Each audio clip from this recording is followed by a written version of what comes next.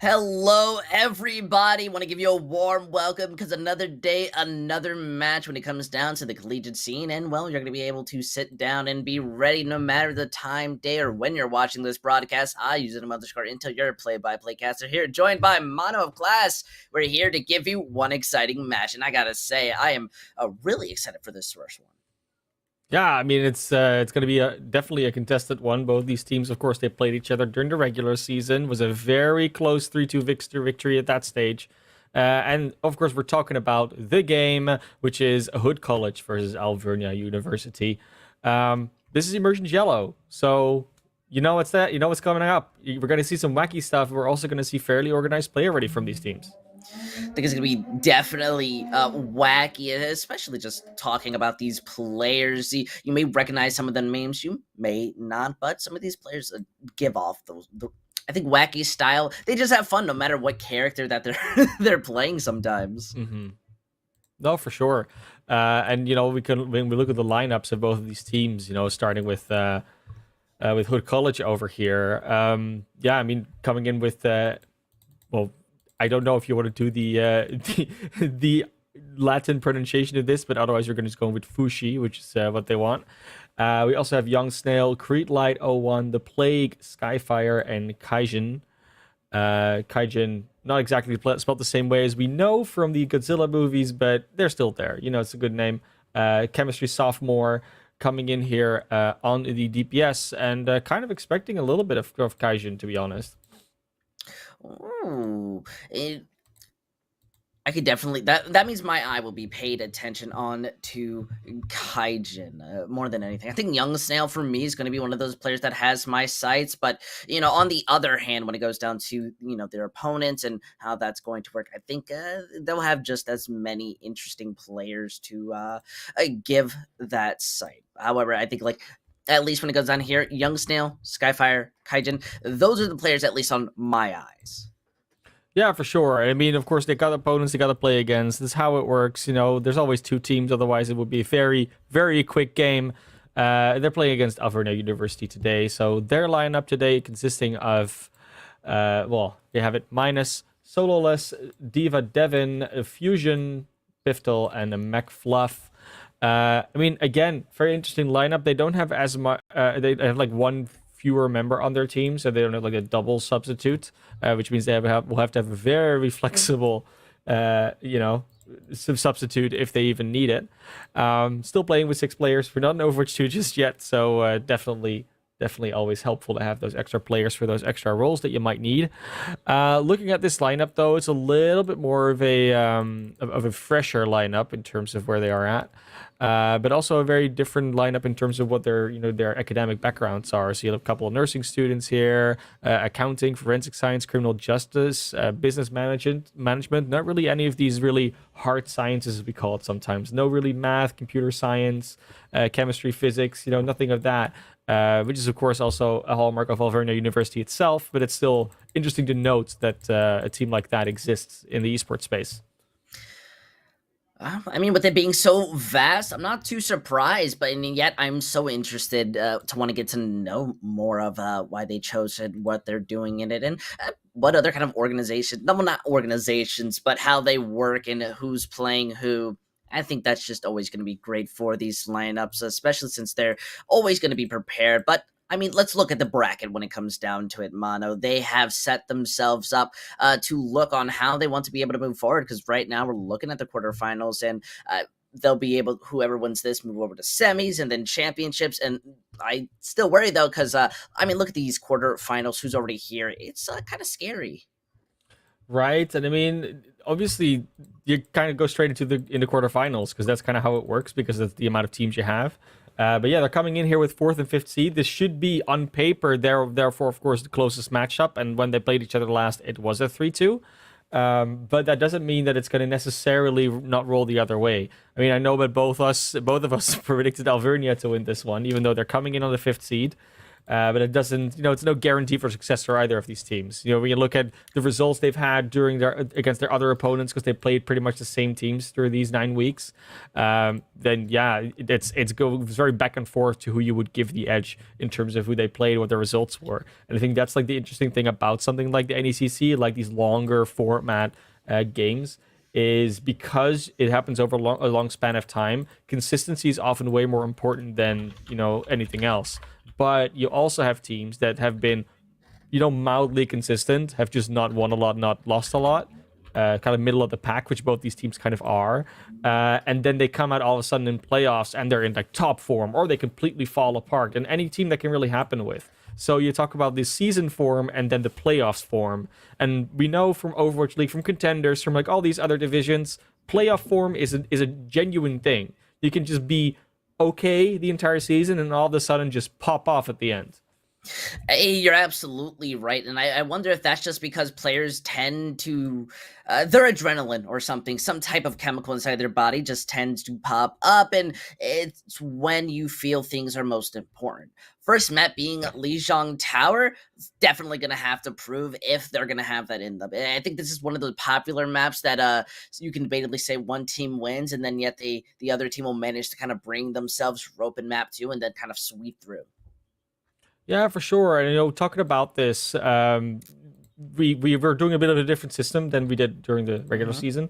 Regular season was very much, here's the maps, you just got to play these. This time around, these teams actually get to play and even to pick and actually even ban maps. So Hood College got to pick this map, but Alvernia did ban out another control map. And whichever team wins this one, they will get to ban the next map type. So, which means that next map would be hybrid, and they ban a hybrid map, and then the other team would pick one of the remaining hybrid maps. So that brings another dynamic as well in the playoffs that we haven't had during the regular season. Might bring up some interesting developments during these matches. You're not wrong, especially with, I think map pick by far is becoming the most important thing when it goes down to Overwatch.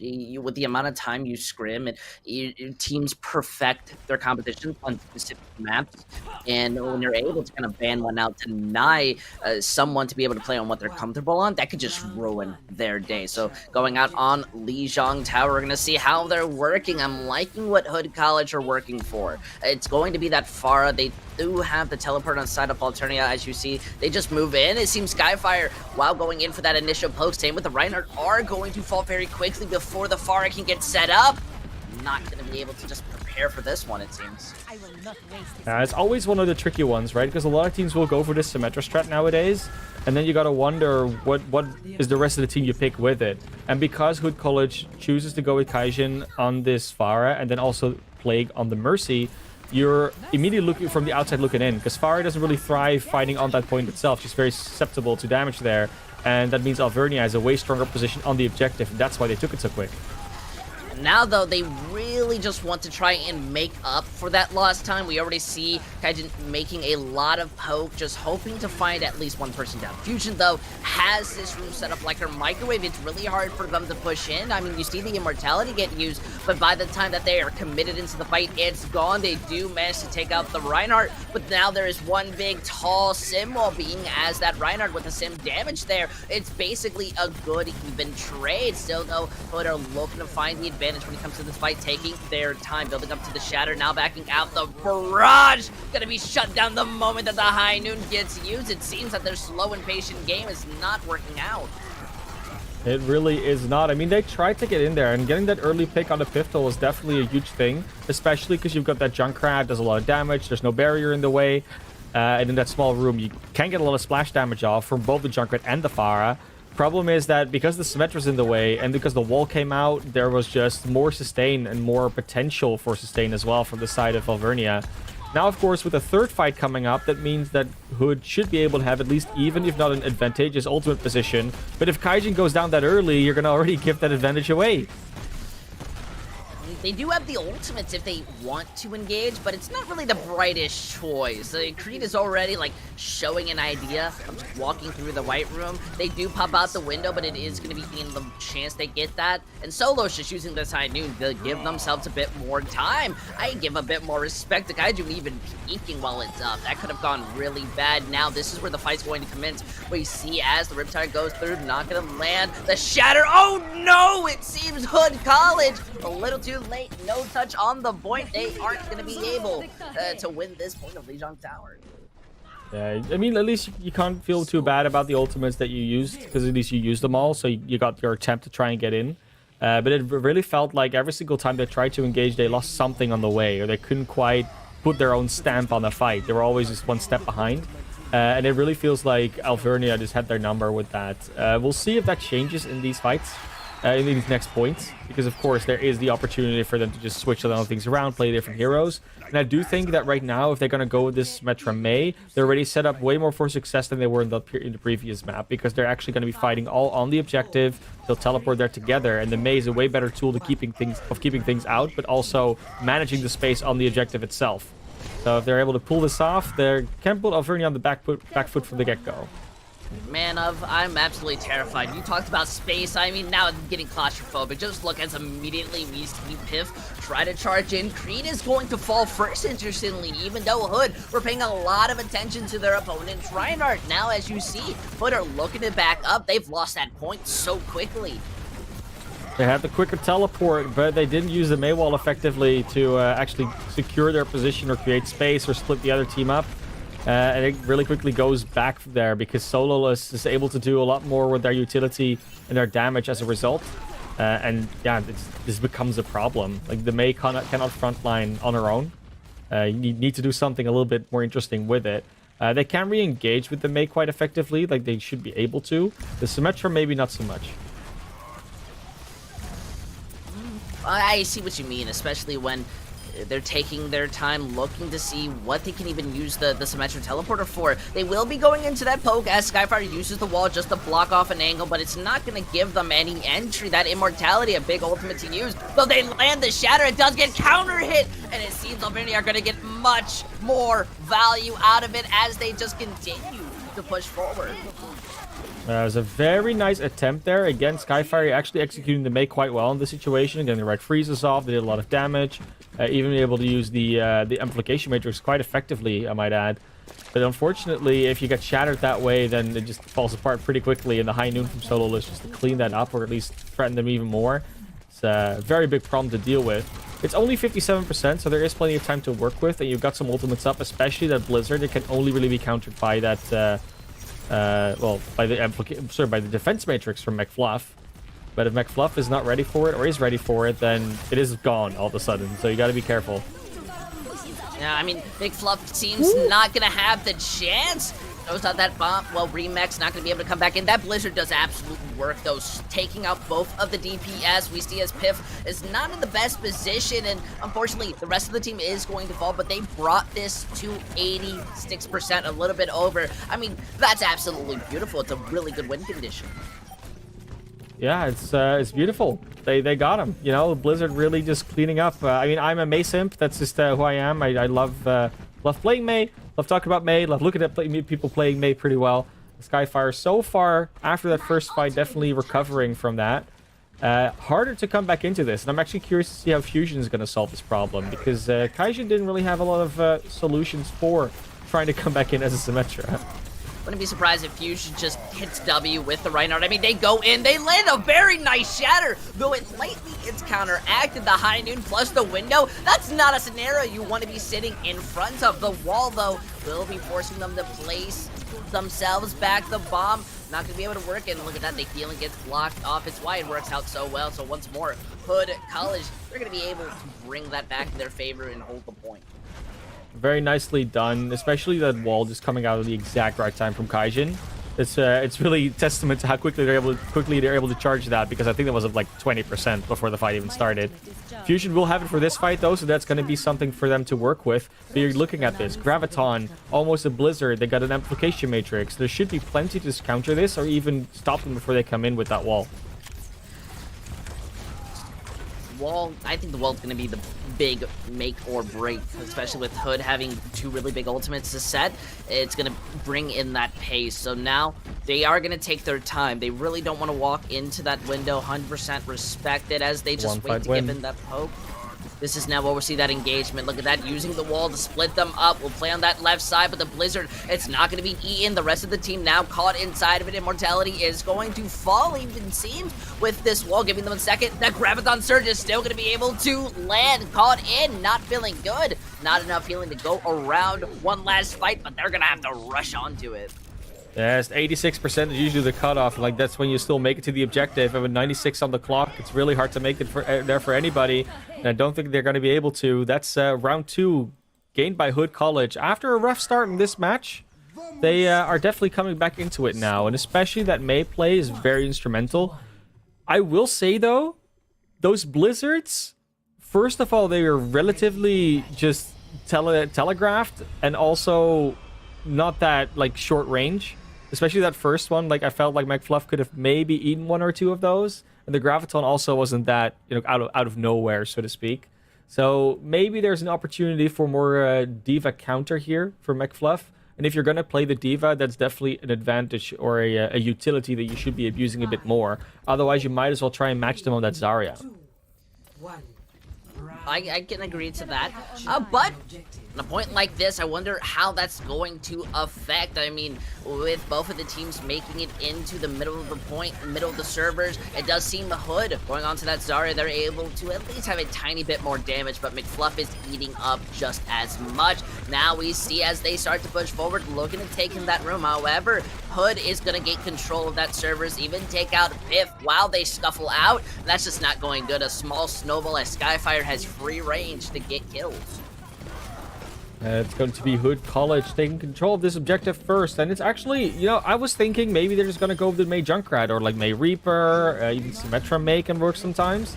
But I'm not minding this, Junkrat just does a lot of damage. That's how it works. Sololess is keeping pace, as well as Kaijin with Fusion. But they do swap over to McFluff for that Zarya as well now. They just want to make more use of that damage of those bubbles, give their Reinhardt more of a fighting chance, I guess. And they even went on just to try and go to this server room. They really have this window as the kind of big condition. It's going to be that big factor. Unfortunately, though, losing out on your Lucio, you're not going to have much of a rotation. 5v6, not the worst thing in the world, but with your Reinhardt and the rest of your team looking to disengage, I mean, more of that time is just going in for your opponents, especially when minus peaks. Not what you're looking for. It's a little bit of an unfortunate situation, but I guess what they were going for. I just want to get back to my team in one piece, make sure we can push this unit. But Baptiste has extra boots. He can jump around the outside. It's not that far to jump even, but it's okay. Alvernia has some time to work with. They got some ultimates coming up, but they're still not in a position where they're really overwhelmingly an ultimate advantage, and they haven't really drawn any out of Hood at this stage. But they're now starting, well, I would say they were starting to find the difference in, but, it seemed they weren't able to kind of break through not only Skyfire, but, I mean, the Reinhardt Creed walking in. And look at the ultimates comparison. Hood, they are freely able to just hit all 4 and then, well, recharge them, but I don't think that's the best idea. Well, they got 5 ultimates in the bank on the defense. Alvernia's coming in with about 5 of their own, but they got to be quick about it, and they've only got 1 fight to do it. This is now going to be one big one. That Sound Bear able to help, but the Riptire going to be finding more on the side of Hood. They're feeling confident. I mean, the Shatter just used easily for the cleanup. The Grab is the only ultimate left, and it doesn't need to catch anybody. There's nobody to touch. Hood College, though they had a little bit of an iffy start first point, it seems that they are going to take control, bring this back, and take the lead when it goes down for Lijiang Tower. Yeah, sometimes you can call it a back and forth, but this went back and then just kept on going forth. They just never really gave it up anymore after they got control of the point on night market. They just kept on winning fight after fight after fight.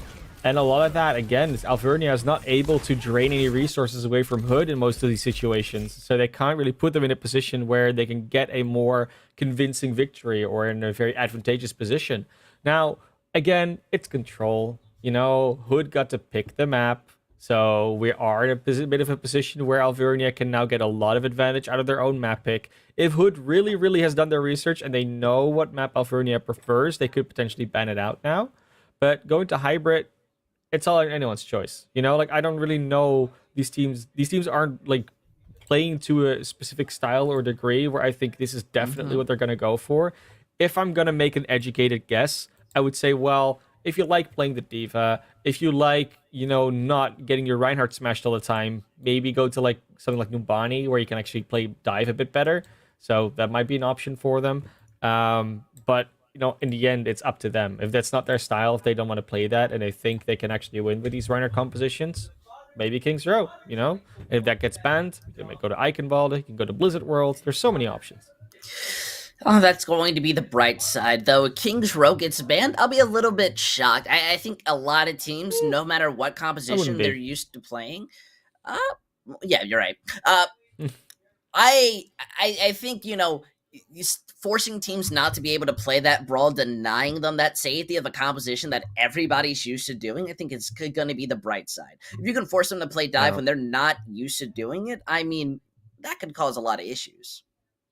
Yeah, for sure. I mean, the ban that came out was Eichenwalde, so that one's not going to be able to be played, which still leaves both the hardcore Kings Row angle open, where it's just you're pretty much just playing Reinhardt, like period, or it's all the other angles. You go Hollywood, Eichenwalde, not Eichenwalde, Hollywood, Blizzard World, and I'm forgetting the fourth the fourth one. I know there's another one. Yeah, Kings Row. Yeah, Yeah, oh, Kings Row, but Numbani, that's the one. That one's the one I'm thinking of. So Blizzard World, Hollywood, Numbani, and Kings Row are the options. But they're discussing underneath themselves. Obviously, they gotta pick the map, and that is a discussion. So it all depends on what they feel like their strengths are, what they feel like they can deal with. I do think that Solo was doing very well on the hit scan. So if you're gonna be able to play something more with like a Cassidy working out, or maybe even an Ashe or a Widowmaker, Soldier 76 could be an option in that situation too. Maybe they can find something like that that can work on any of these maps, really, depending on what you prefer. I'd argue probably best on Blizzard Worlds, but there's options. yeah, I could see that. I think more than anything, at least for Hood, they were doing a really good job of just keeping that momentum in their favor. And if they can keep up the speed or at least play fast, I think that works. And with Eichenwald being gone is one of those maps where you can really take your time on because double shield is a factor. I would like Blizzard World. I think that would work good, though. Yes, you could say it works the same. You can still throw in a monkey. You can still throw in a Reinhardt, and I would like to see Hood just try to Yeah. go as fast as possible. Exactly, and since we are going to Blizzard World now, it's been confirmed by Alvernia. We are going to be seeing some more flexible possibility. I think both of these teams are going to be able to play into their strengths, no matter what they think those are. And with Blizzard World being a hybrid map, I mean, we're going to see a longer format, both teams attacking and defending. So that just does mean that we're getting a little bit more flexibility out of both of these teams. We're going to get a substitution as well from Hood as a reaction to this map choice. We're going to get Percival in for Kaijin. To me, that sort of screams, oh, we're going to do something that is not Symmetra or Junkrat or, something like that. So probably a bit more of a hit scan specialist potentially coming out here for Percival.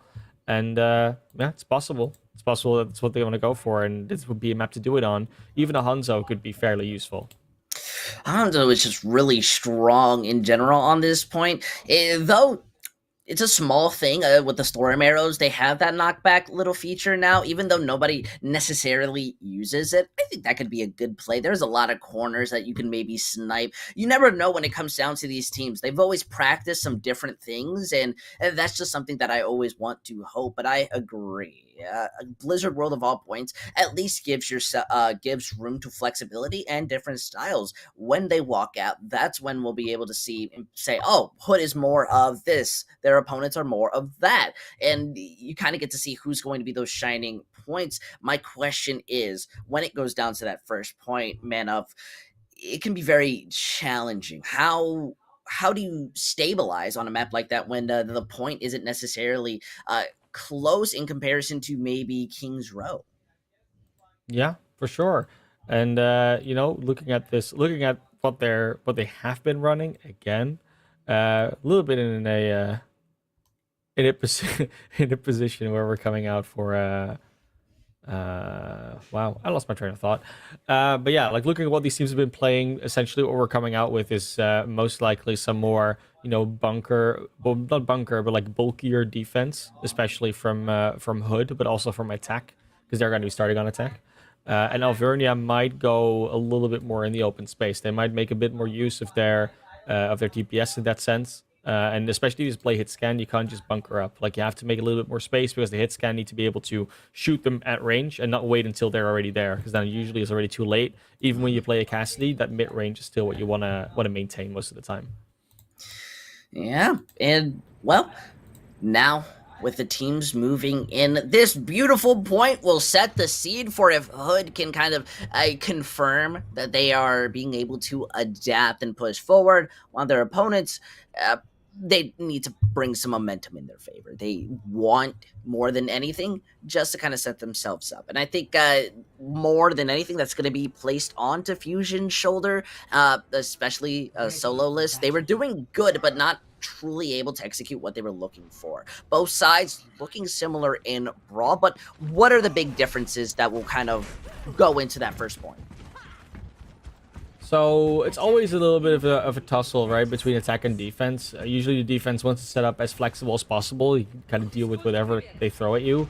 Not saying they have necessarily not done that, but I do think that if you set yourself up with both the Cassidy and the Soldier, you're leaving yourself open to a little bit more of a projectile attack that is problematic. If something like a strong Doomfist comes out, you really only have your Cassidy to sort of deal with that.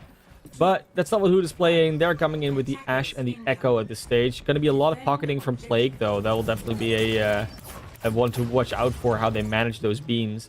And then we have Fushu on the on the Baptiste, just mostly deal with the ground units. They're going to be feeling safe on that high ground. And honestly, for a little bit longer than we are expecting, Hood aren't deciding to try and go up top and face that. They're staying by the statue, and they're getting it with a lot of poke while the rest of the team look for those seconds to re-engage. Although eventually they are going to decide solely just to go on that point. They want to take that brawl straight forward. Hood uses that immortality very early, the beam. Nobody that have help, interesting choice just to try and melt down those who aren't really going to be there, and yet Hood still inside this brawl. They're going to be first to build up that window. Unfortunately, they've lost Greed.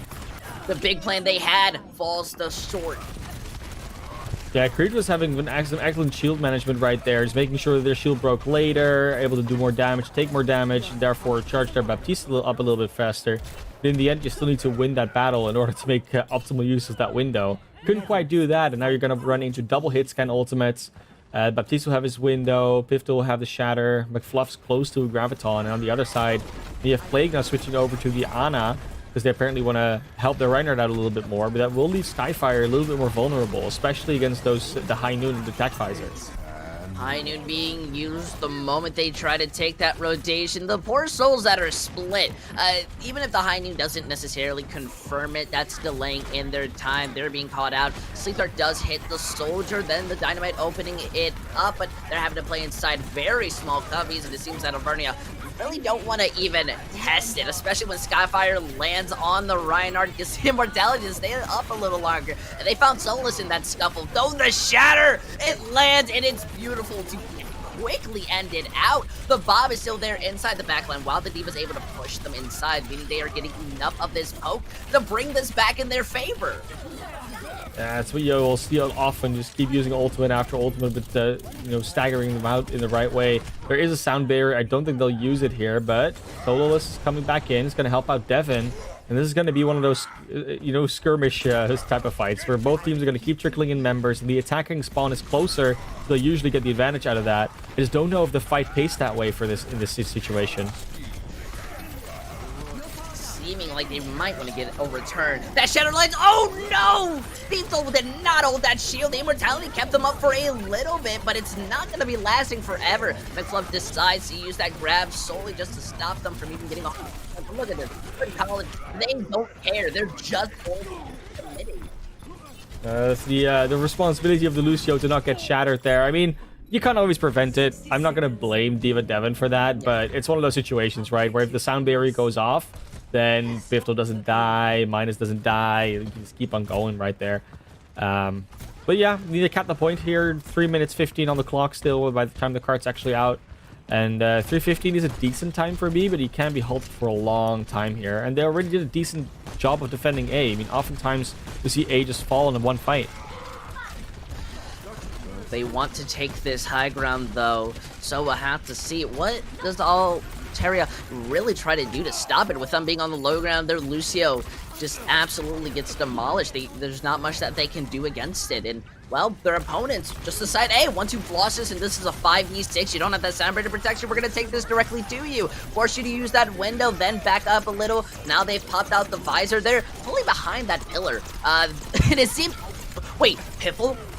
Are you the one that's going to fall when engaging out? You've left your team with no shield. I understand the logic. You want to push them away from that pillar because you know they're all behind it, but then in the end you just give up your own life. Ooh, Flashbang does hit there onto Fusion, but doesn't quite manage to find the elimination. And now the High Noon comes out. There's the Plague. Young Snail will also go down. Fusion just rolling around on the cart, being able to clean it up. I thought Sololess was going to be the hits kind of watch out for, but it turns out that Fusion, fairly decent Cassidy themselves. Said it very early on, we would be needing to be seeing more out of Fusions, and this was exactly what I was talking about, especially playing that Cassidy character. Solo's just doing an amazing job of getting that chip damage, but confirming the kill, just what you've got to do. Hood, though, Young Snail needs to just be giving a bit more respect to their opponents. Look at that, they have so many ultimates, 6 ultimates, and they can have a choice in the way that they want to engage in, but they're taking their time. They don't have a Lucio to walk in, so with Skyfire popping out on the Riptire against 2 hit scans who have long range, it's absolutely risky. Look at that, they move in. No. Will they find 2? Fusion had dropped trying to help, but it doesn't work. Then Percival comes onto the backline, able to use that High Noon. The Immortality may save the Baptiste, but it's just a cleanup at that point. Such a destructible tire as well. It kind of came exactly at them on that high ground. Could see it coming from a mile away, and they still just couldn't manage to destroy it. And with 2 hit scan, it's just one of those mistakes that's going to keep haunting you. So I hope that Solus and Fusion are able to just like reset, pick themselves up from that, because that was definitely one of those where you're gonna hear them say in their head like, "Oh, I should really have destroyed that. That's my bad. Sorry guys. Sorry guys." Wait, they're continuing to move in. That sound barrier had to be used to defend them. The visor is trying to be that counter tool just to mess with them. Unfortunately, while it does find Skyfire, it doesn't necessarily stop this fight. It's taking out Young Snail's mech that 100% moves us into a different pace. And yet, we see them pushing in. That shatter is going to be blocked. Piffle looking to just play back, find an opportunity. The Nano goes on to the Baby Diva. Not going to be the brightest side. Oh no, the anti-lands! They've just got to back up. They've got to retreat. When you throw the Fire Strike, you get hit with a little bit of poke. Now, they're not really going to be holding this for too long, and even that grab was used in vain. Yeah, that Graviton was not necessary there. There wasn't anyone to really follow up, especially when the Reinhardt is already down. You just can't have someone swing. You can't give your team space and protection to actually fire into it. And now they're already close to that last point. This is usually that snowbally moment. You got to stop, and these anti-nature keep hitting onto Piftle. Piftle's got to find an opening here, but the tire is out. The shatter is ready. Are you going to be actually able to step on the point and use it, though? I mean, you have Answer's to. Yes. They throw themselves. They try to Hail Mary it, but Hood College built up the speed, managed to snowball that. And, well, they've caught that point with a minute and 13 seconds. That's pretty good for Blizzard World. It's fairly decent. I mean, especially because they got halted a little bit on A, but they kind of just sort of cruised through B, and especially just sped all their way through C there. So Hood College on a pretty good position here to take a 2-0 lead in this series, but Alvernia is not down and out just yet. But they do have to complete this map with time left, otherwise they will be left with a maximum option of a draw. That's not what you like to see here on a map like Blizzard World. I mean, I don't think it's quite common either. Have you ever seen one? I don't think, at least when my memory comes in. I think it's a draw on Blizzard World? Yeah, for sure. Oh no, I definitely have. I've seen it like very rarely. I mean, it's mostly because that first fight is usually where teams already take the first point. But because we've already seen that between these teams, there's a possibility that that doesn't happen. If both of them have like a minute roughly to attack point A, there's a very good chance that they might not be able to make it, and then it just turns into a draw. So I'm not ruling it out, but we do need to see a solid attack from Alvernia here. I'll give them, the benefit of the doubt. I'm liking their composition. They're even running out on the Hanzo we so theorize. Don't know what Plague is doing. Definitely making some interesting choices. But they're going to have the room, especially the Hanzo, with that one-shot potential. With the high ground being the area that we're going to be paying attention to, I wonder how much that's going to impact. Percival's already down to half health. Will get that healing to stay alive. But look at this, Solus just stays back. It's able to get in some free poke. Wow, we see it turning out. They just go on top of the high ground. They say they are a threat. They're like, hey, you can stay up here, but look, we are here now, and you have a risk. Be hit by the Hanzo or be hit by Yush. You really don't have a choice in the end. You just drop. Pistol is losing barriers fairly early normally, but this time it's Bearlight that draws the shorter end of that stick, which on the defense is understandable. But now that high ground's been taken over, the Hanzo's got this free range from Sololess, so this is the time to attack, and they're going to go through the left side as well. I like the left side. Big open spot. You got some boxes, natural cover. It's not too claustrophobic for the Junkrat. However, what I don't like is how much shield pressure it allows their opponents. I mean, just look at Piffle right now. 390, 0. It is just so quick. The immortality, though they have it, they need to save it for the Riptire. Unfortunately, Minus is going to be picked up from it. So the rest of the team, they just reset. They are out of here. Very quick Riptire, Skyfire, if they're going to keep being able to charge these up that quickly, this is going to be a very hard map to take. Once again, both teams not able to take it on the first attack, taking a very long time to set up, so we're already almost down to half their time bank. But they do have some ultimates charged, and especially Pistol being slightly ahead, or at least even with Bearlight in that Shatter charge is a huge deal. I would really like to see them, though, attempt it.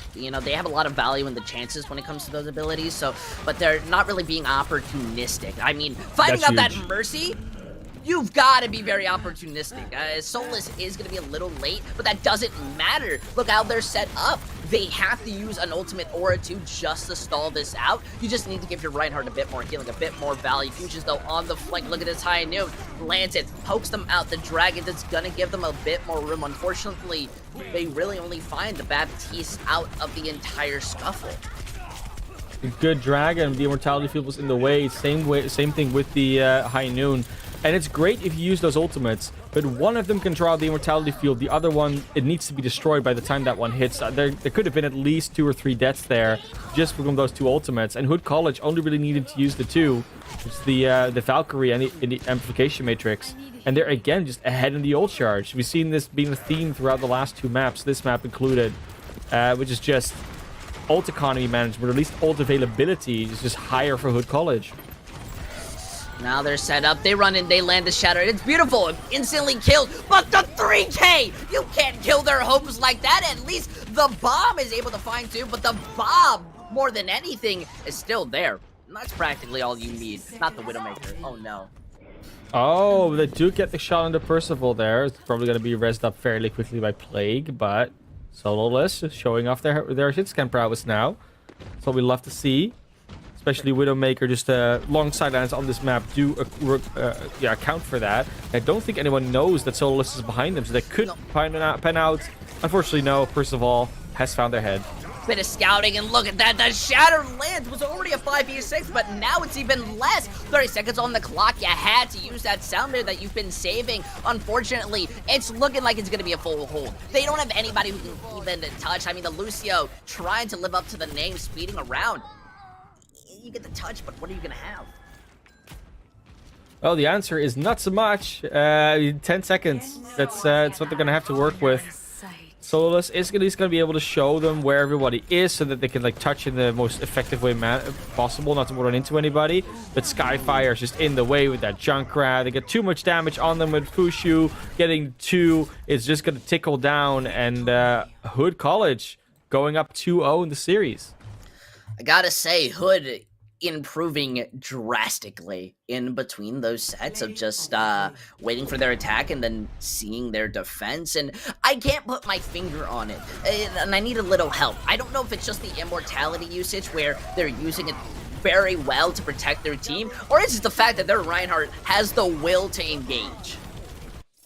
It is always a lot of factors that go into this, but a lot of that damage going onto the shield, especially from a Junkrat, that's really what pushes it over the edge. I mean, you have to play so much safer as a Reinhardt in that situation where your team will be able to do more targeted damage, but that Junkrat with all the explosiveness, just make sure that you don't have a shield most of the time.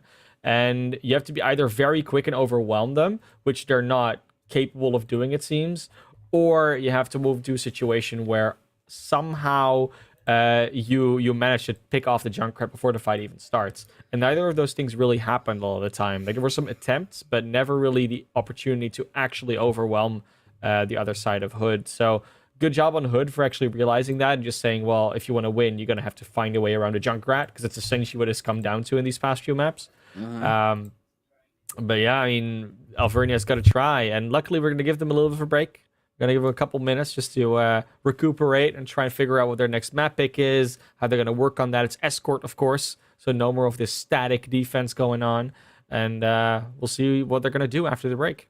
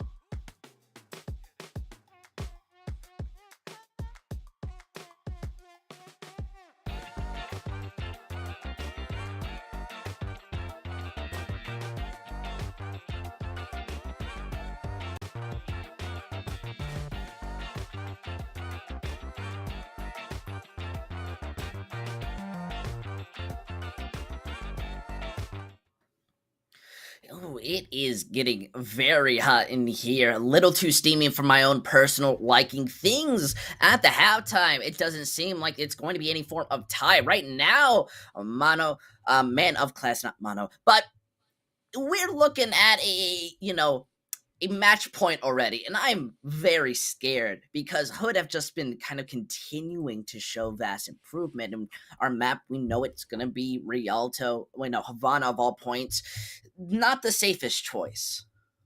Havana is one of those choices where at least you kind of know the third point is going to be defendable.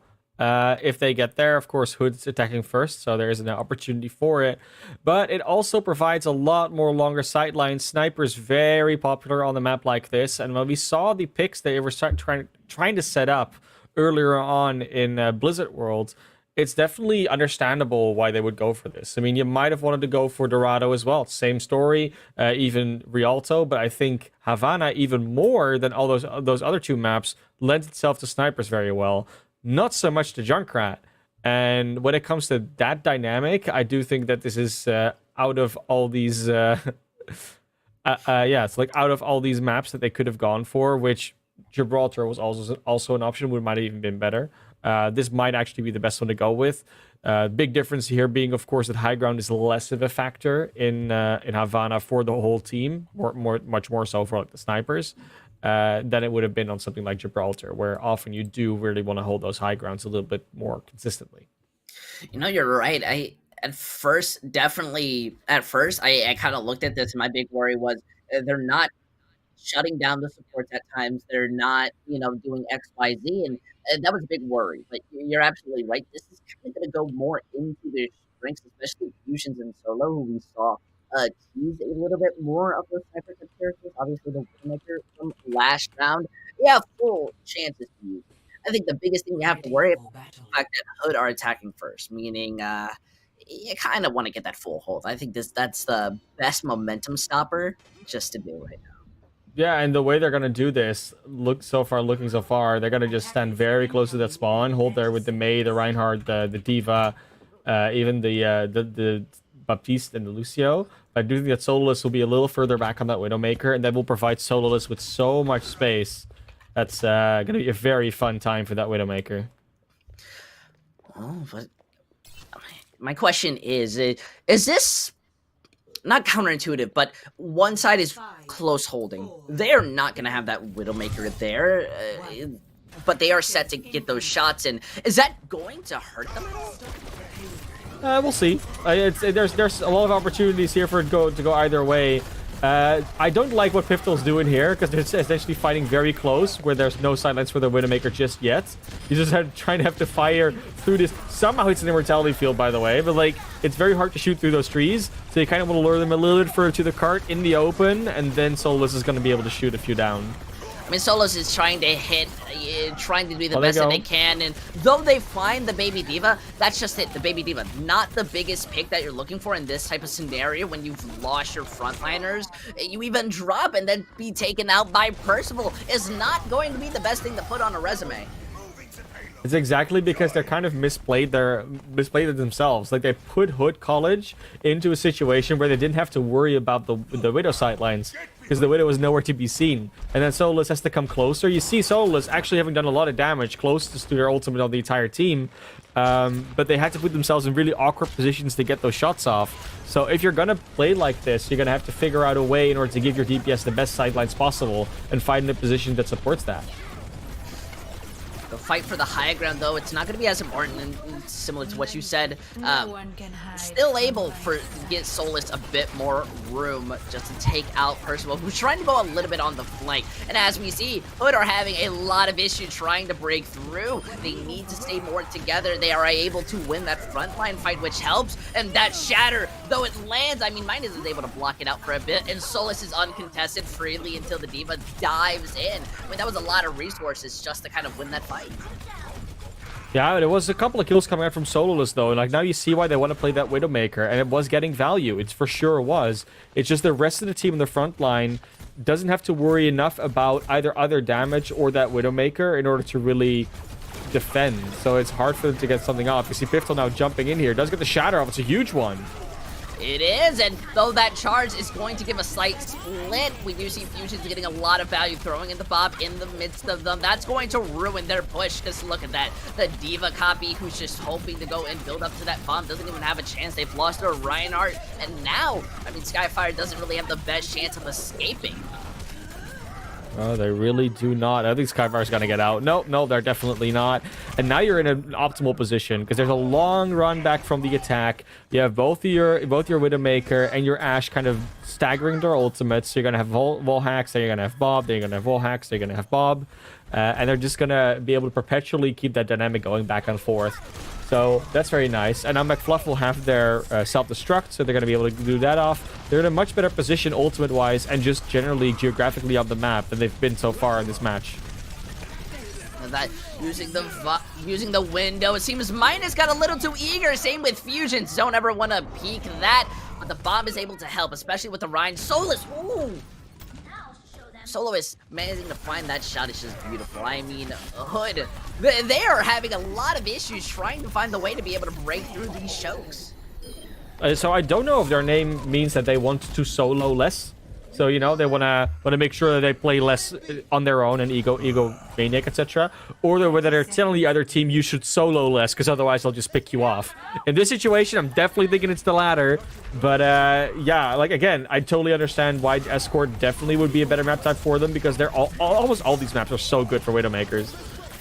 Look at this, though. They have switched over their dive. I mean, now they go in, put pressure onto Solo, and that, well, Sound Barrier isn't going to be lasting too long. Now they have to try and shield away from this bomb, but they sacrifice their shield in the meanwhile. It's a really good shatter, though, helping to take out the monkey, giving advice or really the winning condition for the rest of your team. But still, I mean, Skyfire is free onto the shot line, going to be able to help. Oh, no, almost take out Fusions. The Bob is the one that's doing all the work, but look at this. They're able to consistently stand there and delay this as long as they want, even if McFluff is going to fall right now. Bob and the Diva just able to be there almost perpetually on. Almost the entire team can now come back from the side of Alvernia. They've got Sololess on the Cassidy now. Will be able to come back in, do more consistent damage in the front line in the team against that Winston. And it's a logical choice. If you try and perpetuate yourself against the Winston that's going to chase you down, you don't want to be on Widowmaker anymore. Look at that. They are just using the visor, and they're able to cleanly sweep through from what came close to a full hole. Now quickly ends, and I definitely feel not having the snipers, not having Sololess on it may hurt them a little, but hey, second points now coming out. Hood had to switch. I think that's a statement you've already made. Yeah, I mean, you're having to making them having to switch up. They do have an ult economy going already, though. They didn't have to expend everything they had. Well, they did, but they almost got like a lot back.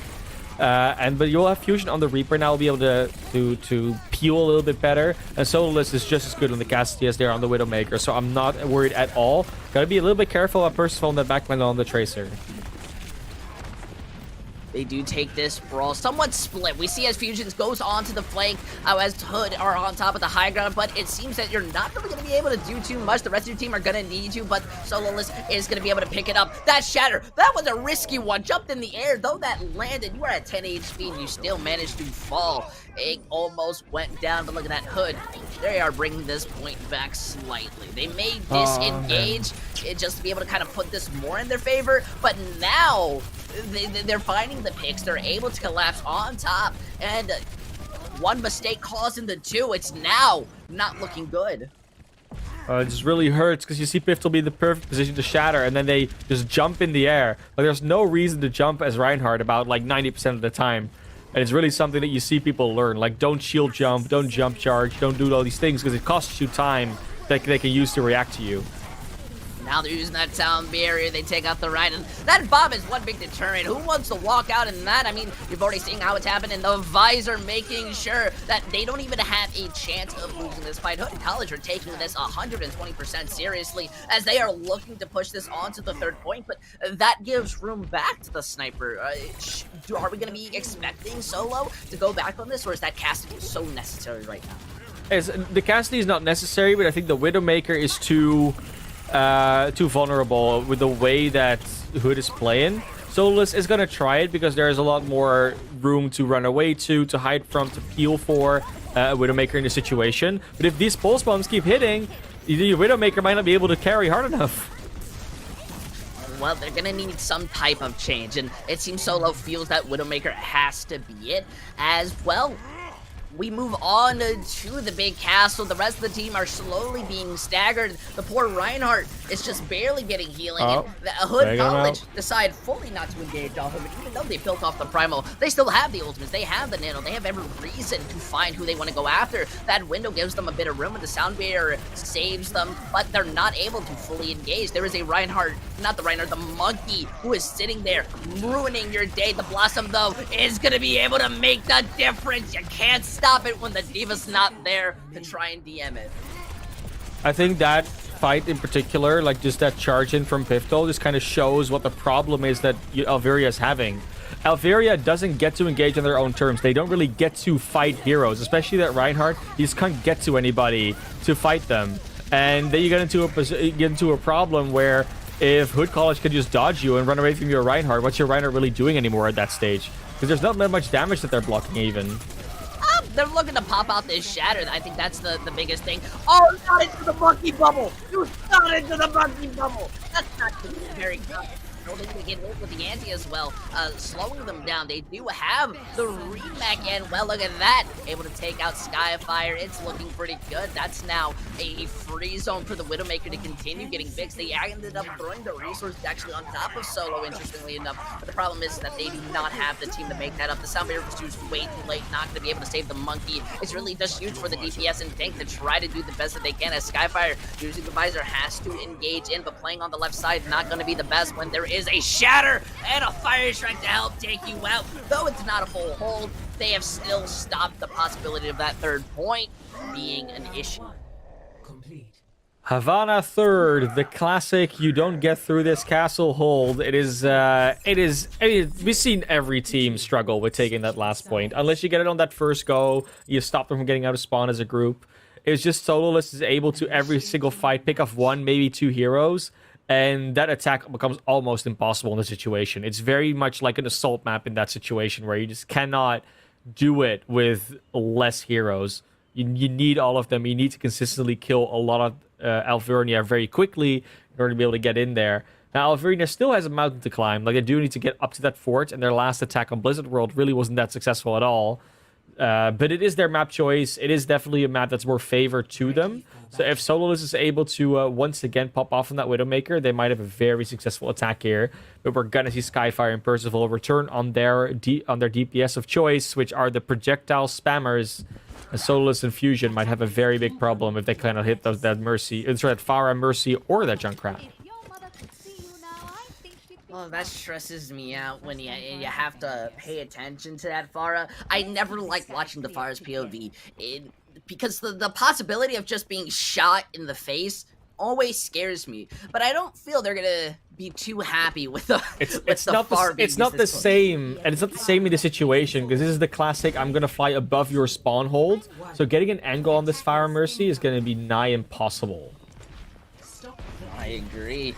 Though they do take the long sight, so this is lightly going a bit more into their good gracious. It's still a big problem as Minus still does fall. Fusion's not really getting set up. Solus even switched over to the Cassidy. I was hoping having a bit more room to shoot could have been a good sign, but it does not look like it's going to be fully complete. Does take out the Mercy though, so it's going to be a lot more care that has to be taken here by Percival. You see them immediately back out. They're like, yeah, we cannot have this Pharah above the spawn, because like it takes one shot and she's just gone, and there will not be a Mercy to res her, not be a Mercy to pocket her. They just want to get her back in the fight as soon as possible. Taxi her back. That doesn't mean that Sololess switching over to the Cassidy was the right call there. That was a nice shot coming in. A little bit embarrassing falling for that trap, but at least Fusion's going to be able to pick anything up before something happens. Hood slowly collapsing underneath it, but they do find not only the res, but that pick. This is still holdable, but you really don't want to peek against both of those snipers. That's why it gives me anxiety. I mean, just look at Solo managing to pick those off, trying to escape. This is going to be a very fast attack coming out of this, unless there's a full team re-engage, which looks very unlikely to be the case with the way that they staggered themselves dying on that point. The Shatter is even ready as well from Piftel, so if Creed comes out and blocks, that would be huge, but they're not even going to try. So this is a first point, very quick take from Avernia. And remember, Hood did pretty much everything in overtime. Now we get an opportunity to see what they do on second point. This is going to be a bit more favorable. I mean, look at that Riptire already coming out, walks into the Reinhardt, finds Fusion, who was just on the sidelines. They were innocent. You're not meant to do it. But at least Hood gained full control of how they want to take the next fight. They definitely are going to be feeling a lot more confident. Yeah, it's the hardcore hit scan versus the power of projectiles. We do see Solus now go over to the Hanzo as well. Fusion still on the Ashe, of course, very close to the Bob, so understandable. And Solus already winning out against Percival on that Hanzo. So Hanzo 1v1 domination, not yet established, but definitely started. But they're now jumping in with the Bob in the air. They land the Shatter. Hood just weren't ready for it. I don't know if it was the angles or just the pure confidence, but I mean, I'm a little intimidated. I mean, I would be too. You know, it's how that goes. And right now, Piftel's definitely having the better end of this Reinhardt duel, which has been a long time coming, and Piftel has been in a bit of trouble. And especially if they're not on the Winston on the other side, you can actually have that proper shield duel, which was a troubling reality in the last round, of course.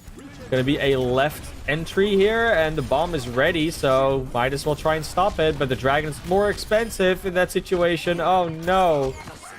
Oh, you hate to see that if you are Hood. Ooh, I mean, Solo must be feeling themselves. I've got to wonder, yeah.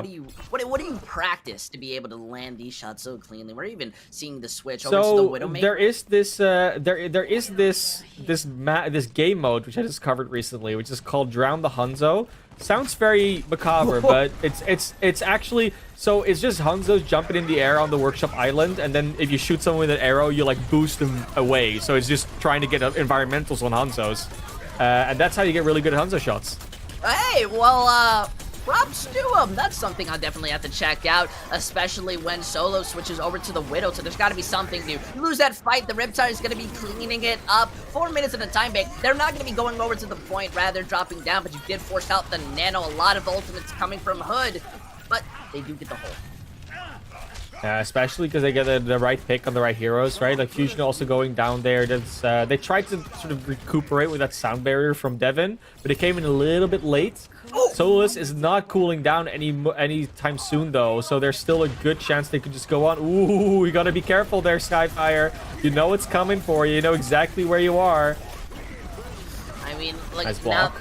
Yep, it's a very good block. We see as they win that fight in Plague, not protected. The Widow has these triangles. They are so close to the choke point, and that spawn is not looking any favorable for them. As we see Piff able to just to stay on the front lines, has his shadow for anybody who wants to walk in, just waiting for at least 2 people to be cleared, but safe and sound. The Ash falling through, and that Monkey being the last person who can stay there, giving time for the young Snail to be there. It's not working too well, but it does give enough of a time bank. However, with this Alvernia, they have the ultimates to be able to subside. The Wrecking Ball can only do as much as they can, but not even able to get the boop onto the environmental kill, as Solus able to hit those shots. It looks like we're going to be looking at a tougher series because they managed to win when it comes down to Havana.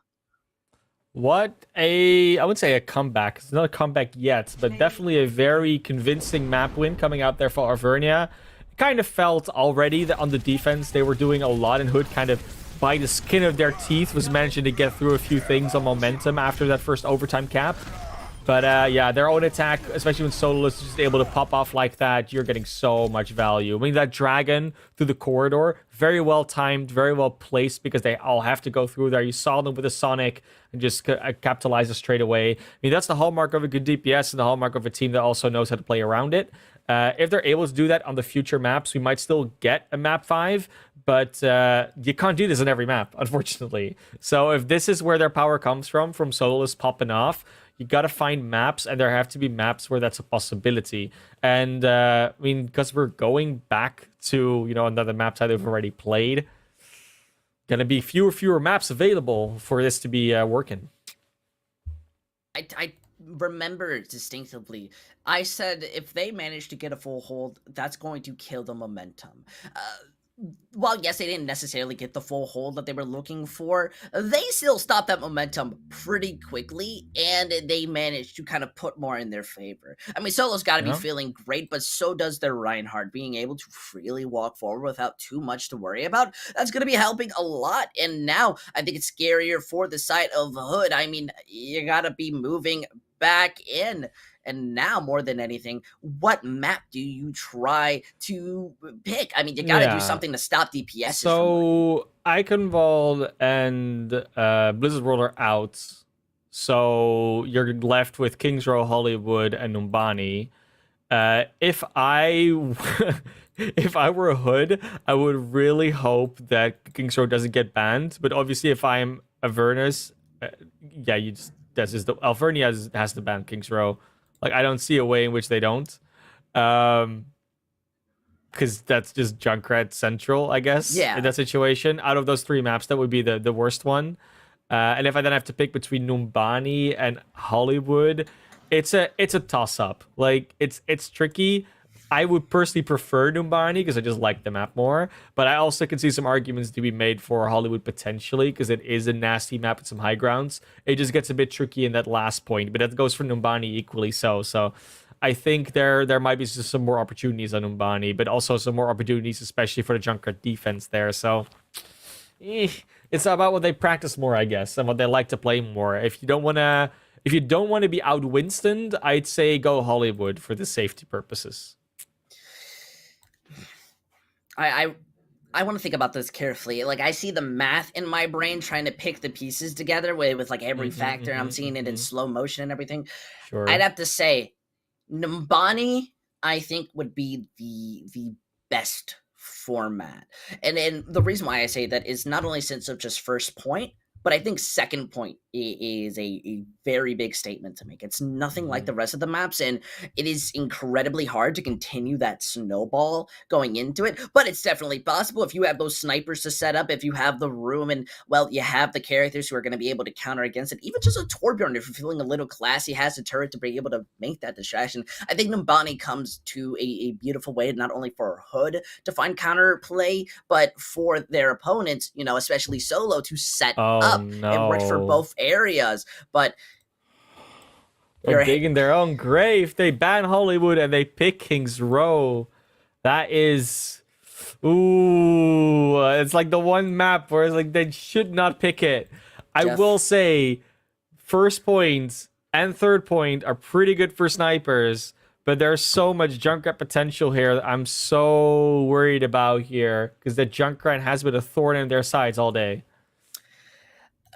Junkrat, not even just the Junkrat, but let's say that they go on to a composition that just fully enables them to rush in. And what do I mean by that? I mean, let's say they decide to run out with a Zarya and a Doomfist. Do you know how much room they have to take these angles and just immediately go in? I'm not gonna lie, I'm absolutely shocked that they're gonna be going into King's Row, because it's just the long-term ideas that you're going with it. Yes, it's Brawl, but that Junkrat still works. The Diva DM can only last so much, and let's say they run out with a Mei. Who are you prioritizing? Yeah, it's hard. I think at that point, you might not even want to prioritize the DPS. You just want to prioritize getting rid of their utility and then going after the tanks or the supports. Like, it all depends on what you play yourself. It's almost inconceivable that they're not going to play Reinhardt. But are we going to get Reinhardt Diva, Reinhardt Zarya? Yeah, it's all up to them. I do think that we're going to have to see another stellar performance out of Sololess. And I do think that Fusion was actually holding on really well in terms of keeping pace. Being like the secondary DPS, but also very much like weaving into where Sololess was like not necessarily dropping targets, but like leaving openings so that they both working in tandem, so to speak. I think this is going to be the point where we have to see team synergy working together, making the point. We've seen a lot of individual plays, and we've called out these players on on the singular scale to see how well they've done. I really just want to see, when it goes down to a map like this, which is the team that is better synergized. I don't think this is the type of map where we can sit there and say this is a good point for a solo to help. No, of course not. And we get some more like spiciness coming out of here, right? Like Kaijin is coming back in for Skyfire, which is like a bigger swap up. Skyfire has been the one that's been playing these Junkrat, Pharah, Symmetra heroes, Mame heroes even. So not having that player on a map like King's Row kind of feels like a bit of an odd choice, but like, it depends. Sometimes you just have something up your sleeve. They've practiced something, maybe with a Bastion strat, who knows? They can just be very, very helpful. I mean, we always have the attack Bastion top hat strat that just, you got to be wary of it. It might happen. That being said, Alvernia is starting on the attack, and I don't think they're a team to really pull that out. But it might happen on the other side. We'll see. You're right, at least when it goes down to the switch. I wonder what differences that makes. Maybe they are just fully going to coordinate, but at least when it goes down to how they've been working as a team, it's been really solid. And I would want to give that solely due to Plague, who's been mostly onto the Lucio and Mercy, as you've been seeing, just doing a good job of staying with the team, not really looking to Reddit or just try to get those initial picks. And I like Lucios that are team players. I think that's a really good way to play the game rather than needing to go in for those, small things. But they're on defense first, meaning that their composition is the easiest to pay attention to. And I'm not used to seeing a Brigida of all things. It makes sense if you're expecting them to do more, either like a Wrecking Ball, Doomfist, or even a Tracer type of gameplay, then Brigitte makes a lot of sense. It's generally just good peel, also for the Junkrat, even if you want to keep him in the back line. So it definitely is more of a protective composition like that. Whether it will be enough is another question. Just an extra barrier in the way, the Widow shots are another logical way to do it. Because I'm no way that Sololess isn't pulling out the Widowmaker or the Hanzo later on. Well, the Hanzo seems to be the more favorable pick. Not even going for the early peak shot. My heart feels hurt.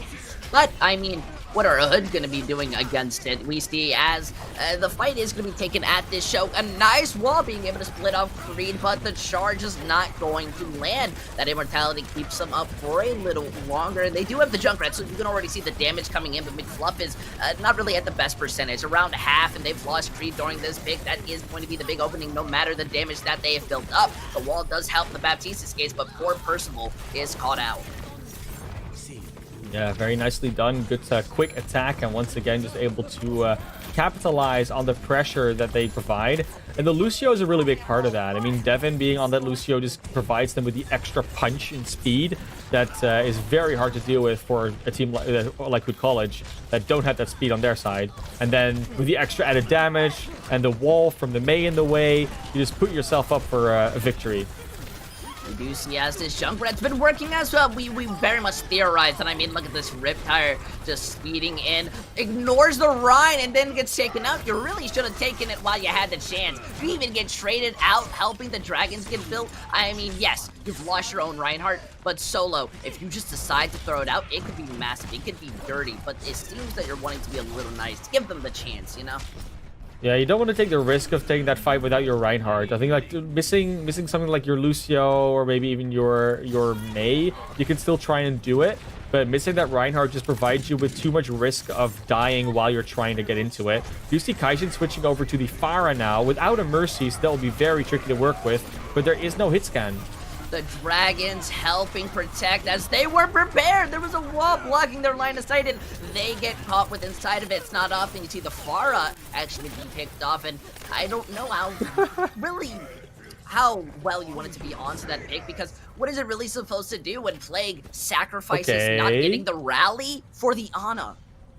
Pistol doing the very aggressive move here, just throwing out the Shatter into nothing. Well, maybe that was a fat finger, but that kind of felt like a bit of a problematic accidental ult there. They're still freely able to capture the point. They're even going in for that charge, and I'm liking it. It's going in for that aggression, but the Blizzard has caught them out. And, well, Young Snail is going to pay for it. Had a really good amount of charge, and Creed, I don't think, is going to be able to escape. Even with that Pharah freely shooting, they'll have to invest that Bob if they want a chance, and you can already see that being committed as Creed safely is going to survive while the rest of the opponents, they are retreating. It's looking like a Alvernia University quick attack on AMD, but finally they've been halted. And now the question is, can they start that momentum back up? Can they now win a fight after being defeated once? And the ultimates support both teams winning this fight potentially. But the one thing that is true is that it's very close to a Grab Dragon combo here from Solus and McFluff. You see the Graviton Surge managed to land, and that wall beautifully used to be able to protect him. Didn't even need the immortality, but hey, it's good to have. However, that Shatter, still the big move as well, then leads into the Nano Barrage, and it just worked out beautifully. Still though, that was a lot of ultimates they used. I don't know it's a how lot. confident we gotta feel. They used everything they had, and on the other side they used the sound barrier, but then they had the Mei wall and the immortality field, so that Graviton got nothing done. And it's smart on Hood College, honestly, to wait until the all utility was gone and then go in with the Nano Barrage, because otherwise it might have gotten like 10% of what it had. It just felt like a beautiful idea in the definition of the dry fight now. As you see, there's just nothing a Hood can really do against it. They lose two very quickly. They just hold the shield and allow the DPS to do their job. Solo is just continuing, staying with fusions to get these headshots, which are just killing them so quickly. Is again the momentum being started back up, and they still have the Blizzard to slow them down even more and to freeze them in place. This is going to be a very hard one. Young Snail has to eat this one, but they're already out of mech. You use the Blizzard, and look at this. It's going to be really hard for them to stay on that point. I mean, Plague is on there, leaving the Baptiste as to sacrifice his first Bolt's quickly going to be picked off. Biff is just freely just using the hammer to be able to take them out, as the Forest not going to be able to touch. That's around 3 minutes and 25 seconds. That is scary on King's Row. Score. This is looking like Alvernia University unleashed, and that is a scary proposition, because of course Hood College was doing very well on these maps with the Reinhardts, but ever since Solo started to hit some shots, since Fusion started to hit some shots, and then they've just been playing a little bit better, and especially with that speed boost advantage, Hood College is just not able to put their own momentum back. Their pressure is gone, and it's all because of the speed and the direct impact of all these shots that are coming out. They've discovered that Hanzo is OP, and they're not letting it go. I would say you just stick with it. Work with the flow. That's how I like to live life. I'm more interested on Hood's plan. How do they bring this back into their favor? Because I would say that they ran a lot of counterintuitive ideas, though may not be using that word per the definition. I think you get the idea. They ran a Pharah, but they didn't have a Mercy to necessarily pocket, and a lot of focus was being put onto the tank. That Ana Baptiste. They swapped out the Junkrat, though I didn't think the Junkrat was necessarily doing terrible. This is a defense that I get, because they're obviously they've been playing this on attack. It was working really well. They're able to reposition effectively. They're able to speed into the wall when Fusion puts a good one down. They're still going to have Kaijin on this Pharah, and Percival's going to go over to the Widowmaker, but they'll have Plague on the Mercy this time around, which is a very big difference. Might actually help them out to get that going. And if some good anti-nades from Fushi hit, that would be the most important instigator. I do love that bug, though. It's very funny, especially when, look at this, they're able to find the pick off of it. It seems Kaijin really loves playing this far, or just any type of character with this massive burst damage, helping to take out fusions. You can try and rotate off to the corner while Percival is the sacrifice. You still pretty much not having the room to save yourself on this point. Even if you manage to find out the Ana, your backline is completely open. Looking for Kaijin to just keep on trucking forward, keep on pushing, and with Percival on this Widowmaker also making a pretty big difference in terms of, you know, providing space, because Alvernia is just avoiding sight lines. They're putting themselves in a pretty good position to also start speeding through this map, and they're trying to match the pace that Alvernia had, which was a high pace, so we might go into extra rounds if they keep this up. They're pushing in very early. I'm more curious about the Widowmaker rather than liking. It is set on the point rather than on top, looking just to be able to peek over the shield. It's looking more of wanting to punish, while Creed saves up, hoping to just use this shatter. They don't have the shield to fully commit into it, but they did find the mech. That's better than anything, as we see them already backing up, wanting to give a little bit of space. The Blizzard from Fusion is going to land, helping to take out Snail. Kaijin way too out in the open, and Play had to use the Valk just to try to help. It's a good ultimate, but it is going to be falling a little bit short. And will be Alvernia University holding their first defense here on B, and now they can hold on this choke, which is very helpful, especially against that Pharah and that Widowmaker, who are going to have so much more trouble finding the angles now. Might actually have to switch off of that, but they're going to use their ultimates first. Kaijin also ready with that barrage. They will have the tools to be able to move in, but if that Lucio is able to survive on Alvernia, it's going to be a problem. The barrage, though, does make a statement, especially Nano, instantly taking out the Cassidy, who was trying to use the High Noon. The rest of the team don't know what to do in that miss. They will fall, but it was incredibly close to the choke, so we should have another fight pretty easily. It was a ridiculous amount of damage, even with that sound barrier out, that just took them out very quickly. Like, you'd expect it to be a little more durable, but that Nano Barrage is really nasty.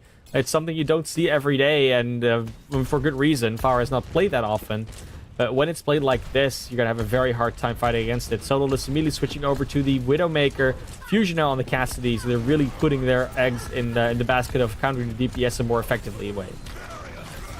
They now want to take this fight. Creed uses the shatter and it lands! Hoping to make the play. Oh, you forgot about the counter rind! Oh, that was a bit of whiplash for me at least, as we don't see Hood somewhat bring this back. They are just immediately going to retreat, and I like that idea. You need to rind.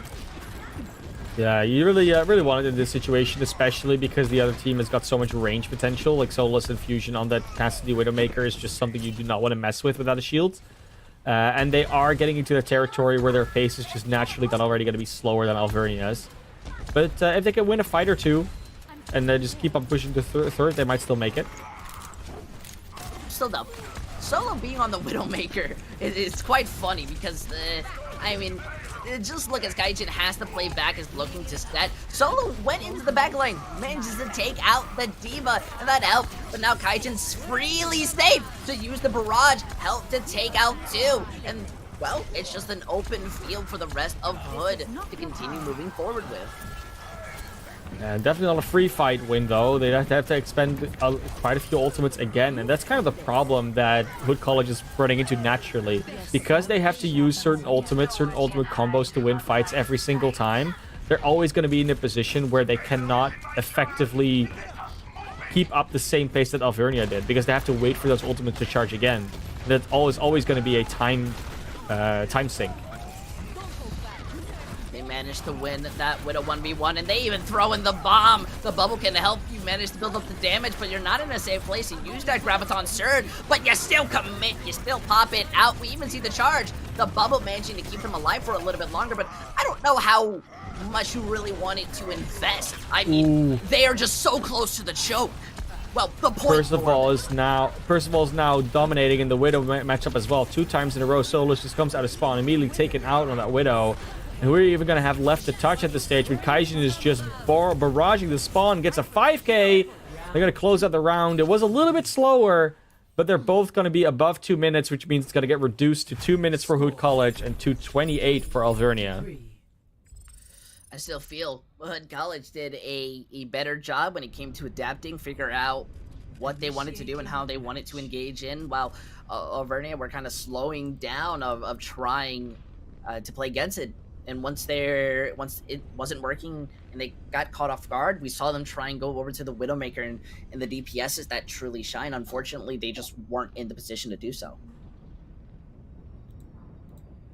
Now looking at these extra rounds, so we're going to get Hood College attacking first again.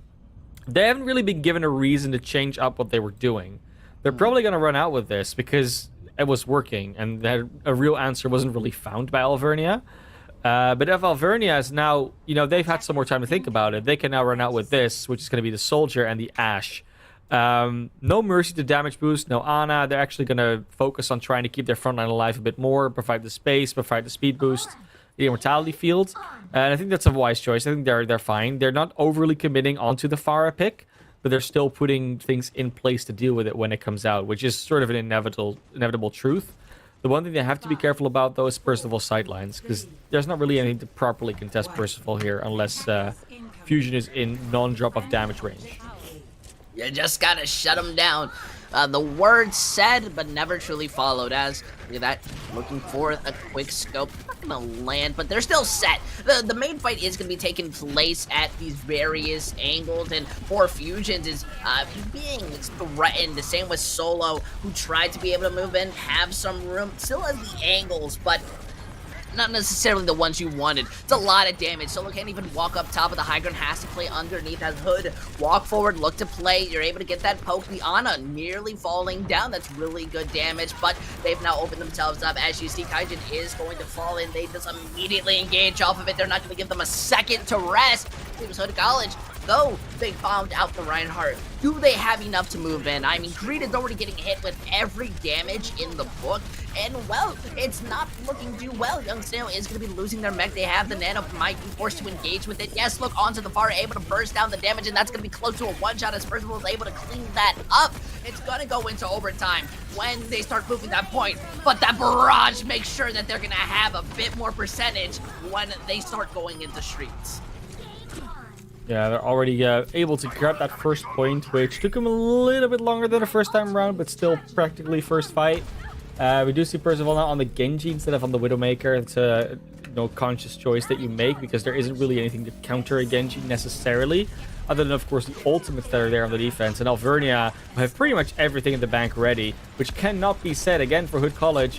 One fight win is all it takes, and it's looking like it's going to be a one-fight win here for the side of Alvernia.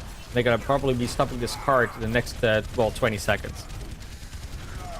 They will be set with the ultimates that they prepared, but you really don't want to be in front of that window, though. Finding out that Ryan was magnificent. They used the sound barrier, which does not save everybody, but it does help give a bit more damage. Fusion throws in the bomb, hoping to make the difference, try to poke them out. The Valk is going to be keeping them up. The Diva's the one staying on to the point and is actually having a lot of success, just consistently staying on while the far ways to build up another barrage, but they pop in with the Shatter. Is going to be landing onto 2, and they don't have anybody who can stay there and touch the point. They do throw the bomb, and they manage to get the remake, but look, the barrage is used in vain. Was prepared for them to walk in, but they disengage.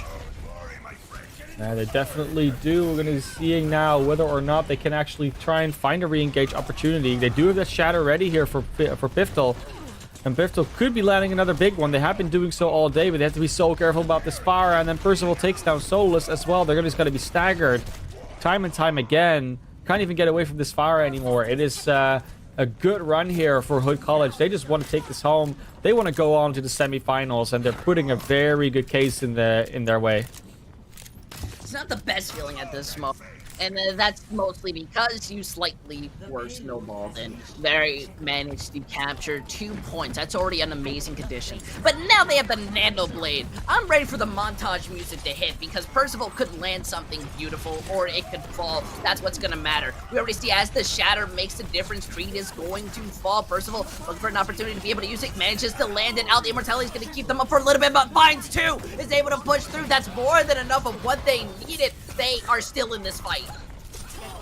Yeah, you can just see that the complex ability is starting to work in Hood's favor. Even though they have these hit scan specialists on the side of Alvernia, they're not able to deal with Kaijin and with Percival on this Genji and this Pharah. The Plague and Fushi are just enabling them too much, and Piftel cannot even just regroup with their team. They just keep being staggered out. Oh? That's a good pick, though. Solo's freely in the back line, just managing to hit. A little bit of scuffness is going to go out as Kaijin looking to help take them out. But the Bob is now there to help. They have to flick themselves off and on the point. And with 2 people left, the Mercy slightly in and Solo having the high noon. I think it's time for this to end. Not going to be able to solidify on that last point. It is going to fall, but Hood have made a statement. This is... It's a good push here from Hood, but from both teams, there weren't a lot of fights that they lost before they got to this point. So there is definitely an opportunity for Alvernia to still win this out. It is just... It always feels like such a task. You have 228 that gets you, at best, if you go like full speed, maybe to second. So you're going to be in overtime regardless of how fast you push. And that is always daunting because you know that's going to be the case. You know there's a point at which you cannot lose fights anymore. And that means that Hood College can set themselves up for that win condition where they just save 6 ultimates and win before that even happens. And that is the advantage of getting to attack first in the second round. I still feel that this is a very intimidating task to kind of put themselves in. I still think Alvernia, they did really good on their own attack, but I think when it goes down to like overtime and the stress that leads, I think it could be a big problem for them just to try to figure out how they want to engage in. I mean, the Solo really want to spend a lot of time onto the Widowmaker and onto those long-range hit scan while the rest of the team push in, because Hood, they've spent their time adapting, and I think they finally figured out the key to break through. 5, 4, 3, Yeah, they might have, but it might still be tough for them to do. I mean, Fire on the defense is generally better on the attack. Then again, it's also easier for Soloists to find angles on this Pharah being on the attack. The first wall is already good, at least, on the May of Fusion, but they don't get through, and Creedlight falls early. This is a good start to this attack. Hey, you're absolutely right. I mean, it's even better than what I could have hoped for. Hood have no reason to continue moving in, and the poor Diva, who's looking to fight this, does have to disengage, manages to save their mech. They do have a re-engage, but definitely not during this point. Yeah, they might be able to try and still go in, but if you charge in as a Reinhardt now, you're just going to die. So they're not going to do that. The May wall, once again, from Percival, not netting anything. It's just, I mean, Percival and the May, I like the May again, but you need to be able to land those walls correctly and play around as a team. And so far, they've not been able to do that. That's where the Lucio really helps out for Diva Devon. Look at that, Solo is going to fall. They still have a good tie-in bank, so they don't need to stress about anything too much, but this is still an anxiety inducer. I mean, Hood are already contesting on the point. Piff really just wants to look to maybe land that shatter, but with that anti slowing you down, it's just a backup type of scenario. Your shield's at half, you're not able to break through, and Kaijin's doing an amazing job of stopping them from moving forward. Now they have the Nano online. This could be an early loss for them if, you know, we see the Nano Barrage come out. Yeah, but you'll be okay with them using it now, because then you get another re-engage. But you're not okay with just losing these fights now, or winning these fights now, and then using it in the next one. This is okay. You're okay with losing this, because it doesn't matter. Because you're going to be in overtime anyways. You'd rather lose this fight, again, because you have another chance to engage. Problem is when you start using ultimates, and then Hood College doesn't. And they can lose one more fight now, and then get a desperate recontest. But this is probably where it's going to start mattering if you lose one. The Blizzard is going to be landing on both sides. We see the charge, and it doesn't look like both sides are really able to follow up. Still, though, Arvania, they're the ones who are going to get value off of it, especially with Hood being so split. One ultimate's on both sides, freely invested, but this is going to be into overtime. Yeah, and especially if you're able to keep that Farah down right now so she doesn't get the opportunity to build up that barrage. That's what you want. You want this to be a situation that you can always win without having to worry about that barrage. They're going to assume it's there most of the time anyways. Like, they're going to assume that Kaijin has been doing a lot of damage because Kaijin usually does. But it doesn't mean they'll always have it. Its self-destruct might be well placed. It does only get rid of the immortality fields. I mean, Solo, look at this. Going incognito manages to use that high noon. Though it is being slightly DM'd, you're saving it, you're trying to hold. But the bomb is able to find the second big. You still need to help out your team. You're at 1 HP and you are going to fall. This isn't looking good anymore. Man of class, and it seems that school is no longer going to be moving forward. Hood College, they managed to take the victory. And what looked to be Alvernia's own win, well, comeback potential. It's unfortunate for Alvernia that they have to be stranding here, but many a team have fallen to a pharmacy, and they are not the first, and they will definitely not be the last. It has consistently been one of those combos that is just very hard to deal with. And if Kaijin gets plays like this, then yeah, you're not going to be able to recontest. I was really hoping they'd have another chance there on that third point on their first defense, but unfortunately, it's just too strong a combo from Hood to really deal with. And yeah, that means that Hood is moving on here to the semifinals. And when we look at the bracket that they're working with, I mean, we have a couple of other teams in this bracket, of course, as well. We already know that New England College has moved on to the other semifinal, and they're going to have to play here Hood College versus the winner of the Howard CC Dragons versus Clark Gray, first and 8th seed, respectively. Looking fairly comfortable for the Howard CC Dragons, of course, to try and work with. But there's always an upset potential. I agree. That looked like it was going to be going to the map 5. I definitely felt like it was going to, but that's just why you never say anything is 100%. These players know how to break it through, and, well, they know how to shut it down. Regardless, we are going to be going over to a break interview. Maybe not, maybe so, but you'll have to stay tuned just to make sure if that's a possibility, so don't you go anywhere. We'll see you, because we'll be right back.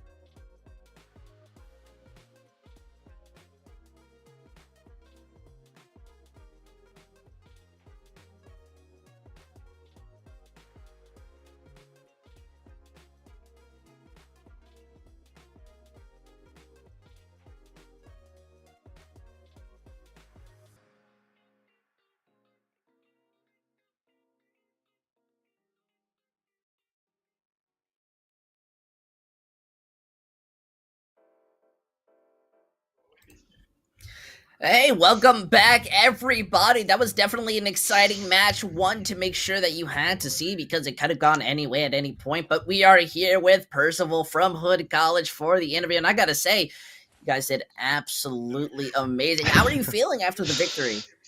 We're feeling good. Not just me, the entire team really popped off at the end. The first point was a little bit of a struggle for us actually, because their other Alvernia's defense is pretty solid, so we were struggling to get on that first point on Lee Jung, but really turned things around and all came together at the end. I feel like so. Yeah, we're pretty ecstatic right now to have our first win in playoffs. Yeah, time for semifinals. Do you have a preference who you're going to go up against? Because it's in Dragons and the other one. Let's have it open. Or Clark Gray. Oh, I didn't even know we had a preference of who we're playing next. No, you don't get to No, choose, dude. but they're playing each other. So who would you rather play if your Oh, desires are met? I see. That's my bad. Honestly, based off of what I understand, I'd probably rather play dragons, honestly. I don't know if they're gonna come out on top, but I think we have scrimmed against them a couple of times, and we did play them obviously before. So yeah, I think it would be really fun to play them again. They're a fun opponent, and I think Mm. if the game's still going on, we're definitely all gonna go watch to see the outcome of that game because we were just talking about how I think one of the other teams got a 3-0. They beat the second seed. I'm not sure which team, but we were Yeah, all paying that was attention. Mary New England College was that one, Yeah, and then there's still King's College and soon Sony Odiota, of course. They're in the other one, but yeah, that's a grand finals worry potentially. Let's not yeah. get ahead of ourselves. But yeah, I mean, like you said, you were struggling a little bit on that first round on the first map. Then obviously you still came out on top of it. They did grab back Havana. Yeah. Were you guys like? What was there something specifically you were struggling with on Havana? Yeah, so that map is super open. When we were kind of struggling to kill the Widowmaker there, Hmm. their DPS did a fantastic job on that map. Not gonna lie, we were having a hard time contesting them, trying to get at them at long range. So we were trying to dive them our best of our ability. But yeah, they did end up having a little bit of a comeback there, which they gave us a run for our money for sure. Um, Yeah, and kind of perpetuated into King's Row as well. They just Mhm. kept on going with the flow. Yeah, for sure. They definitely had like a little bit of a hot streak going there. I'd say they really played well on Havana, but then we kind of played to our strengths on Kings Row at the last map there, because we were like, okay, we're pretty confident on Kings Row, Nambani. So when they banned Hollywood, we were like, all right, we got two solid options. Our team's pretty confident on those two maps, and we went into the pharmacy, which is our go-to. And yeah, we took things back. They still did well in Kings Row too. It was pretty solid 3 games. Yeah, I know we were kind of surprised when they banned Hollywood over King's Row. We are like, well, King's Row is probably the Yeah, least logical option to go here. But right. yeah, it's what it is. Sometimes just it's King's Row. Everyone feels comfortable there, so it's Mhm. kind of always an option. I'd say. No, yeah, we were talking. We were like, "There's no way that they're gonna ban Kings Row because I mean, I feel like it's one of like the most fan favorite maps, most solid choice. Yeah, You can't go wrong with Kings Row. So we were pretty feeling pretty well that they wouldn't ban it. But mhm. yeah, honestly, a lot of They fun. did. Mhm. Yeah, playing Alvernia was a great experience for us, and we're gonna take that into finals. Yeah, did you at all like call back to the last time you played them in terms of preparation? Yeah, we did. We mentioned that during our pep talk for the game, and we are like, okay, like it was. I think our last game we played them, I think it was 3-2, and Yeah. so like, all right, we beat this team before. They gave us a run for their money then, but we're gonna come back out on top. And I think it's been like 3 or 4 weeks since we played them last, and we have grown so much as a team before then. So we're like, I felt pretty confident going into this game based off the 3 to 4 weeks we've been practicing leading up to playoffs. So we did feel pretty confident. We were nervous, but we played pretty confidently at the end there. So pretty proud of my team. I gotta say, he definitely deserved to. And, I'm curious, who's been helping you guys at least stay confident? Because I feel at least in one of those moments, lesser teams would have collapsed underneath that pressure, especially the quick first round. So, how or who was able Mhm. to help? Yeah, I would like to say it's a team effort. We have moments where we didn't play to our best ability or we get picked off really quick. And, there's a lot of validation on the team's behalf saying like, oh, I shouldn't have went in there. Like, that's my bad. Like, I'm playing that shit right now. Like, I'm sorry. And, we all do a good job of patting each other in the back, saying like, no worries, no worries, we got next, we got next. And it's a team effort, really, truly. But Hmm. we also have Coach Cole, who is helping us out too. He's a huge confidence boost to the team, I'd say. But yeah, I'd have to say, everybody does a pretty well-rounded effort on staying positive, staying confident, so we're able to go into these games without folding under the pressure. Mm. And I gotta say, I'm absolutely excited to see how Hood it does in the future, especially going in later into the brackets. I think you guys have a very good chance of continuing forward. You just got to keep up those mentals because, well, you Right. guys are doing a great job. Never want it to fall. Definitely, yeah. No, I'm looking forward to these upcoming games and seeing how the where the other teams fall in the bracket. So it's gonna be really, really interesting to see.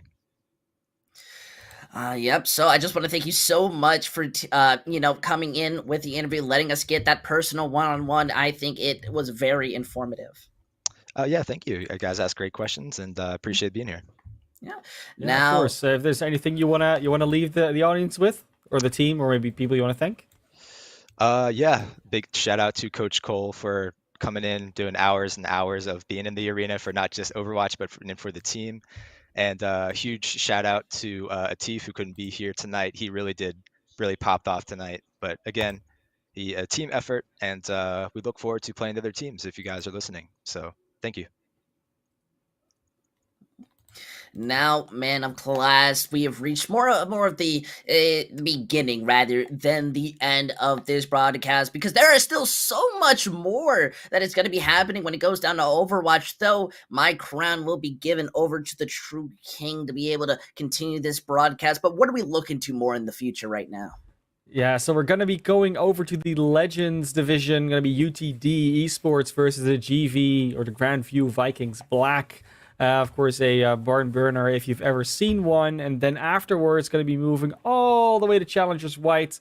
Gonna be Cumberland Phoenix versus Morningside Esports. So I think that's wrong. I think that's a different match they were going to. It doesn't matter. We're going to have 2 more games after this. That's all you need to know. Going to be back in just a couple minutes because this match went on long enough that we're just almost at the next one ready. So don't go anywhere, and we'll see you right after the break.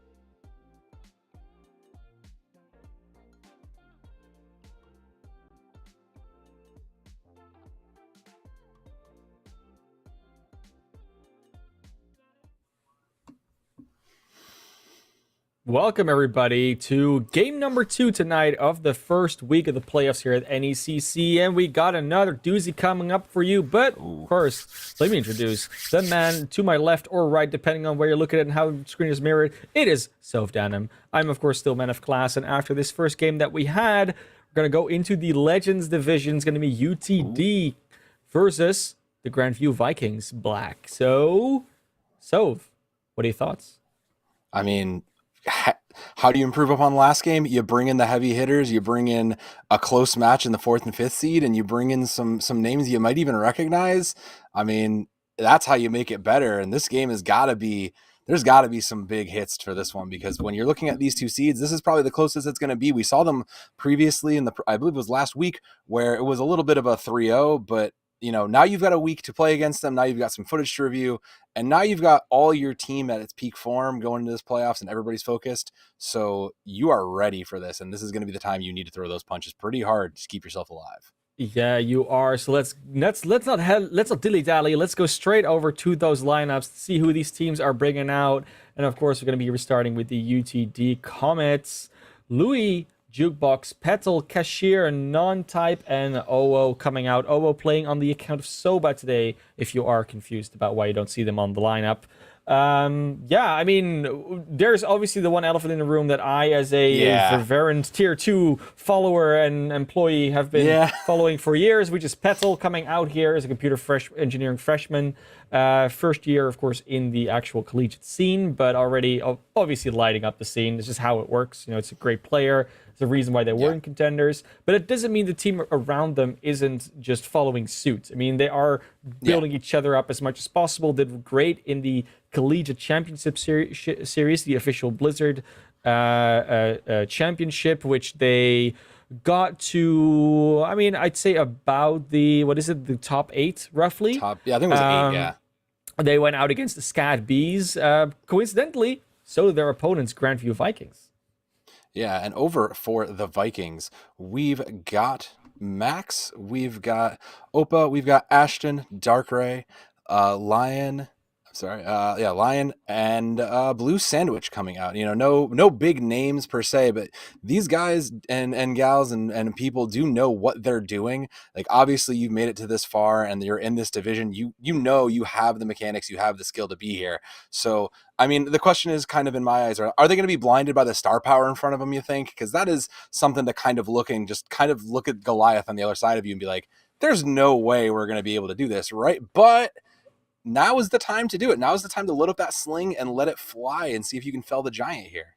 Yeah, I mean, they have been playing against teams of this caliber, and they are a team of that caliber themselves just this entire season already. They've been doing in a championship series, in some other competitions they've been in. Like, they are in that upper echelon of the contender scene. So there's nothing for them to be necessarily scared of, because they're used to this at this stage. The only thing is, when you think about what they've done in the past when they've played against UTD, it was a 3-0. So it was, yeah. I haven't seen the footage of that, so it might have been a close 3-0. Might not have been. Like, that's always a bit of the question mark in those situations.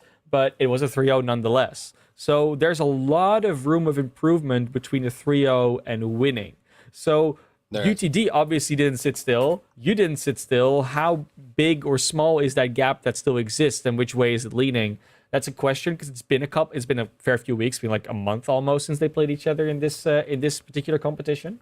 So we'll see how Grandview is going to do today. I know we all made our predictions, and I think we have a fairly confident call here that we're likely going to see UTD win.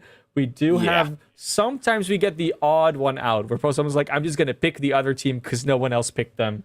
But I do think in this situation, all of us are fairly confident that we're going to see UTD come out on top. Wouldn't be out of the realm of possibilities. That being said, it is still collegiate Overwatch. It's still a higher echelon of teams, and there's still a possibility that Vikings are breaking into this lower end of the high tier, of the highest of teams. Yeah, you're right. And I mean, I love a good underdog, but there's still this is still a pretty big ask, all things considered. And I mean, let's check into what's ahead here for the winner of these teams, because we got to see, like, you can look at this game and you still look ahead to what else is happening here, because the winner of this team is going to go on to play In a different bracket, for sure. In a different bracket. I'm sorry. Yeah, We're in the Legends, of course. This is Challengers White. This is not the right one. Challengers Sorry. White. We'll, yeah, no, sorry. it's fine. I have the bracket open, so yeah. I can just tell you anyways. It's fine. Please, I So insist. basically, we are already in the quarterfinals here. So there were only 6 teams in this division that made it to playoffs. This is one of the matches that's being played in the quarterfinals. UTD versus Vikings Black. Winner of this will have to go up against Northwood Esports, the number 2 of those collegiate championship series. The other team, the other match that's going on tonight at the same time is Converse Valkyries versus Kennesaw State. And whoever wins that one's going to go up against Bay State College. Bay State, also one of those teams considered to be one of the top tier. Definitely in this division they have been. Absolutely. But recent results have also pointed out that there might be some vulnerability there. So we'll see how this bracket develops as time goes on. This week we're getting the quarterfinals. And right now we're going to go indeed into UTD versus the Vikings Black. And because we're in playoffs, we have a tiny little bit of a different system. So instead of us having pre-selected a map for every single round, the teams have been doing that themselves. So the higher seed coming into this, which is UTD Esports, they were able to pick their map, which is Control Ilios, but the Vikings banned out a map, so they couldn't go to Lijiang. And that's going to be relevant for the rest of the series. If they get back to Control, those 2 maps will already be out. Yep, and I mean, if you were probably one of these teams, Lijiang was probably one of your first choices. With Ilios probably being a number 2, like a pretty good choice of a number 2, and this may change some footings here, because you might have been wanting or expecting that we're just going to play, where we scrimmed, where most people want to play. But, now that you're at Ilios, we're starting in well, as you can see, and suddenly you got to look at those different changes. You got to look at waters, maybe we're bringing out our poke comp here. Ball is still a menace in this, and, maybe we're going to see some different things, and we sure will. UTD is going to open up, probably not, maybe possibly staying on this. They're looking double bubble. Pedal over on that Widowmaker can be a monster if left uncontested. So we'll need to keep an eye on that. And this poke comp can aim to do that. So I think that is going to be a key for them. They swapped to the Genji. All right. But still, like, Pedal on those heroes is going to have to be someone you have to keep an eye out for. But this poke comp and this versus this kind of double bubble comp is going to be a very interesting matchup. I mean, they're both going to be pokey to a degree, but there's going to be way more burst coming out here for UTD, unless Darkrai really hits a lot of those shots. It's tough to be... I mean, Echo Without a Mercy is a possibility, but they don't have a lot of healing as a whole, so they have to be careful about that. Yeah, for sure. The teleport does come in, though, and they do look good, but that's an early pick on a Pedal, and that's a go button. Yeah, Pedal going out is a pretty big loss, but then again, you do put it back with the Doomfist. Both teams losing a Brigitte, so a lot more work to be done. A non-type on that Ana can be a menace in terms of healing, anti-nade, utility. The problem is, if you can't see your enemies because or your teammates because there's a bubble in the way or a shield in the way, your Ana is going to get very little done. So we'll see if non-type's going to stick on this, because if there's always a Sigma shield in the way, if there's always something in the way that blocks your healing or your utility, then what are you playing the Ana for? That's kind of the question you got to be asking yourself. Not to mention where they take these fights is going to be super important, and now Ashen over and that Tracer are going to try to make some space too, but where you take these fights are going to be important for the Ana too, and if they keep contesting into this room, it's going to be tough. Ultimates are charging relatively slowly because there's these bursty comps, these bursty fights. You'll very rarely see ultimates charge within one fight because it just doesn't happen. You see now Opia and Ashen having them up, but Opia going ridiculously low has to use the ult to potentially escape a little bit, but doesn't quite get a lot of value out of that one. No, does fine too though. Ashen will come up big for that, and the Pulse Bomb will find that third is just on a tear, man. Man of class, what is he's on a tear? Yeah, he is on a tear. I mean, I guess you're waiting until you can potentially use a Blade here on Petal, but you could also just consider potentially going to a Cassidy or something like that. Problem is that they want to play with this mobility. They want to play with the space. Non-type going over to the Moira is a very telling sign of that, and Soba over now on the Lucio. So we'll definitely get some more mobility out of them, and also supports and that can be more in the fight rather than having to sort of stay away and peel for each other. I agree. If they're just gonna not stay in the open, the Moira is just the better choice there. But they are behind. Jukebox's grab is gonna have to be a key part for this. So let's see where it lands. Very split attack there. As a result, Ashen just gets to take out Jukebox on the side, but they do lose Max. It's an even trade in terms of tank value. This Echo just in the way has their ultimate ready. That's going to be a nasty duplicate. It is. I mean, and 3 ultimates on the board, but the clock's kicking down, and that's going to be mines out just to try to buy this space, so they need to make a contest here. They'll be able to do so with the Sombra. Almost got the EMP ready. That will be done, but I mean, who you're going to even hack at this stage? Now, who's going to follow up? This is a better question. Yeah. Oh no, just short on that dive. That's so unfortunate. Isn't able to make the touch, and map 1 going over to Vikings. Yeah, Vikings very convincingly getting that one. It is one of the harder points to really like strategize on, and once you lose that first fight, it's very hard to come back into. So there will definitely be more opportunity on a map like Ruins and even like Lighthouse to get something going. But UTD starting off on the back foot a little bit. Gonna have Pedal go over to the Tracer. Louis now again on the Winston Jukebox on the Diva, so they're definitely gonna go more full dive. Don't really care about the Zarya anymore. It was already hard for her to find value in the first place. Yeah. Because there was so much like everyone running around and away from themselves. But now you're gonna get a proper duel coming out between those 2 Tracers most likely. I don't think Ashton will stay away from that one. Yeah. Yeah, that's probably just going to be to get that out, and Ashton will take that. So pretty similar, but a little more pokey and a little more self-sustained. We'll get control of that pack. They both want it. There it is. There it is. They both want it. Finally falls to the Vikings, and they'll control that. So that's an important part of this fight. The dive comes in, and they'll finally start to get in, bothering that Lucio, not finding much though. And just finally the first fall on Darkrai, and that's a big pick. That's a lot of control lost for the side of the Vikings there. Max able to get out and get the health back, was very slowly rolling because like the Somber like yeah. Oh, fine, I'll go. That's just very defeated rolls. Yeah, but here you see the snowball that a dive provides, right? They get that first pick, there's no hack, you can go full in with all those tanks, the Tracer and everything. Just make sure you don't, because you're not going to get hacked, and it just becomes that snowball potential that you really just expect from these compositions. They find that opening and they just bite down, don't let go. Yeah, but I mean, look at the difference in the EMPs there. Karkashan already at 90 and growing, and Petal already has that pulse bomb. That's going to be the difference maker. So if they can pair those 2 together, that's just a one fight on itself. But is it going to be a contest? Is it going to be an uncontested? Yeah, I guess it'll be uncontested. Oh, there it is. There it is. Right? There's finally get noticed, but ooh, that's really close. No, it finally gets contested. Yeah, they do, and they again lose Darkrai, which kind of means that they're still not on the EMP charge. Yeah. They're really not getting much of this. And that's what we often talk about when you see these Sombra compositions. Are you effectively charging them and then using them? And this is definitely effective usage of an EMP.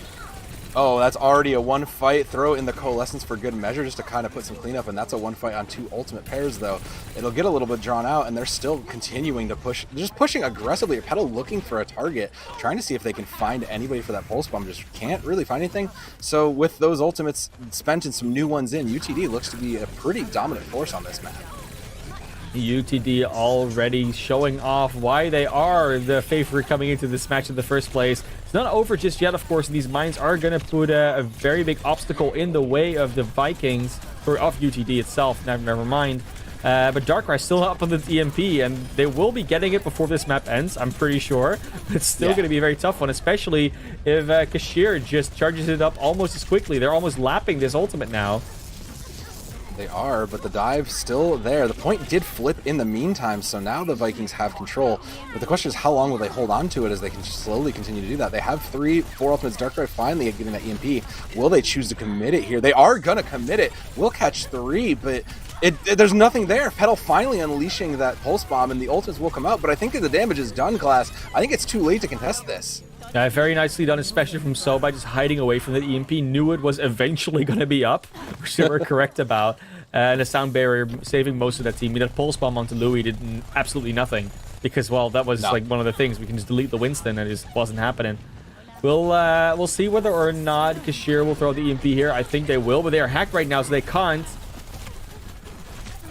Yeah, that will be a couple more ultimates coming out, though, including that rally, so that'll be gone for when the EMP does hit. And Petal already coming into another pulse bomb. The contest finally coming through to the point, just in the nick of overtime, but is there too late? It's still ticking down. Max is able to tusk and keep the contest there. Will Blue Sandwich have to commit this? There it is. It's going to be the Transcendence forced out early, so all it's going to take is the EMP over the top of this to do anything, but it's not available. So no ultimates. The points are finally starting to come back from the Vikings as they stick in. The stick comes in, gets 2. Moira ran into Lucio, and they will get control back here for the Vikings. What a... yeah, I mean... great That's a good way fortune. to That come was just back great into fortune. it. Yeah. Yeah. And now you're going to have the minefield coming back into it. Yes, there will be an ultimate advantage for UTD. They're going to have an earlier EMP, earlier pulse bomb, self-destruct. They're going to have the primal. There will have a lot more coming into this, especially the support ultimates will be hitting sooner. But it depends if the map will last long enough for that. It does look like it, but it might just be over fairly quickly if not. No, but there are the mines. The Hammond will get hacked there, and they're keeping this aggressive stance, knowing they can't let this fight fall. So if they're trying to contest these out, it's looking good. Oh, these EMP charges are so close together. I do still think that Kashir will get it a little bit sooner. Oh, they go down. That's going to be Darkrai getting the EMPs first, and might be able to use it already. There it comes out straight away. There it is, and the fall and the rest of it will come for UTD. Pulse Bomb out also just to try to put some more damage in. Louis does eventually fall, fall very low, but the rest of the ults are there, and Opa does come up with 2. So fight's still live here. Hammond pile drives in, trying to clear up some space for the rest of the team. Kashir probably going to commit this EMP, just trying to find a good target. We'll throw it out there and catch 2. That's 2 big targets in Ashton, and finally we'll fall to that. Manual Hack comes up short, but the pick's still out there. Max coming in, just feeding that ult back in. Ashton looking for a target. Can't find anything. Self-destruct comes out, will find one, and suddenly it swings back in the direction of UTD. And no, the time is up. They will cake map 2. Unfortunate for Vikings, they couldn't quite clutch it back, and that's just a little bit of value here and there. That's just a little bit lower, right? Like a couple of manual hacks, definitely those EMPs that were a bit bigger, but also just that sound barrier makes such a big difference. Like Soba being able to have that sound barrier online in the exact situations where they were is just not the same as a Transcendence. It's not the same as even a Rally. And that sustain, that extra burst health you ever get on top of it, especially after you've been hit by an EMP, is just the big difference maker. It's like a direct counter to that ability. So UTD currently with their composition just putting themselves in a bit more of a winnable position. But Vikings are going to go back to the comp that worked so well for them on that map of Well. And that could throw a wrench in the plans of UTD Esports. Especially because they will be able to contest a little bit more freely here, and that will force that recall early on that engage, trying to go in and find some value deep, and they'll play this a little bit closer to the spawns, just trying to keep them away from that point before it unlocks. No picks falling yet, but there it is, just as I say, a blue sandwich unfortunately found out, and that is a good chunk of the healing to keep the Hammond up. And the rest of the picks will fall around, opening the point up for UTD before it even unlocks. And it looks like UTD is trying to go for this style of play where they're just going to go in. They're going to play very aggressive, very fast, because if you look at what Vikings have, setting up things with a ball, setting up things with a Sigma takes a little bit more time. And you just have to actually try and throw a rock, or try and roll in, and then roll back and do a slam. It just takes too long, and by the time you do that, the Tracer's already on your back line. And Tracer is quite literally in the back line there. Almost touched the spawn door challenge. No, but it's gonna get gonna push him off there, and that's it. They're at the spawn door. They've made the space they wanted to. Yeah, I think space is a bit of an overstatement, but of course, especially after the first round, you want to show your dominance here at UTD, and they're doing just exactly that, playing aggressive, playing fast.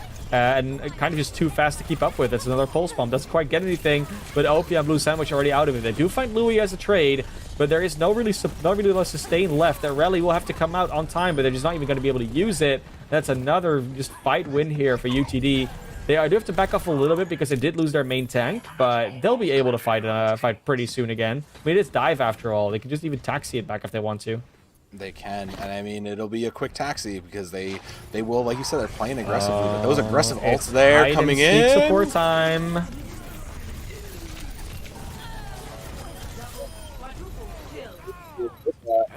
Because, well, they didn't get their support ultimates out. Neither did. Neither of those supports were there in a location where they were either hacked or potentially hacked. I think Darkrai hacked Kashir while they were casting their EMP. It was like a split-second difference. Yeah. Which means Kashir got hacked mid-EMP cast, and it never went off. And as a result, OP, of course, had the full utility to just throw out the Graphitic Flux and get them all. But there will be all of the support ultimates left now for both teams. So 56% for UTD. And the Vikings are trying to get back into this.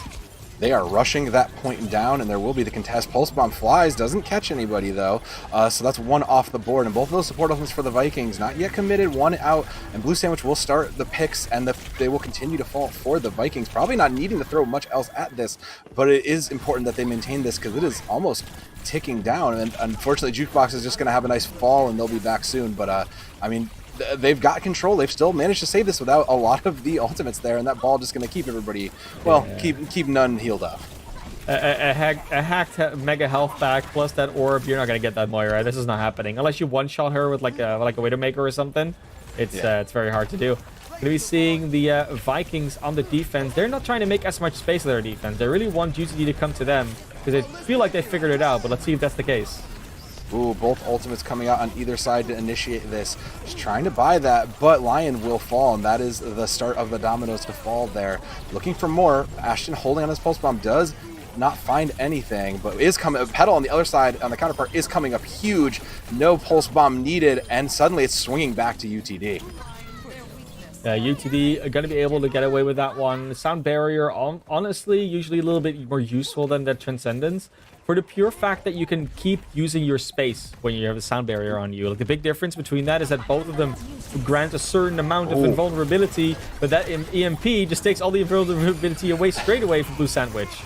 Oh man, and it's such a far back EMP. They will finally get their test, and will be some mines try to pressure that flip out. Will eventually get hacked, and Max will fall, but I mean, it's going to be a tough ask because there's so much there. Darkrai doesn't find anything on that duplicate, and Louis is just going in on that Winston, trying to buy the rest of those spaces in that tight corners. They've gotten the space back here and controlled it back, and Kashir is going to find one more, and the picks continue to fall. Pulse Bomb coming up short there. Petal still holding one of their own. Doesn't need it, though. Knows that they've already got this kind of looking there. There it is. Will come out, not finding anybody, but it falls back, and that will be map 1 going to UTD Esports. Not over until it's over, but no one's going to be able to touch. Indeed, UTD taking the 1-0. Definitely sort of like we expected, but aside from Ruin, those were very close rounds. Yeah. Those were rounds that always just felt like, you know, it wasn't quite predictable. UTD looking like the more dominant team when they were winning fights. Definitely less clean fight wins from Vikings all around, but that doesn't mean that those type of fights cannot connect to map wins or to series wins even. No, it's all about the control of the game, right? UTD just kept it constantly upbeat. They were constantly playing aggressively, forced them on the back foot all the time, and that kind of play is really that's what helped them succeed, right? You caught an EMP on 4 or 5 people when you weren't expecting it, and hey, you already won the fight just on the fact that they didn't see it coming, quite literally.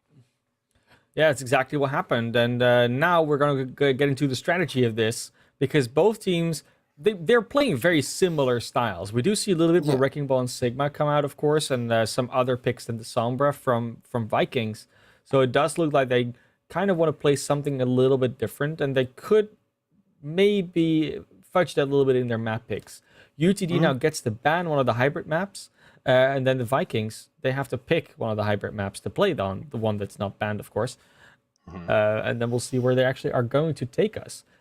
Between these two teams, I don't think there's a lot of maps that will really throw them for a loop. I think they're going to be flexible enough and skilled enough to be able to make something work. But there is always going to be preference. So we'll see where they go when we actually do get the map bans, because I'm quite curious. Does look like we're going to go to Numbani. So Iconwall was banned by UTD. And as a result, we're going to go to Numbani. And I mean, if you see them play dive like this, if you see them like playing these mobility compositions, logical choice. I keep coming back to it. It's like the ultimate dive map on hybrid, I'd say.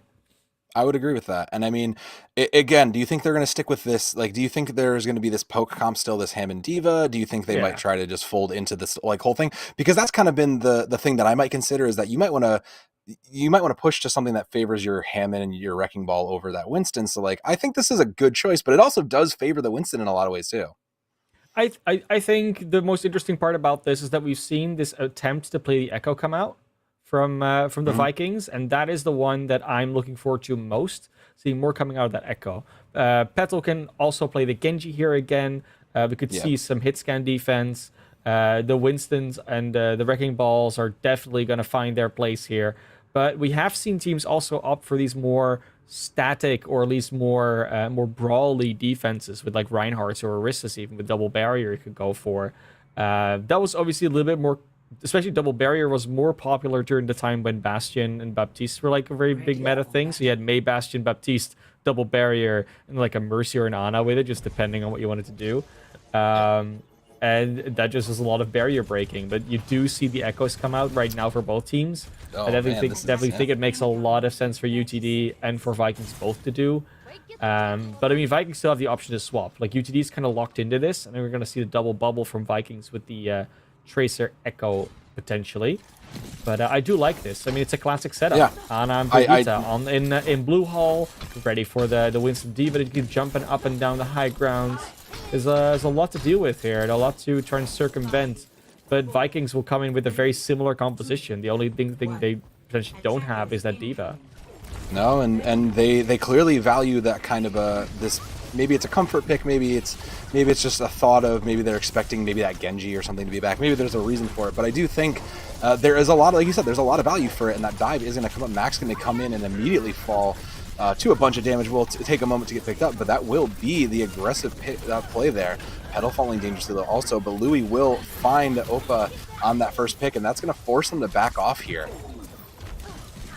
It's looking so far like Vikings gonna potentially struggle a little bit with this attack. They do get the bubble, of course, do it as Max from their Zarya, but the bubble is not always going to be enough. No, it's not enough. There's a sleep. Darkrai going to take a quick nap, and that will force the counter dive. And there's 2 picks to profit off of that grape sleep, leading to this again a quick hold with 3 minutes on the clock. 3 minutes is still plenty of time. It's basically like a fight and a half, which it kind of was.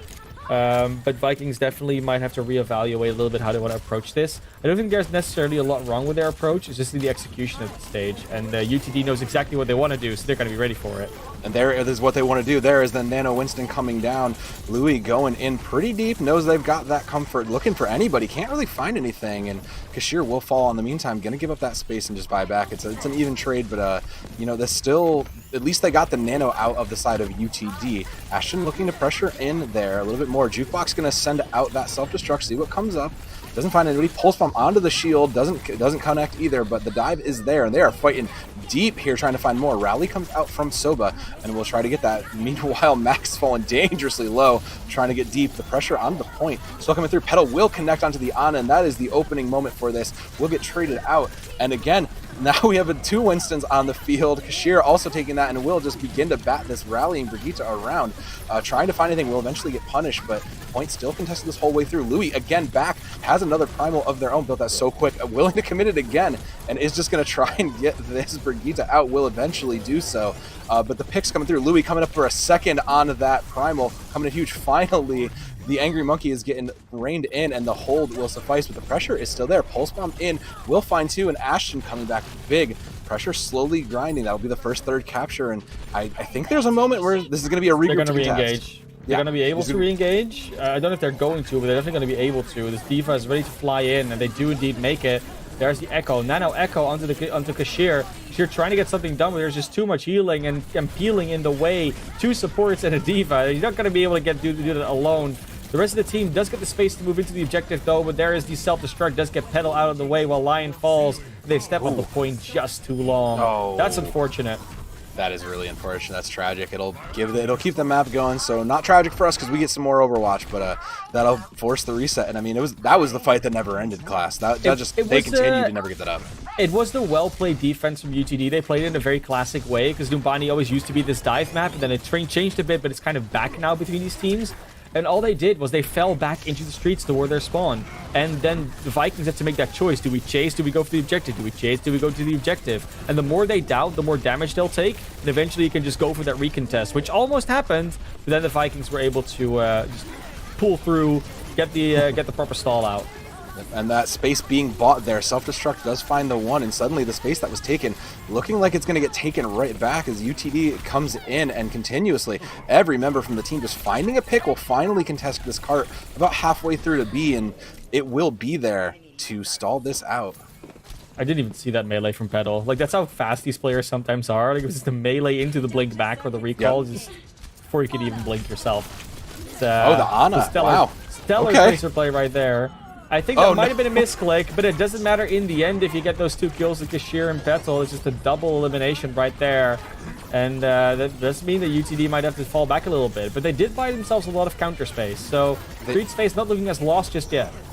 No, and UTD will. They want to commit into this. They will commit. They're not done. Even everything else into this. Ooh, wow.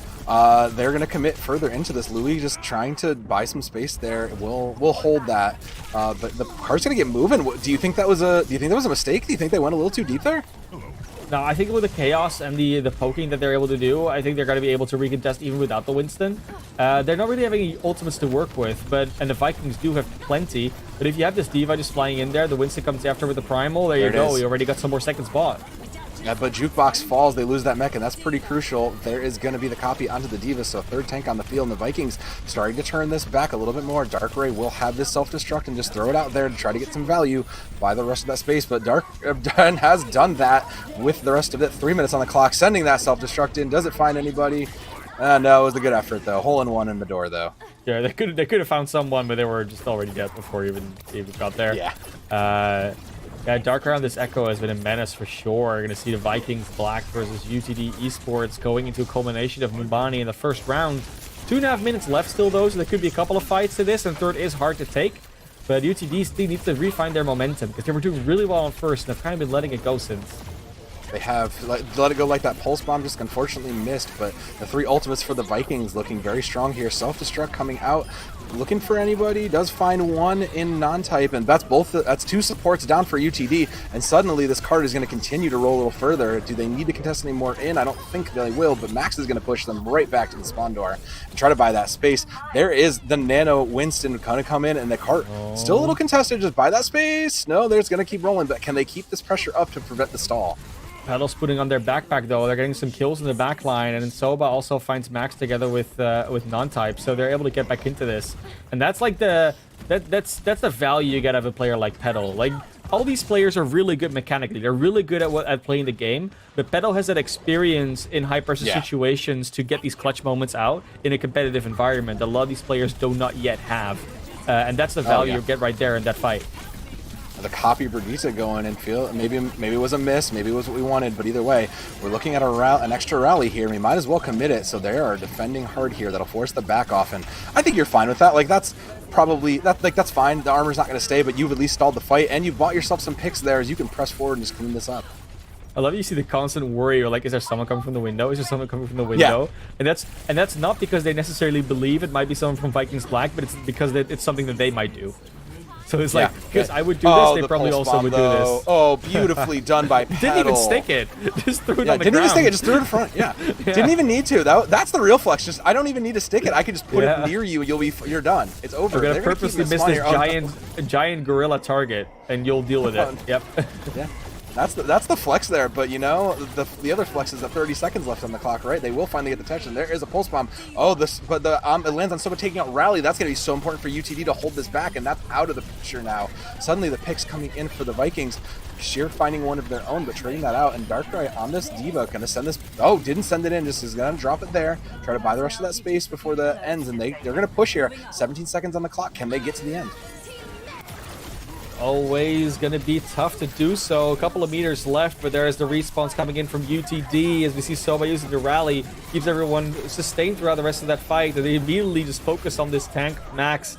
They're going to be able to get that. Oh, got booped away. That's unfortunate, but they do get the Ana on the other side. Petal once again with that pickoff on the Ana, which has been so crucial the entire fight, but they can't get back to the cart in time. And that is Petal. Even though they got both supports, it's a little bit too late. And in overtime, they complete it. That does mean there's a potential for extra rounds.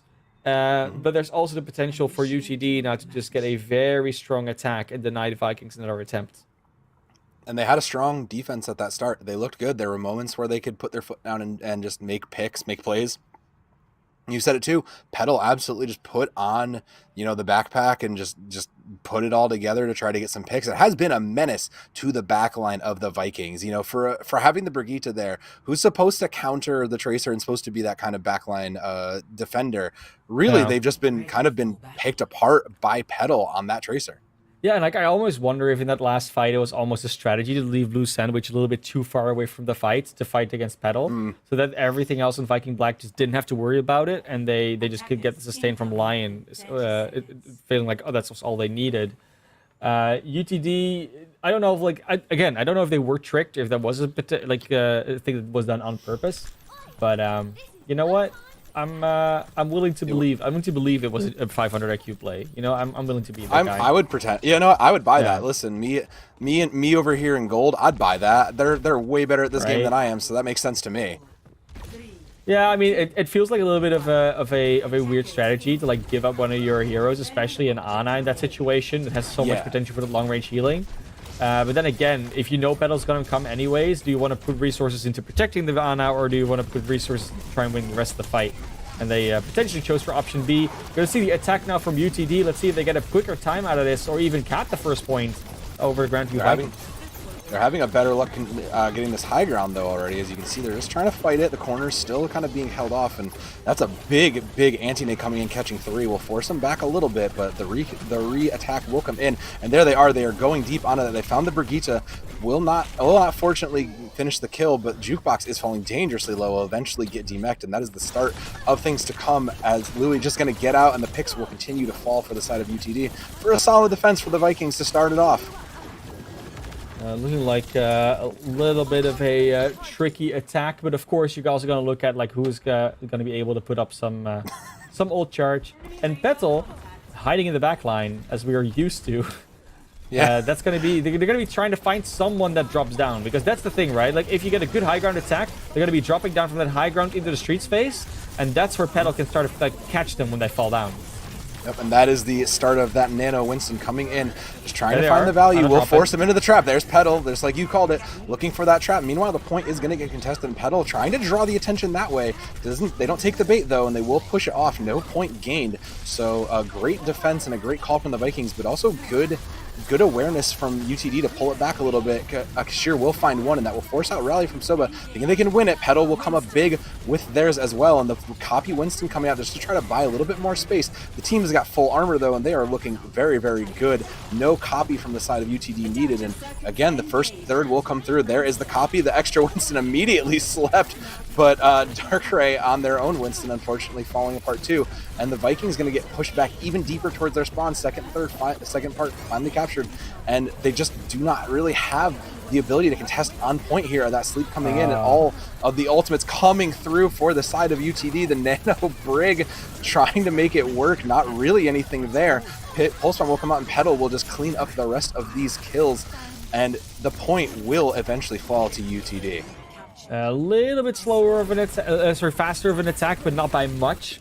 So still a very similar pace. It all depends on how the streets face and the last point transpire, because UTD can now start using this momentum, can now have Petal truly stretch their legs and use this space forward to try and get some more eliminations. Have the Pulse Bomb ready as well. They can immediately just open up a fight and just keep the momentum going that way.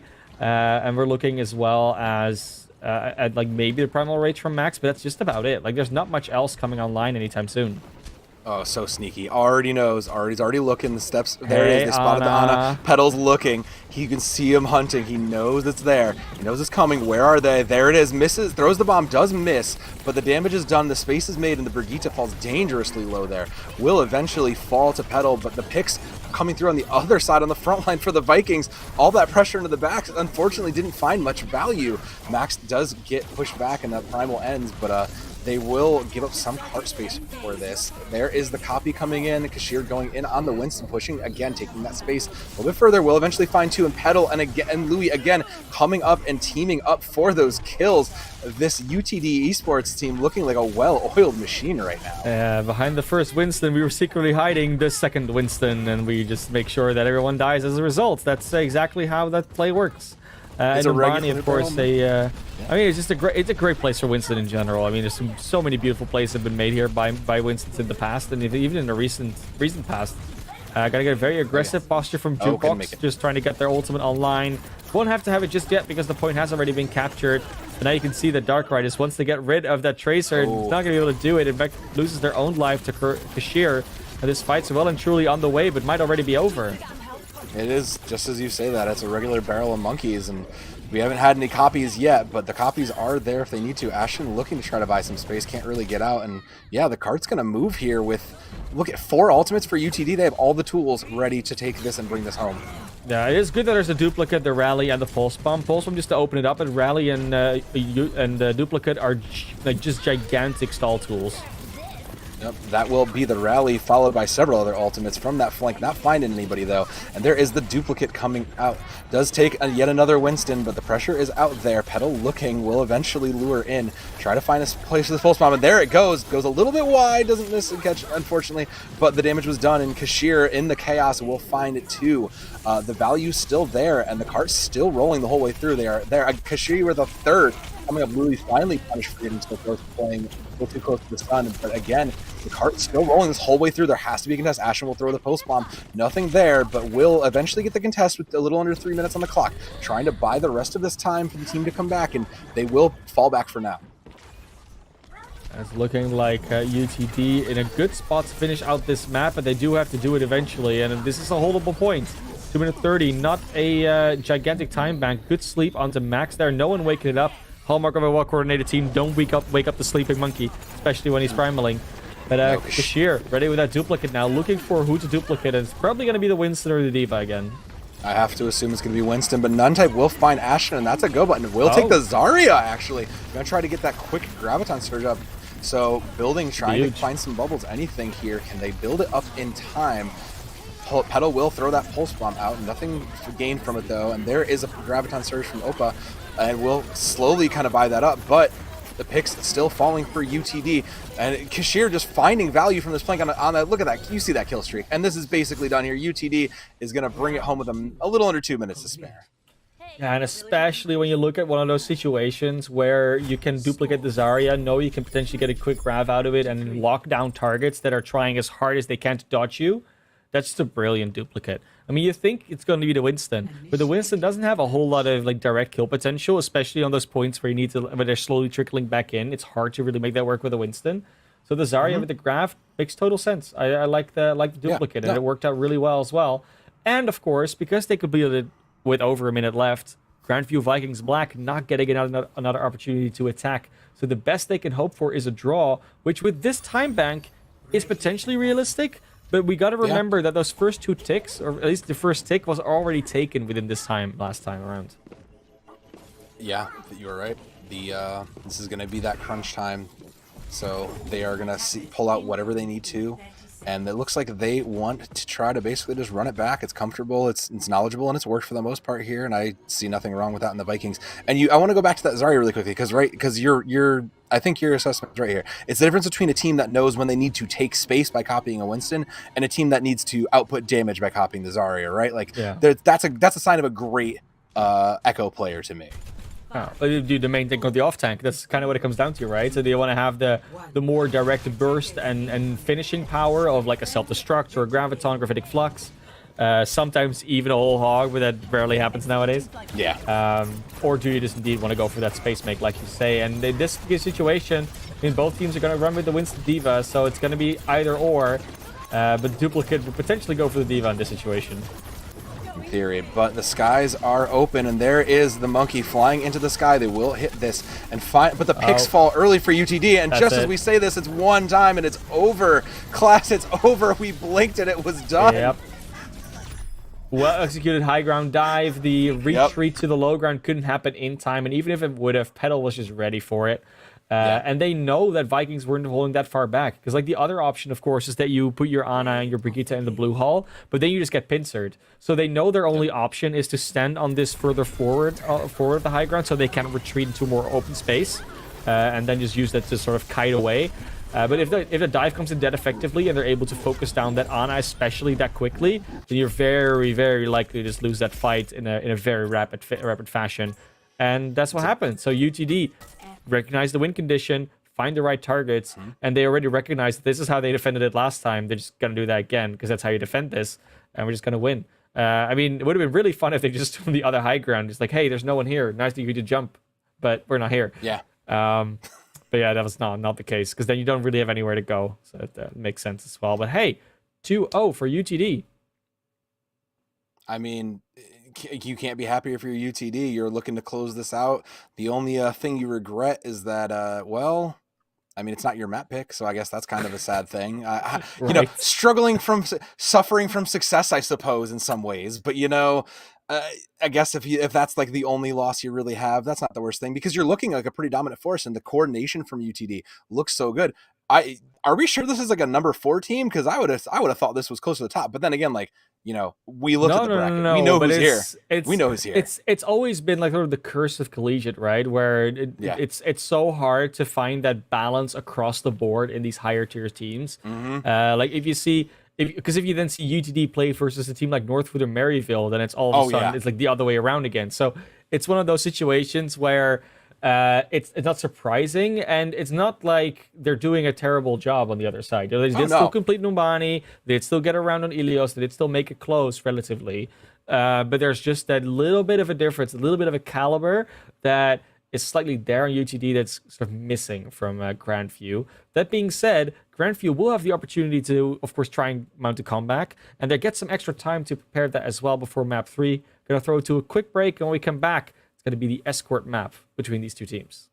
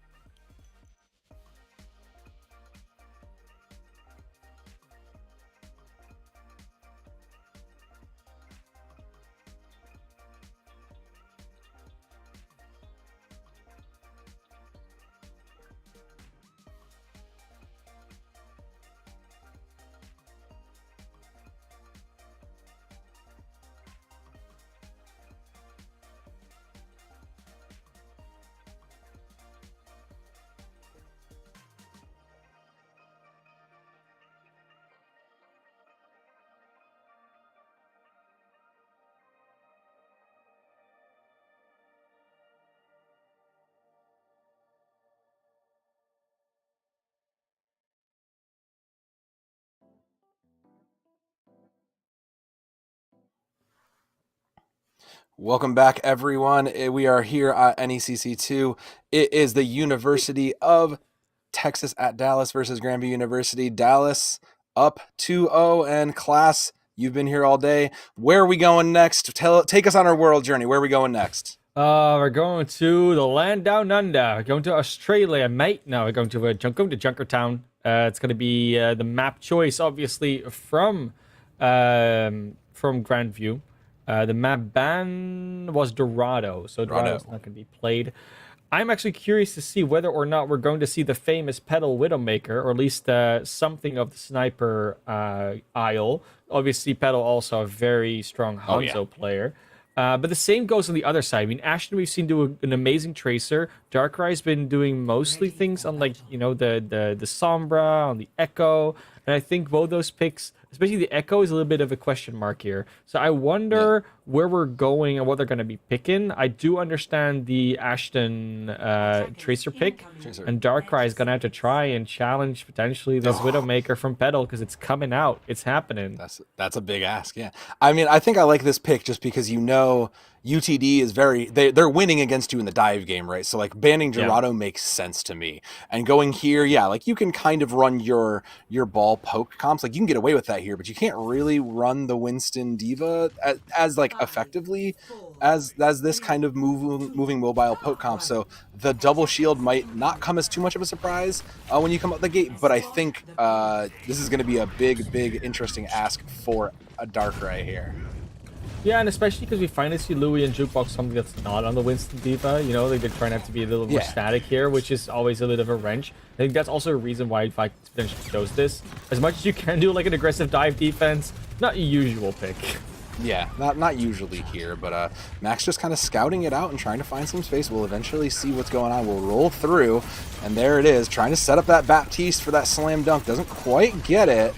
But it does force Immortality Field, so that's available, and that's a good opening. Ashton, meanwhile, trying to find some value in there. And the picks do come for the Vikings. They conquer, divide, and come around and Petal. Manages to take one with them, but unfortunately gets punished by Darkrai, and the cart will flow here. Still time for a contest, though. Does do feel good, but it was a very nice focus indeed from Max and crew to just focus straight away on that back line. Like Soba, she was not really ready for that.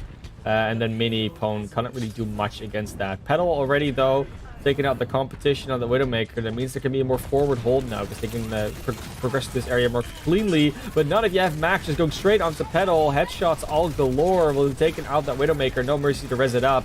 In the meantime, they do take down Lion, but that is all she wrote for now. I mean, you've got the cart moving. You're fine with that. And Max took a bunch of space. Didn't quite hold on to it, but you know, that's fine, as they're still going to continue just to try to poke him back, and Soba will find one, try to keep that pressure up, but they are pushing right back, and UTD is suddenly in their faces trying to prevent this from going further. Will eventually get caught. The Orisa's still out there trying to contest back versus this Brigitte. Will eventually maybe get some help, but Kashir comes up big and cleans it up for the both. The reinforcements have come in, and finally, you know, they will be able to keep this cart moving again. Yeah, they're going to be having a very nice progression coming out here. Opia trying to come back here through this same hallway. They are managing to push away the defense a little bit, but Petal is just consistently taking out numbers now. They know Max is trying to come for them every time. They're going to be able to counter that. Sights are ready, but they're not going to pull it out just yet. No, but that is a warning sign. They know where the tracer is, so we'll just kind of hang back, take this deep flank here to try to get some value. We'll eventually get found out. Is going to try to beat Ashton on this tracer. Will unfortunately fall. Yeah, that's the way the cookie crumbles, I guess. So the cart will continue to roll, and there's going to be time for one more fight here. It's been a fairly consistent, just slow push here. Like, there haven't really been that much times where the cart has truly stopped. They do manage to stop Max here, and they are going to be able to touch this objective, but it's not really in a very productive manner so far. Like, they're kind of poking and prodding, but not really getting a lot of eliminations out of it, and that Flux is to be countered by the Trends. There's the blade. But the important thing, there's the blade, and that will go through and eventually find one. Will get punished, but the damage was done. But Darkrai comes up huge with two coming on top, and Ashton will not be outdone, find two of their own, and the cart is gonna eventually keep rolling here. Like you said, a little under 5 minutes on the clock. Petal just taking out one for the consolation. Playing those deep flanks, you know, like, they're buying the space for Petal to find these picks, but like, it's way too late for any value to be had. Yeah, it's really to wonder whether Petal will just switch or not. I think they're going to stay on it just because the sidelines are pretty good on the last point. But there might be a call to switch on later on. So far, though, a lot of this has just been going wrong in terms of the tank line. Like Max and Max and Opia are really in tandem when it comes to like this defense and so far. And now we're going to finally see Louis and Jukebox trying to answer this with more mobility and more dive. That double barrier didn't really stop much. No, and speaking of not stopping much, UTD is now out, and that will not stop much. Mini will throw out some ultimates followed by those dragons, but the damage is done for the side of UTD, and the picks will continue to fall. So the cart finally coming to a halt just around the bend there, and Louis just trying to chase them out, get some last minute values. The Tracer blinked back, and Petal finally making some value. You know, the rest of the team put in their work. Petal finally shows up to clean up that last one, and the hold finally comes in. It is like Petal is definitely one of those the short anchors of that backline, just making sure that if anything gets through, Petal will deal with it. But it depends on whether it's something getting through or everyone getting through onto Petal. And this situation, a lot of the time, the cart's just not really being contested by the defense, which is why it's been rolling so far. Like again, it's rolling right now. They're not on the cart. No, they're fighting where they think they want to take their fights, but there's no fight being taken there, and the Pulse Bomb doesn't find anything either. So trying to find that work onto the Sigma, will find that, but eventually get punished by Darkrai, who swapped to that Sombra. Ashen's still on the cart, trying to contest this, and the picks will come in. Those fights have been so separated that finally, when the team comes together for the Vikings, they are able to complete this, and the cart will roll 3 minutes on the clock and probably push in this, and this will be where that time gets stalled out. Yeah, it definitely will be. Petal still in the spawn on that Widowmaker. Might switch off now. No, just uses the walls to try and get their team some sites to get in. Could be just a few one-shots that take the fight just straight back into their control. But it doesn't work if Louis just goes down. Doesn't even get to use their mines. And Petal is just trying to go on this flank, but doesn't get anything done, unfortunately. And with 2:30 on the clock, this looks like this is going to be a map completion here for the Vikings. They're in such a strong position. No one can really touch anymore with a lot of value. Louis does come back in with the mines, but if there's no one on the cart contesting, they're not going to be doing much of anything at all. There's the Doomfist that gets immediately hacked, and the EMP from Darkrai finishes this off. And that is the Vikings just rolling it in. And I don't know, like, it really didn't feel like UTD was doing that bad of a job in fights. But No, there's they just didn't. an objective rolling through the entire time that eventually messes with their space and where they want to fight and how they want to do this, Yeah. which gives the Vikings the edge. I mean, there were moments in the fights they were winning, but the fights they were winning were the cart, right? Like you said, the objective Yeah. never really stopped. They were able to take the fights and try to set up fights where they want. They were able to take the space, but meanwhile, the cart was just uncontested. It's like Papa, our old friend Papa Jeff used to say, there is an objective you have to keep an eye on, and they just didn't. The fights that they did win eventually came back to the cart, and meanwhile the Vikings were just able to corral them, right? They were just take the fights where they want them and eventually force them onto the cart when they were already at a loss, and then clean it up and keep it moving. But UTD is looking at double shield again. They think that the attack is going to be a better position for it, and I don't know, class. Look, we'll see what happens here. Like, obviously Vikings are looking good in this map so far, but it's also Junkertown. Like, if you keep that momentum up, you can just push all the way into that last point without much contest. So it's also sort of a reality of how the map works. Vikings are going to try for a close hold here, which with the Hanzo and the Genji makes a lot of sense. And especially if you want to just deny Petal space, that's how you do it. Just make sure they don't have any. Yeah, denying them that space is going to be the name of the game here. Wow. And there's no easier way to do that by taking someone right out of spawn. So again, this close hold paying off in dividends. A stun will through, but the damage is already done here. That's some seconds off the clock, and now they just are in a good position. They've thrown them off kilter. They'll fight their way through this far side, and they're just going to, again, like you said, deny Petal that high ground. They know they need to keep an eye out for them. So trying to keep them in that spawn. Halt comes out, try to buy a little space and try to pick there. Nothing through though, and just still trying to find more. Darkrai still trying to fight Genji with Genji. Nothing there, but will continue to keep that space alive. Ashen finally on that flank, force him to look a different way. And again, these shields down, and the Vikings just continue to make cleanup for this Junkertown map. Yeah, it's hard to get out of spawn in this way in general. I mean, Petal did go over to the Hanzo, but it was kind of already too late, right? Like, for the first fight at least, because that just starts trickling. You lose that first Brigitte mini. She just went down straight away. And then you're always playing catch up. Like you can see it in the ult charges, right? Even though they've been doing a very similar amount of damage, they haven't been getting the kills. They haven't been able to do as much damage because they can't find the angles as easily. So Vikings will almost always be ahead in that situation. So it almost feels like they need to lose a fight or two while ultimates are being expended, but they're not going to let that go. It's just going to be straight away amplification matrix and go. Yes. Straight away, the rest of those will come up. Petal will eventually throw that out too, try to find anything, but no one's home. Well, they say that in Lionfall, so there will be one, and that is the opening pick they're looking for. Trade backs hit, but Darkrai does hold onto this blade, gonna try and look for a value, and they've spotted someone on this far flank, but they can't really afford to chase it around. So with the team a little bit split, they will find Jukebox there, and the Ultimate's still there for the side of the Vikings, but Darkrai can't really get an angle to initiate into this, and finally we'll get punished for it, and UTD Esports is finally getting themselves out the gate. Some quality big gameplay coming out there from UTD Esports in the end, but it's a lot of time bought for the Vikings. 2 minutes, and they finally get to start pushing this cart. Like, that's just, you take that as a win, no matter how many fights you lose after this. Well, I mean, to a degree, of course, but like essentially they've already. That's just a game. That's a win.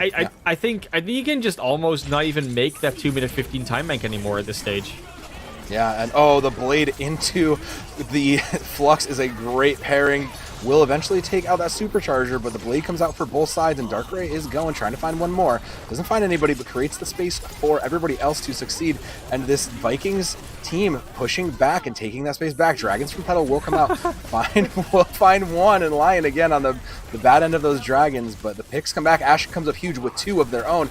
And again, the Vikings just continuing to hold and show that they have an understanding of how to play this double shield comp. Turns out mythical beast of a pair of dragons will always win out against an ordinary lion. Of course, Lion not an ordinary player. Let's not keep it that way. But that's how that works. But twice in a row now, Lion is being caught up by those dragons. They've just been well placed and very like tempo dragons from Petal, because they split the team, they make space, they put them in a position where they might get a kill. And it's been working, but we are still looking to the defense right now doing just a better job. They know this map well, they're playing in the right direction, but Petal finally make use of this flank, gets one, almost gets the second, but then Opia does find the return. The space is out there, and it forces the rally out, and the rest of the ultimates will come out too. Blue will commit one, but Kashir will follow up on that flank that Petal piloted for them. Flux there just to try to clean up the rest of it, and UTD will again come up and make some space, but with 12 seconds on the clock, they can't afford to step off here, and there's still time for a recontest. I'm gonna be seeing UTD Esports finally making their way over to that first point. I think they'll make it without a contest, but there is an opportunity. I mean, you don't really have to contest right now. Dragon comes out, they do actually contest. Yeah. I want to end this now, and it will just fall short. And with the immortality field out too, that's a big opener for this. There is some fight on that. Opia on that ball will get punished, but the picks falling for UTD. This last second hold not coming up, and it wasn't enough. Jukebox finds 2 of their own, including a rock, and you know that's a good metaphor for this, because they just threw themselves at that wall, and the wall won. And especially on this point, it's annoying to hold that far forward, like to try and go for the last point hold. Because if you can go very far forward as the attacking team, which they're doing right now with Jukebox and Louis, they're going to have so much space to work with for those DPS, for the tanks, for the supports. They're going to even take over the whole high ground. I think that's the biggest problem that you're going to work against as Vikings. You're going to have such a limited space to work with. That's the Sigma duplicate. They're going to have a double Flux coming out here fairly soon. Nice rock as well on the Opia. They'll already be gone. And there we go. Oh, the Flux coming out will catch several. Does find one to clean it up, and Jukebox, the actual Sigma there, gonna find the original. You know, the copy, sometimes better, sometimes worse, but Kashir gonna continue to try to pressure up. And again, like you said, they just had this front ground, but the Vikings not ready to give up. They are charging back into war, trying to find some picks and keep this going, but the cart continues to roll here. So with that, they are going to eventually give it up. Yeah, Jukebox taken out by the Pulse one was a really big difference maker there, but also just like losing that 1v1 as Kashir was not really what you wanted to see. Comes back in as the Tracer, does almost immediately take out the Brigitte, so very good job on that Tracer play so far. But has to get some health and doesn't quite get it. The whip shot in the back of the head. We'll take him. Didn't see that coming, and Petal will move over to that Widowmaker too. Trying to try to burst down a little bit further and try to, now they feel they've got the angles, but you know, the space is getting taken back in less than a minute on the clock. Class, this is going to be an ask. They're going to fight in this room, but it's going to be an ask. It is, and you know, like again, they're still fighting from behind the time bank. They're not going to be able to complete this potentially even without going into overtime. They really needing to start winning these fights and just going over to that checkpoint. With another Flux almost ready from Jukebox, very fast charge. They're going to potentially be able to do this. Nice accretion as well in there. This is going to be everyone stuck in the rock and the hard place, like literally and figuratively. We'll eventually get the melee on the Jukebox there, but it's a lot of damage done, a lot of space created there. There's just a Tracer in that little room. Won't be able to do everything alone. No, may be able to make the last second contest. We'll find one, though, and that is the start of something. They stepped off the cart, though, to finish that kill, though. They could have completed, and that might come back to punish them here. I think they'll be able to complete it here, but the contest comes in here, I think, from the Tracer itself as well. Yeah. Darkrai is on fire at the moment, and Sheer just doesn't know what to do on this Tracer on the counter. The overtime is starting to tick. I don't think they're going to be able to make it. No minefield, no nothing. And that's looks like to be a hold here from the Grandview Vikings Black. Already looking to improve their record against UTD from last time. No 3-0 repeats. Looks to be at least a 2-1 for now, maybe a 3-1 in the end. But map 4 is 100% in the cards. It does, and it will go to the Vikings. The Vikings down but not out, ready to fight for more, and we go again. I mean, this was, I would attribute this a lot to the map choice, though, I would think, right? Like, they looked good on this. This was a good comp for them. This was a good map for them, and the Vikings, I think, really shined given when they put UTD off that comfort zone of that dive comp.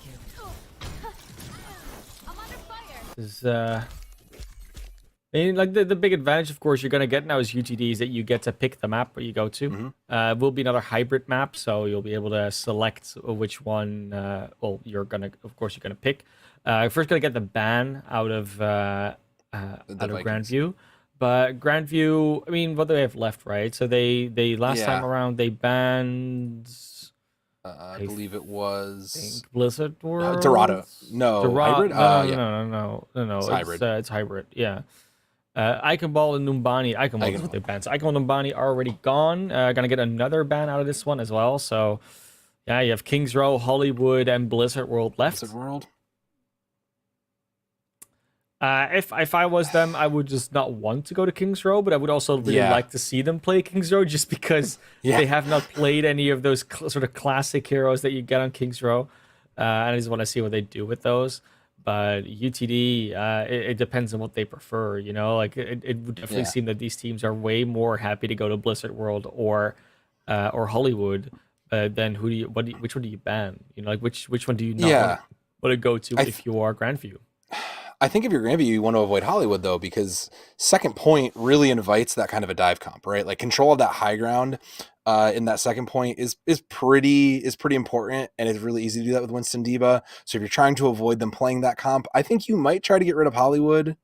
That would be my take. Maybe I do think that Hollywood does lend itself to very Junkertown-esque shenanigans from both sides. Yeah, it does. And that did just get them a lot. They get them a win. It's a tough one. I mean, you know, we're just waiting for the teams to pick it, of course. But let's talk a little bit about, because we're talking a lot about the DPS, right? Like just popping off, etc. But there's way more to these teams. Like these tanks, especially the tanks from Grandview, has just been popping off in this game, especially when there's not this duplicate Winston Mania that can go on this side of UTD. Absolutely. But yeah, no, like, you know, we're talking about Opia and Max, of course, who are coming in here as the default tanks on this squad. They do have Guardian in case they need a sub. It's they are on the roster. It does look like Opia and Max are just the defaults, the ones they want to run with. Yeah, I mean, so far their hero pool looks to be, I wouldn't say limited yet because we haven't seen them potentially play everything. But they have been very, very flexible in terms of what they want to play, what they can play. And I think especially when you look at the Wrecking Ball coming out of Max, that was just a very strong pick. Just a lot of good boops, a lot of good assassinations. The minefields came out well. And Opia on that Sigma. I mean, I understand why they tried to run on Helios. It didn't quite work out, but, you know, credit where credit's due. That's still something that you might want to run on other maps too. And I think Hollywood could even be potentially good for that. But so could Blizzard Worlds. So could Kings Row. Maybe not so much. I think Kings Row would be the odd one out in that situation. Yeah, that's not necessarily where you that's the kind of the least best option. It's not the worst, but it's the least best if I get it. But hey, guess what? We are gonna go to Kings Row. Kings Row. It's one of those things where it just happens sometimes. Yeah, With it's just gonna Blizzard be. Worlds. UTD puts in RT Farty instead of Mini Pwn on the support. So yeah, we might actually be getting more than just the 2 supports. They have got 5 on their roster, so we might be getting all 5, of them. a whole 5. Yeah. Yeah. No, we were expecting. I mean, he's getting 3 of them, maybe more if they go to That's another over. map after this. But we could just end the series here. It's possible. That does tell me because Mini has been playing the Mostly Brigitte Brigitte most of the time. Yeah. So that does tell me that they might either not want to play the Brigitte. They might want to go more for a Lucio type of composition. Lucio Moira, maybe Lucio Ana, depending on what you want to speed with. But if you're gonna go for something like a Mei composition here on Kings Row, then Lucio makes a ton of sense because then you can speed past walls, but you can also push in your own walls a bit quicker, move around walls, and just in general decide the tempo a little bit better. But the Vikings are not going to swap anything up. They're just going to stick with what they got, stick with the players that they had, and I mean they don't really have a reason to swap off, honestly. I don't think UTD have either. I mean, other than strategy, of course.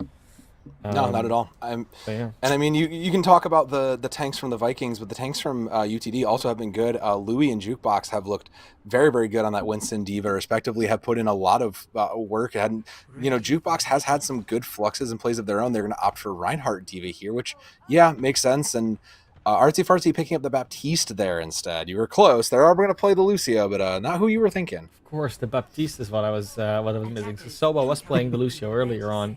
Yes. On Ilios, so that makes sense. Artsy and the Baptiste. I mean, Baptiste is a very, very solid hero, especially on maps like this where you get these more cramped situations in which immortality fields definitely do a little bit more. But it doesn't mean that you always need a different player for it. In this situation, they just went for it. So I like it. Again, it's just understandable. I think the interesting thing to this also is that we're finally seeing Reinhardt's, which is it's a different comp. We're used to seeing these rushes, these dives, these coordinated things, and this is a different level of coordination, right? So we're finally seeing the other thing that flashed up was the Cassidy, and we've not really seen Ashton on that Cassidy. So a lot of those, interesting to see what happens when we get to that point and we see these just pure hit scan heroes come out from the side of the Vikings. Yeah, for sure. And of course, got a little bit of a pause at the beginning, so we're just going to figure out what that's all about. But in the meantime, I mean, I'm excited for this. Whether you get the Zaryas or not, the Reinhardts are almost like a must. Just because of the limited space you have, it's hard to really run away from the Reinhardt, so you kind of have to just brawl against it. It just always depends, what do teams pick with it? Do they want to go with what type of DPS do they want to go? What type of supports do they want to go? And the Lucio seems to be a fairly normal thing to do, especially when you have the Reinhardt, just because his limited mobility. You don't want to always be pressing that shift button because that's more of a suicide button than anything else a lot of the time in these situations. But and then DPS is really what you prefer as a team. The Cassidy makes a lot of sense, and Cassidy is a very strong hero. You also see a lot of teams just prefer that Hanzo over that Cassidy just because of the constant damage you can do. Just more shield break. The storm arrows are a little bit more accurate in that situation as well. And even though you don't have the flashbang, if you don't really defend against anything that needs to be flashed, or you're not really setting up a lot of plays with it, then the Cassidy is just a little bit of a choice rather than a mandatory thing.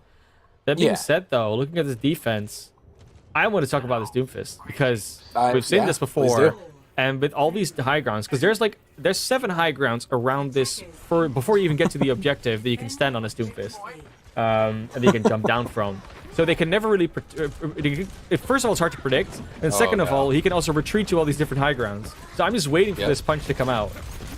And it will come out. There it is. That catches him so many, and that is going to open it right up.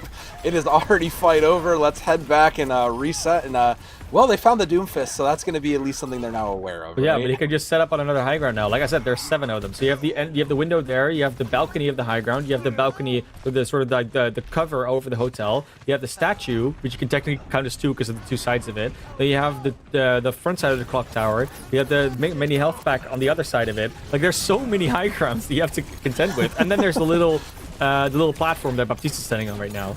That's 7. Yep. Naming all 7. I mean, this is the most educational stream I've ever been a part of. And speaking of educational, that will be an educational lamp taken down. So that's at least a part for Petal to kind of slow up the pressure here. But they do want to move in. They will take control from this back end. They'll try to push through, but getting met there. Nashton getting kind of thrown up into the air, separated a little bit. But the picks again fall to UTD. Not the Doomfist this time, but the team effort coming together, swinging back the other way, though, for the Vikings. And never mind, Petal comes up huge. Will catch the Doomfist out finally. But, you know, it's still a reset there. Ashton called a cashier. So Petal not on the Cassidy right now. Made it absolutely there, because Ashton has been doing a phenomenal job, like definitely matching up against this caliber that you have on the other side.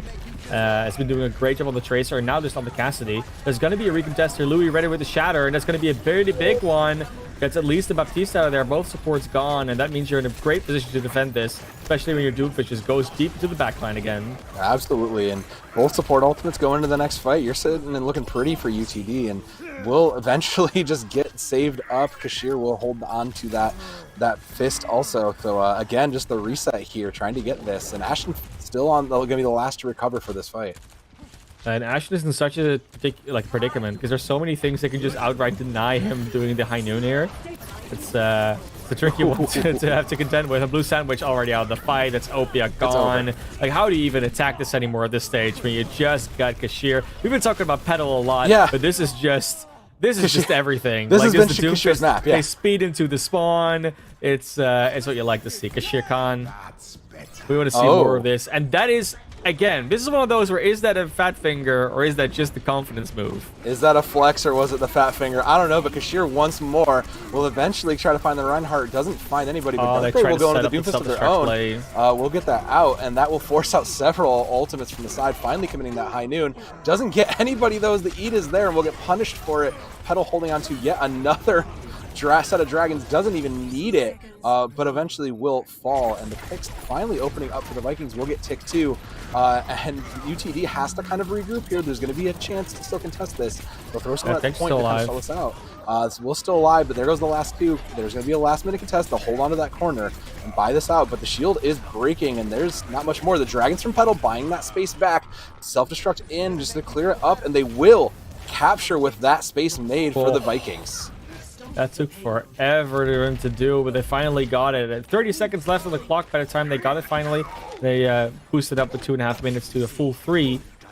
By the time this card is in the archway, they're already gone with another 30 seconds. And that's the thing. I think because they didn't go that aggressively, they might be able to hold onto the archway. I don't think they're going to, though. No, it looks nice like check there onto the window. Ooh, he's going to take a cheeky shot there. To be there. I think they were expecting the Doomfist to be there, but he wasn't. Nah, Farsi now. Just came in out of the bench and already doing a great performance in this Baptiste. Nice shatter.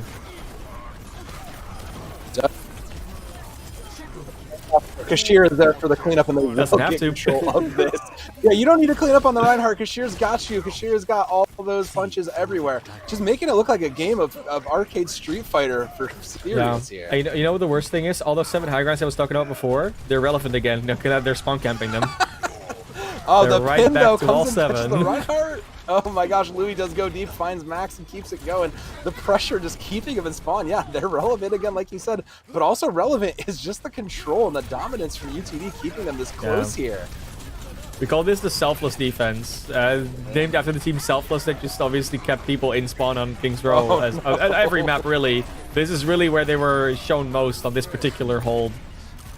I mean, Ashton has the high noon, but has to find an angle first. He's definitely ready with the flashbang. You see him just hiding. Like, if this Doomfist comes, if anyone comes, they're going to be flashed and fanned.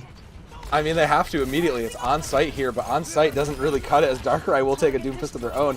Will eventually find Kashir, and that is the punish there. We'll go a little bit deeper, try to find some value. We'll eventually isolate and find Soba for 1, but the damage is done, and the cart will roll. Made a 10 on the clock. They started with 3, remember? And they're barely past the arch now, and they're already on 1 minute 5. It's kind of ridiculous to think about it, but that is the way that UTD wants to close this out. They want to show that they're consistently and definitively the better team of these two. Arch is very far behind them, but remember, Baptiste is more of a DPS than you might think sometimes. Metro Oh, is yeah, clear. They know there's no one else behind them, but Artsy Fartsy takes down the Echo with the Amplification Matrix. Doesn't want to give this up, and the Substitute just showing up big. There's a Doomfist coming to help out there. Baptiste doesn't live outside of this, and now you're going to fight with a number disadvantage, but both sound barriers at least keep each other up. I mean, that was such a play, but it was an aggressive play, but it's going to punish them in the long run, because that's your main healing. You need that to keep the Reinhardt up, and the cart's still rolling here. But they bought so much time, class. Like, the thing, like you said, is that they've bought so much time. Even if they're going to get this here, they'll get a couple minutes back, but, like, they can deny the ending here. They can deny this closure, but the picks keep coming for the Vikings, and the Vikings are not going to let that happen. Yeah, they want to have some momentum now. They want to just push it into third. No more shenanigans, no more holding here. But Kashir has got that, got the Meteor Strike. You got the High Noon in, and there's even a Shatter almost ready for Louis. Yeah, you got some ult to the other side, but they're far harder to get value out of. I mean, the High Noons in general from both teams are tricky, but because there's a little bit more CC, a little bit more disable on the other side, Petal's going to have an easier time getting those off. Oh, that self-destruct comes in, followed by the High Noon. Look both ways, catch one. The Soba is gone, but Petal will find two and turn it right back for themselves, putting their foot down. And, you know, the value was had. It just took, and the more value was had for UTD, unfortunately, for the side of the Vikings. Yeah, 1 minute on the clock and about 40 meters to go. A little bit less. Let's say about 30. But yeah, it's close. You know, Kings Row. It's always a tough one to finish out, especially if your momentum gets broken into third. You're gonna even have the hero swap from Opia to get back into mech. They're not even gonna bother trying to get off the map or trying to get their mech back the normal way. The head just uses self-destruct, so they are in the it's okay. Like, they don't use like a ton of ult charge, but it's still unfortunate. No, but that Shatter is, and Petal will find one on the flank. Will eventually punish Ashton, and that is a big pick. RC Farthy will take out a little bit more and keep the pressure up, but the damage has been done, and Opa, you know, now mech in hand will find some value. This hammers continue to swing, vying for that space. The charge goes long, and unfortunately, that's it. Self-destruct thrown out, nothing there, but Kashir doing their best heroic efforts, trying to put some value into there. We'll throw in the Meteor Strike, self-destruct out also. At least they're safe from that. We'll catch it. We'll catch a duplicate, and that's not enough there, but eventually does come up on top, and Kashir trying to do everything they can to put this gold medal to good use as the overtime ticks over. That's both the support ultimates coming out for UTD, trying to buy space back, and the ultimates continue to fly here. Darkrai will eventually get punished, but nothing really there. It's over as do or die here, and the Shatters are coming in. Self-destruct thrown out also. Does not find anything, looking for more, and the I mean, that happens when there's a Doomfist on the field, but they're going to go back and forth, overtime sticking down, and no one's going to be able to make it aside from a small little Tracer. Darkrai will be the last one standing, and that is going to be the completion of this round. Grandview Vikings, I mean, it was a valiant effort, but there was so much stall and pickoffs and just general annoyance coming out from the side of UTD that it was hard to get it to that third point in the first place, and then in Streets phase, or in the third point like phase in the first place, but getting it to a point was just a little bit too far, and too much to ask. So now we're gonna find out what UTD is gonna do on their attack. It's trickier to make the Doomfist work on the attack, so I doubt they'll go with it. They might sooner go for like the Echo instead, or something like that. But it's a possibility, and then we'll see if Vikings want to answer in kind on their defense, or they want to throw out the Doomfist instead.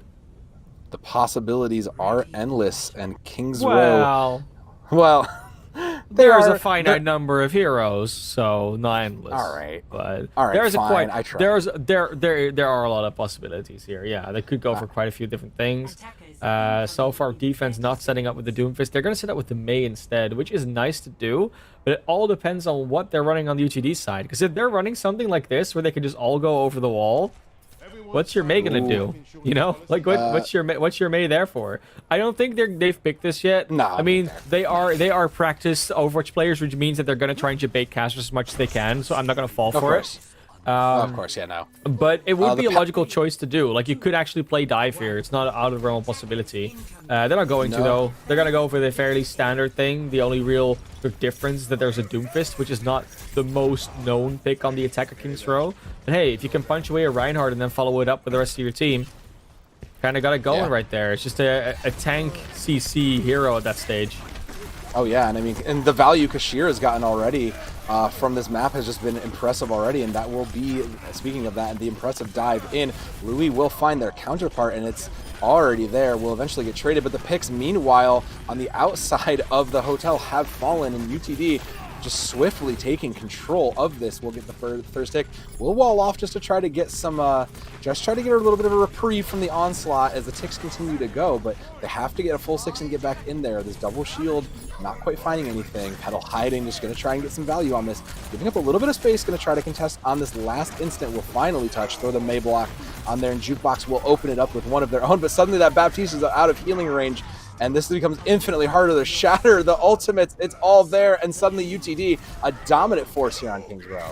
That right there is, by the way, why Baptiste is so important on this map. Not just because of the immortality field, but if there is a Mei, you can just jump over the wall and shoot them still. Like, an Ana won't be able to do that.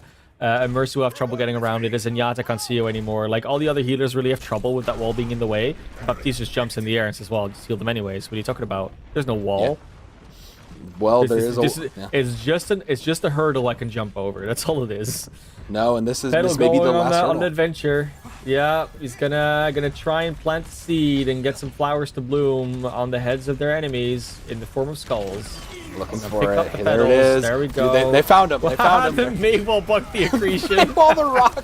They threw everything. They refused to deny that pressure. Yeah. But meanwhile, Kashir is just going in, and the Blizzard will get thrown out also to support the ultimates coming out for the Vikings, trying to deny everything possible. But meanwhile, UTD has thrown everything else on the counterpoint. So while they were looking one way, they caught him the other side, and the Vikings continue to fight back. It's a lost fight for UTD after that flank. Louis. Oh, but unfortunately, that's just the way the cookie crumbles. It kind of feels like at this stage they're also just doing it because they know they can. Like, it does feel like UTD kind of, you know how far you have to push, you know how much time you have. You can afford to mess around a little bit. Not the most sportsman-like thing to do, obviously, but it's entertaining for us, so I don't mind it. I don't know. That was a calculated set play. Try to get Petal the advantage. You forced out a lot of resource. For sure. There's definitely no way they could counter that with just like a simple right click. I'm totally with you there. No, but it pulled out a lot of utility. And speaking of a lot of utility, that's a lot of utility towards that. And a lot of ultimates. But Louis comes up huge with that shatter and turns it right back. All those ultimates, unfortunately, never caught their mark, and it goes to waste as UTD again just pushes back and keeps the cart rolling. Yeah, it's a fairly classical combo as well. The dragon with the gravitic flux, gravitic dragon, or the Flux dragon, gravitic strike, yeah. the dragon flux, whatever, draconic flux, whatever you want to call it. There's a couple cool names you could call it. But yeah, Petal once again on this same flank, just maybe hoping someone comes out of this door and just flash them, but. Otherwise, Kashir is just already in this front line, very aggressive, doesn't have the health back quite there, and that's Ashton taking them out on the Hanzo this time around. And that's going to be a tricky attack now to keep on going. Yeah, no, they're going to give that up, but Vikings not going to give up that space yet. We'll find Artsy Fartsy in the picks. We'll trade, though, but the Vikings, the Petal will get one to trade it out, but, they're there. The Vikings not giving up more space. They know they need to keep themselves alive here. It's match point, and they refuse to let this fall out of their grasp. 2.5 minutes. I mean, it should be plenty of time in the streets, but again, if you take too much risk, if you try and put these heroes in your backline too much, you might get into trouble, and you might get into a position where you can't really do anything about it, or you can't really help them out. Because that's the big part. If they're that far back, your supports and tanks, they're not going to be able to help you. So you need to be able to get out yourself or find enough value that there's no need for you to get out because they're all dead. And that neither of those things is really happening at the moment for Kashir and Petal. So they kind of just need to start going back to vanilla. Do it like this, just frontal assault, get the Baptiste, and then push in as a team. Yep, and they will open that up with some dragons. The Petal's having something to say about that. We'll take 2 and continue to push. They're saying, no, we're not done yet. We're ready to see more, but the ice wall is going to buy a little space just before it allow a regroup. Punch in, finds the Reinhardt again, just knocking the armor around, rattling them around, and that will capture point B. They want to push this all the way, and what an onslaught from the side of UTD. They know they need to keep pushing, and the gold box victory. Oh, there it is. There's the high noon. Oh, it comes up huge with the shatter for Petal. So many ultimates. Oh, it's so beautiful, but it's also so tragic, and they are in spawn. They're just not going to give them the space to control this and take this. They want to close it out. Yeah, and they could push with like 1 or 2 extra heroes, like they could, but they're just taking this in stride. They're just having fun with it. Louis gets taken out on that Reinhardt. We're gonna get the touch from the Sigma here to get to the point in time, but in the meantime, peaks are falling on the side of the Vikings. 3 down, 3 to go, and that card only has a couple of meters, 3.5 to be precise. And there it is. That's the victory for UTD Esports. And University of Texas Dallas is going to be continuing in the NECC, going on to the semifinals over to face their next opponent as the Grandview Vikings take an exit. I would say early, but you know, you're still in the top 8 in its entire NECC. I think that's pretty helpful to think about. I think Top so. 6 technically, actually, because there was only 8, 6 moving on. Yeah, say the number 6 seed, I think you're fine with that. I think that's not the worst place to be. You can pick it up and come back next season. But the number 3 seed, that UTD, the Dallas team, will go on here, like you said. And I mean, it was a well-fought victory. And like you said initially, you know, the scoreline may not look as much of a fight, but every map was pretty dang close, I would argue. It was fun to watch for sure. And I mean, did get a map back. Vikings did actually manage to take Junkertown, so 3-1. Already an improvement over the last 3-0. So they got to take that to the bank and say, hey, we got the extra map. Can we cash out for that? Maybe they just want to reinvest in some more training. It's all up to them, of course. But yeah, UTD going to be able to play against Northwood Esports next week in the semifinals of the NECC playoff bracket in the Legends division. For now, though, they're going to have to prep for that. You know, I could say there's not that much to know about Northwood, but there's plenty to know about Northwood, so they should have all the time in the world to go over VODs and practice specific strategies and make themselves ready for that particular matchup. Yeah, but before we get to that, before we give them that chance, we're gonna hear from somebody. So we're gonna take a moment, grab one of the players in, do a quick interview, and see you. And we'll be right back. So hang tight. We'll be here in a moment.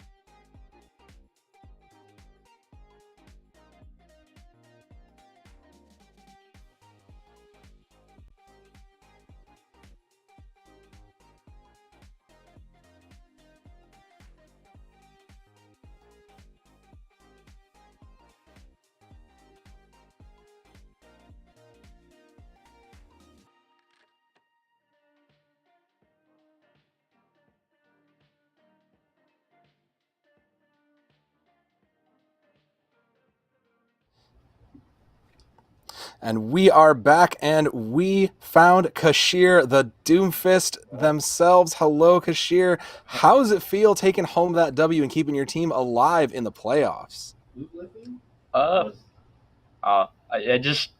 It felt like any other match. I thought we had a scrim today, but apparently we had a match. Yeah. Yeah. Well, there you go. Hey, Are well, they? that's the best way to do it, right? If it feels this as any other day. I guess, yeah. I mean, scrim's a bit different, but yeah. I mean, It makes sense. Makes sense. Yeah. I'm curious, just because I'm not, for those of us unfamiliar with the collegiate scene as much. Tell us about your choice on the Doomfist. Is it a comfort pick? Was it something the team has been like playing around? What's the logic for it here? Help me out. Oh, I just got bored on May. I'm glad you weren't here in the beginning. And We're not doing that again. dude, Well, I mean, the cop. May Sombra as a flex DPS player, it just rots your brain. Like, just imagine playing that hours and hours every day. It could have been a little. I mean, I get to play Genji sometimes, but I just gotta lock the Doom in. You can just set tempo and pace, and it's funny. Like, me and my off-tank Garrett, we just go on funny flanks together as Doom. It shows. Diva, it's just you can just do anything you want, but your line gets destroyed, so it's unfortunate. Yeah. Do they complain about that as well when they get destroyed? Or like, oh, you just had to pick Doom, did ya? No, I mean, my backline's complaining about Doom. All right. That's fair. All Okay. right, well, Yeah, What's the main complaint they use?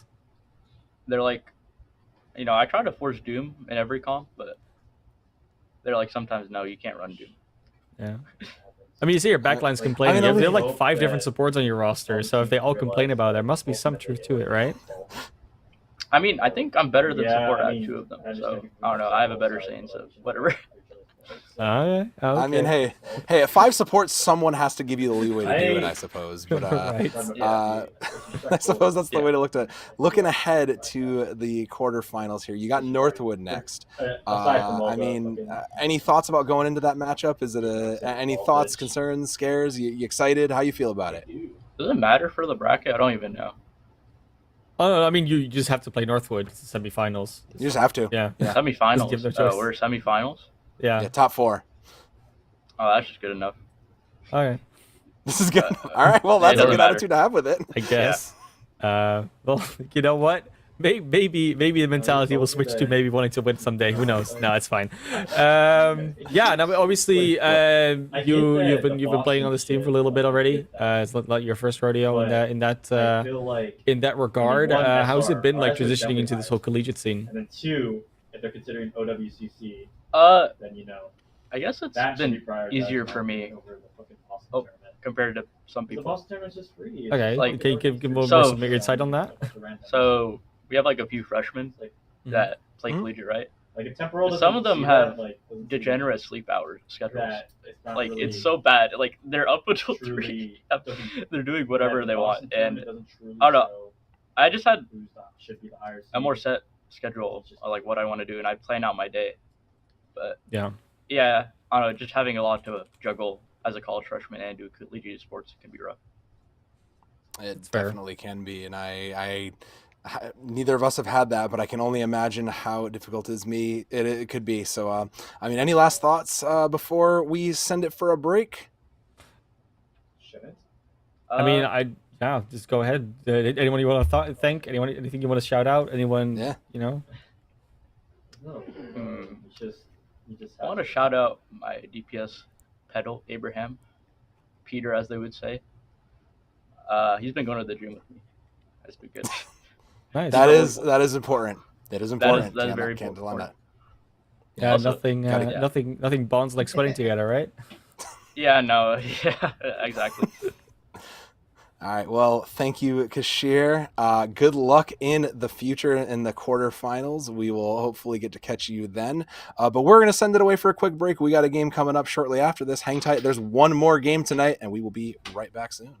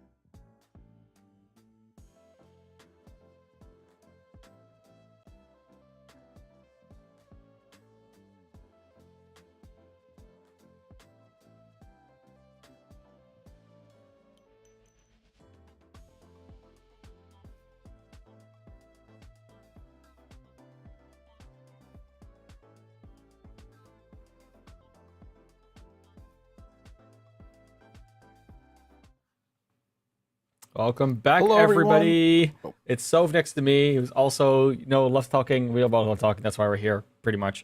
But yeah, I was NECC, match 3 of the night. We're, of course, in the first week of playoffs, and it's going to be over to another division because we've had our Emergent Yellow, we've had our Legends, and now we're going to go all the way to Challengers White. Cumberland, Phoenix, and Morningside Esports coming at you. And, in Challengers White, there's quite a few teams that actually came on through that have been put into a bracket. So let's take a look at what we got going on here between all these different teams. As you can see, Cumberland and Morningside are right here on that second bracket of the quarterfinals. We also got Murray State Gold and Purdue Sigma, Purdue White, and SIUE Red, South Alabama, and UARK Esports. So yeah, all these teams are potentially going to be in the semifinals next year. Well, next week. But they first got to beat their opponents in the first match. And Cumberland and Morningside are 2 of those teams that are going to be facing off against each other, coming in at the 4th and 5th seed. So on paper, closest matchup. But in their last matchup, which was last week, wasn't that close, of. Nah, it wasn't that close. It was an unfortunate 3-0 for the side of Morningside, the number 5 seed. So will history repeat? We'll have to find out today. But before we do that, let's go see who they're bringing to play today, because that is going to be an important part of this. For the Cumberland Phoenixes, we have Cucumbit, we have Comet, we have Bondi, we have Dominator, Leon, Matt, and a young group of freshmen, a couple of leading seniors, and a good mix of a lot of business to be taken care of here from a big business team. Yeah, for sure. Big business coming in right here. Management, marketing, it's all there. And last time around they did big business against Morningside, so I am not at all expecting them to not bring in the big business today. But on the other side of that side, which is of course Morningside in that situation, we have J Express, Sway, Ben HDB, Killer, Blinksies, Shinji, and Waffles Dude. A little bit of a different lineup. There's even someone who hasn't even decided what their major is going to be. But other than that, it is still some business administration, some graphic design, computer science. And these are the guys that the other ones are going to be managing and directing, is what I kind of feel, right? So yeah, that's also why Phoenix is coming out on top, because that's what they'll be doing in their careers later. That's kind of what it looks like, right? That's the hope. Yeah, that's the hope anyways. That being said, though, Morningside, another person we need to shout out on their side, which is not on their Overwatch team, but on their League of Legends team, is going to be True Profit, because it's their birthday. So happy birthday to True Profit. Yeah, happy birthday, True Profit. Yeah.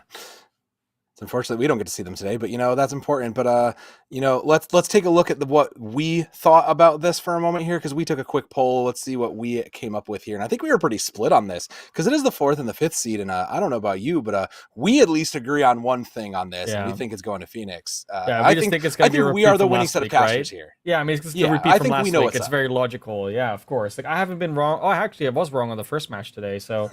But I have not been wrong since, which is all right. Look, match, you're only wrong. Yeah, you're only wrong 50% of the time, and I'm backing you, and I'm 100% right. So therefore, something math, we're going to be right. But who knows? It's going to work out. That being said, this is of course not the prediction from UTD Esports versus GV Vikings Black. This is the prediction from this match, which is also why their logos are there. But yeah, quarterfinals coming at you very soon here as we look at what maps these teams have been selecting.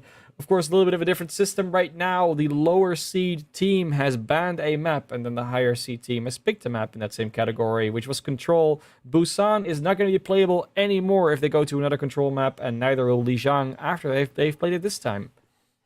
And Lijiang, is probably the preferable for most teams. I mean, that's probably where they want to go, and I did Control first. So Busan being out of the map pool, also that's kind of like a higher choice, so taking that out early might be an interesting case down the line when it comes to, what's left to play and what do we want to do. Maybe a good call. We'll find out if we need to get to there. But Lijiang is pretty much like a standard. Everybody pretty much loves this. I've yet to meet the person that doesn't like this map in reality. I don't know about you. I don't know about myself either, honestly. No, but there's plenty of different maps that I like in the Control category. I think if you talk about Ilios, it's always like the odd one out. But something like Oasis is also a very interesting one. I think if I'd had to pick a favorite, I would probably go for Oasis. Personally. But I know a lot of teams have a preference on that Busan Lijiang Tower corner. So the fact that both of those are kind of already out after this one is kind of big. That being said, both teams coming out with the Symmetras and the Lucios, a lot of speed, a lot of power, and they're all going to be sticking with it. It's almost a mirror, except for that Diva on the matter.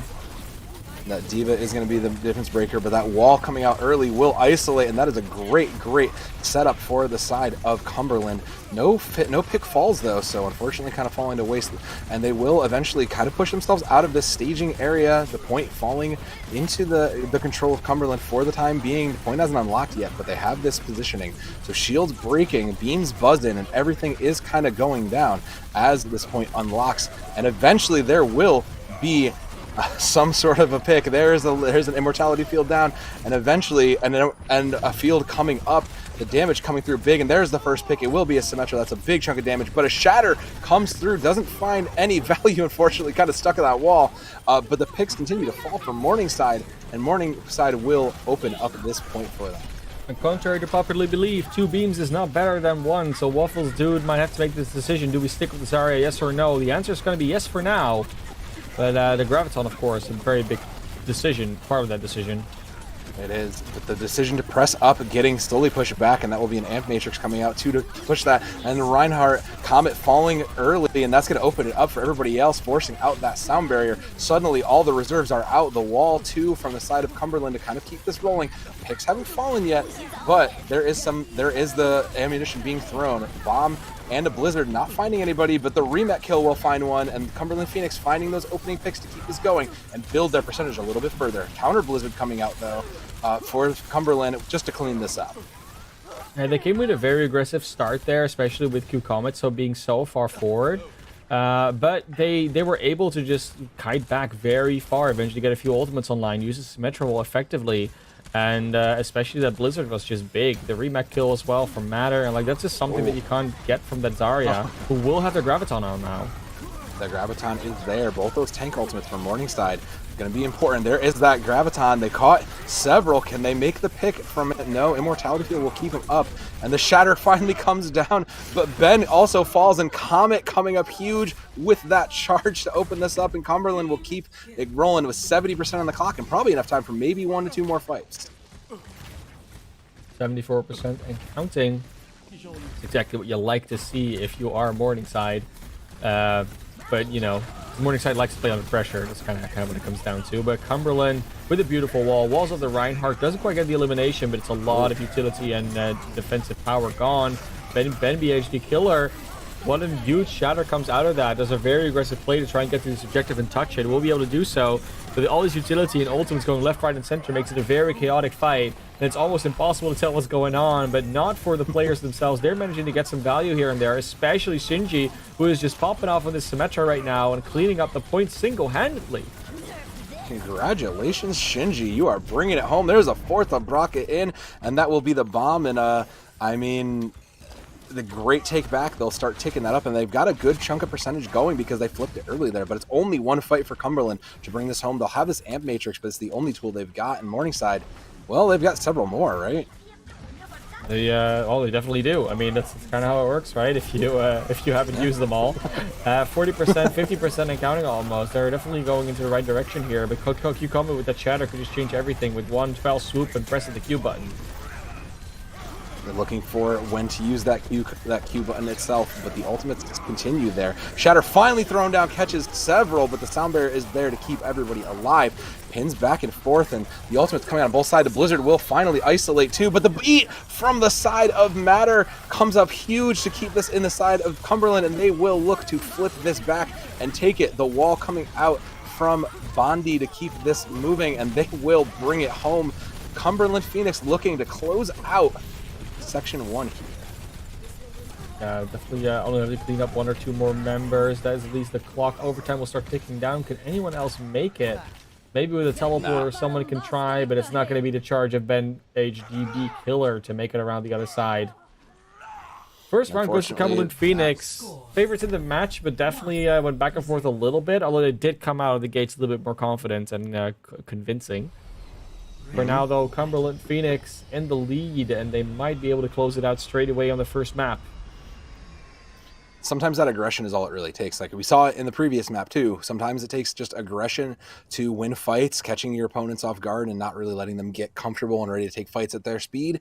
So if Cumberland can keep it going on their speed and their play style, they will be good here. But again, we're seeing this D.Va and Zarya difference, and you know, it didn't work. It didn't come out great for Morningside that first try, but maybe this time will be a little different. There's a little more open space, so you can get some value on that beam here. I mean, anything's possible. Morningside. They're also, yeah, both of them just teleporting straight to point, as we just kind of sort of like a standard these days. We're gonna see who comes out on top of this. The Wolf and Dominator looks to be really solid. They're able to follow up on a couple of kills from that, but it's going both ways, and it really looks like this Reinhardt staying alive on the side of Morningside is going to make the biggest difference.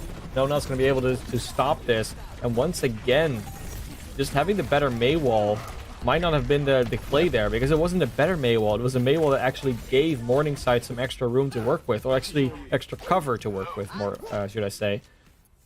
And now they're going to have to make the decision, again, like everyone always does. Do we stick on that Symmetra, yes or no? The answer is going to be yes for now, because they're so close to that wall. And they're just going to try and jump to the top again. Well, no, oh, but it's taken out early. No, it was a bait. It was a bait.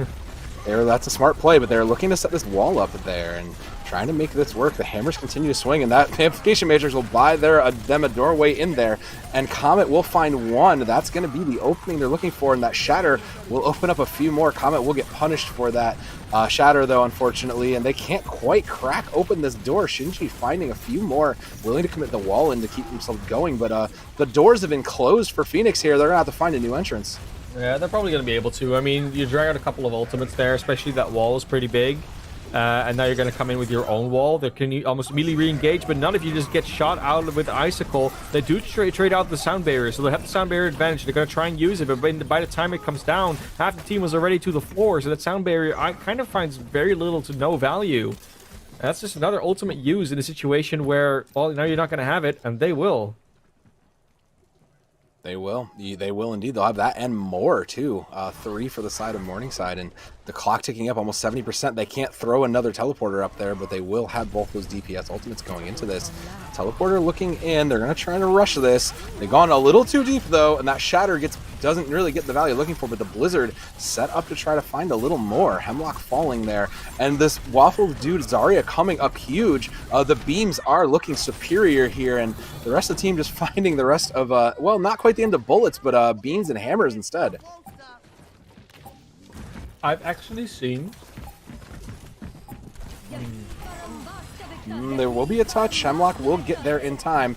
Both walls coming out, but there will be something. That will be a Blizzard from the side of Bondi to try to get something to slow it up, but it's all kind of for naught. Morningside has already got control, and the rest of these ultimates coming out don't really do much. Self-destructs come out, forcing out that ultimate, and as the ultimates trade, it's Morningside who comes up victorious again, keeping this point alive and buying the overtime down. As it ticks, they will take round 2. Yeah, what I was going to say, I've actually seen that play that they tried to do with the symmetric teleporter behind. I've seen that work in the past. And it's just been creating chaos and having a Reinhardt just teleport back and forth for, like, you just don't know when the Shadow's going to hit or when he's going to charge or when the Fire Strike is going to hit. Like, it just keeps going, like, in these directions. And if you're really good at that as a Reinhardt, if you practice like the 180s and on like all the turns and know exactly what you're doing at which point in time, then you can confuse your enemy without getting confused yourself. And it becomes a very Genji-like play where you just like continue to twitch around, or Tracer for that matter. But it's very hard to pull off, and especially in a team environment where like they're just going to destroy the teleporter or they're going to be ready for you to pull a wall up, something like that, right? Where you just don't find the value. But the teleport back could definitely have been an interesting strategy if they had done it again. That being said, we're going over to Gardens. No Pharas this time around. We're going to see the exact same lineups from both teams.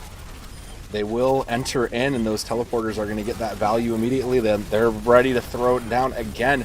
Still just throwing these beams everywhere in those immortality fields, but Bondi falling first will open it up, and that's the DPS line from Cumberland gone, and the rest of the team will fall shortly after before the point even unlocks. And Ben HDB already to a Shatter just has been swinging and has not been stopped. No, it's been a very consistent damage output from the side of Morningside, especially from Ben, but also from Shinji. Just, you see a lot of that come out. If you look at the ultimate difference, like that's where the real gap is between these teams. but we'll see whether or not they can close that from Cumberland. The gap is closing from these two teams as they try to advance in, and Cumberland trying to buy some value. The Shatter will go down. The wall isolating their own Reinhardt, though. Isolating the Reinhardt will find that, and the value is coming in. Dominator will trade one out, but the damage is still done, and the rest of these picks are just kind of going to fall in their own time. Waffles holding on to a little over half their charge, almost already to another Graviton Surge too, and the tools for Morningside are just stacking up here. Very nicely done there from Cumberland to try and get in, but unfortunately Morningside is too strong on that side. I don't know if you want to go through White Room as well. It's way too easy to get value out of that May wall, which they've been showing just now. And now you're going to come in. I mean, ultimates are ready from both sides, but it's really that sound barrier difference that's making a comeback. Comet getting isolated on the other side of that wall is not a good omen, as the rest of the picks will come through, and the boop onto Leon will fall too. Shinji finding their opposite, and it just, again, buys this free win. Hemlock will find one, but, that's a one fight without ultimates, right? Like, they didn't even have to spend anything to really win that fight. No, they tried on the side of Cumberland as well. They had the Implication Matrix out, but now, I mean, coming into this, you might have to just try and teleport onto this platform somewhere. Just trying to get somewhere without getting it destroyed.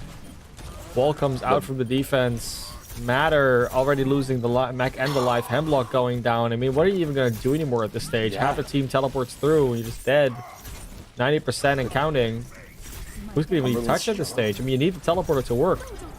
They will take that teleporter, and that will be a Blizzard 2 just to try to put some in. They know they need a touch, and it will not freeze anybody outright, but it will buy some time. But that self-destruct in the wall gonna force the rest of the space to be.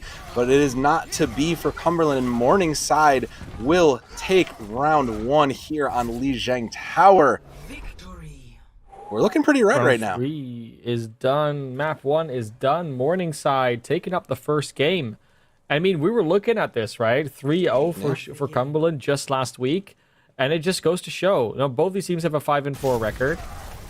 They both kind of know what they're doing in that sense, but the problem is that performance week to week can just differ so much between teams, and this time this is showing that.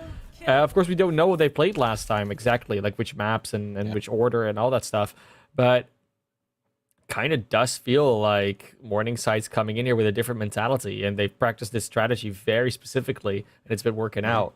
So if you are Cumberland Phoenix, you got to think about this. You got to be like, okay, so we're going to the hybrid map. Which maps are good to do that on or bad to do that on? I mean, I would immediately think instinctively of something like Numbani working out very well for you. Hollywood could be an option. Even Blizzard World works out a lot of the time. Like, just don't go to King's Row with this, because if they are this good with the May, you are going to get made on like hard as well. And potentially that's also a problem in Eichenwalde. So those are like the maps I would avoid. But then the question is, what are you going to get banned against you? What do they think you're going to go for? Yeah, and I think I think you're right. I think that's a great look at this, because they kind of lost themselves there for a moment, and you can see it. The calls to like go through teleporters were kind of missed. Some of these like entrances, they weren't quite there. So this kind of coordination that's kind of struggling. You got to find a place where you can either change it up and give yourselves that advantage. But they think they can make that happen on King's Row, and like you said, like you said. To be fair, so. Because it's obviously they played each other last week, so we have a lot of information about what happened last week. Last week, the map pool was Ilios, Kings Row, Route 66, Numbani, Busan, and Junkertown. So last week they won on Kings Row. So it makes sense that you can actually go there. Like, if you look at this map that we just seen, yeah, it looks bad. But they didn't get a lot of chances to defend. They didn't get a lot of opportunities to attack. And also there was like environment in the way, like the map geometry is different. So Kings Row does provide you with some more options. And like I said, they won it last week, so there's the confidence there that you could potentially get that going again. That being said, not a given. Just because you won it last week doesn't mean you're gonna win it this week. And obviously, because you've just played each other, you've both been able to really study that replay code or study that game in and of itself. Yeah. No, and I think it's going to come down to, like you said, like both of these teams probably going to keep that May out, and like you said, the isolations, who kind of can get those better walls, who can work towards that, is going to be key, especially on a map like this. Like, if you're choosing to ignore those high grounds, you're going to have to be pristine in those decisions and those call outs and those wall placements too. Yeah, you really do. as we go into King's Row, starting out in this lovely bar. Nice and dark and brown, proper British pub. Yeah, I mean, what are we really going to be seeing from these teams? Like you said, it's going to probably be the May. But maybe we'll finally see the difference between like the D.Va and the Zarya. Like, do we actually see a change coming out? We do know that on the side of Cumberland and the Morningside, they haven't been swapping anyone out. Like, we haven't really got any changes in terms of players. They're going to stay in the same roles as well. But Cumberland's going to attack first, so we're going to see them set the pace or set the tempo. Morningside is going to have to react to that. They're coming in with the exact same thing they've just been running because it's been working for them. There's no reason to swap it up, and on this map it will work again. At least it should work again. But Cumberland Phoenix has the opportunity to just sort of like teleport past this wall in a very different way because there's high ground to play with, which Morningside does not seem to be wanting to use.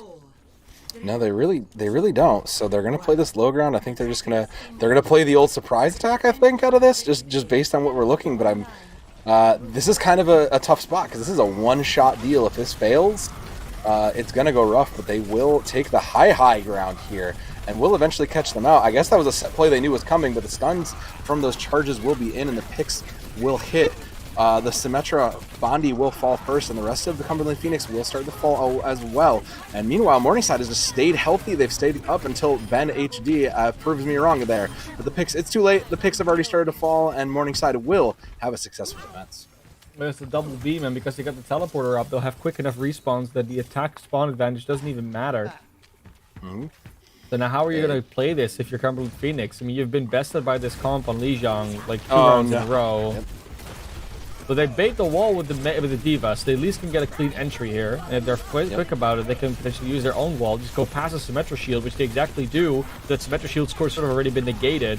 And now they can go in and try and actually fight this. But there's another wall from the Mei. It's in the way, and you don't have a way to walk around it. Nice immortality field, but it's not going to save you for long because you're just going to get run down by this enemy team. And the walls are just in the way. They need to find their own wall diff. They need to start using these Mei walls from Dominator and actually get some value out of these, because otherwise they're just going to keep being, well, stopped.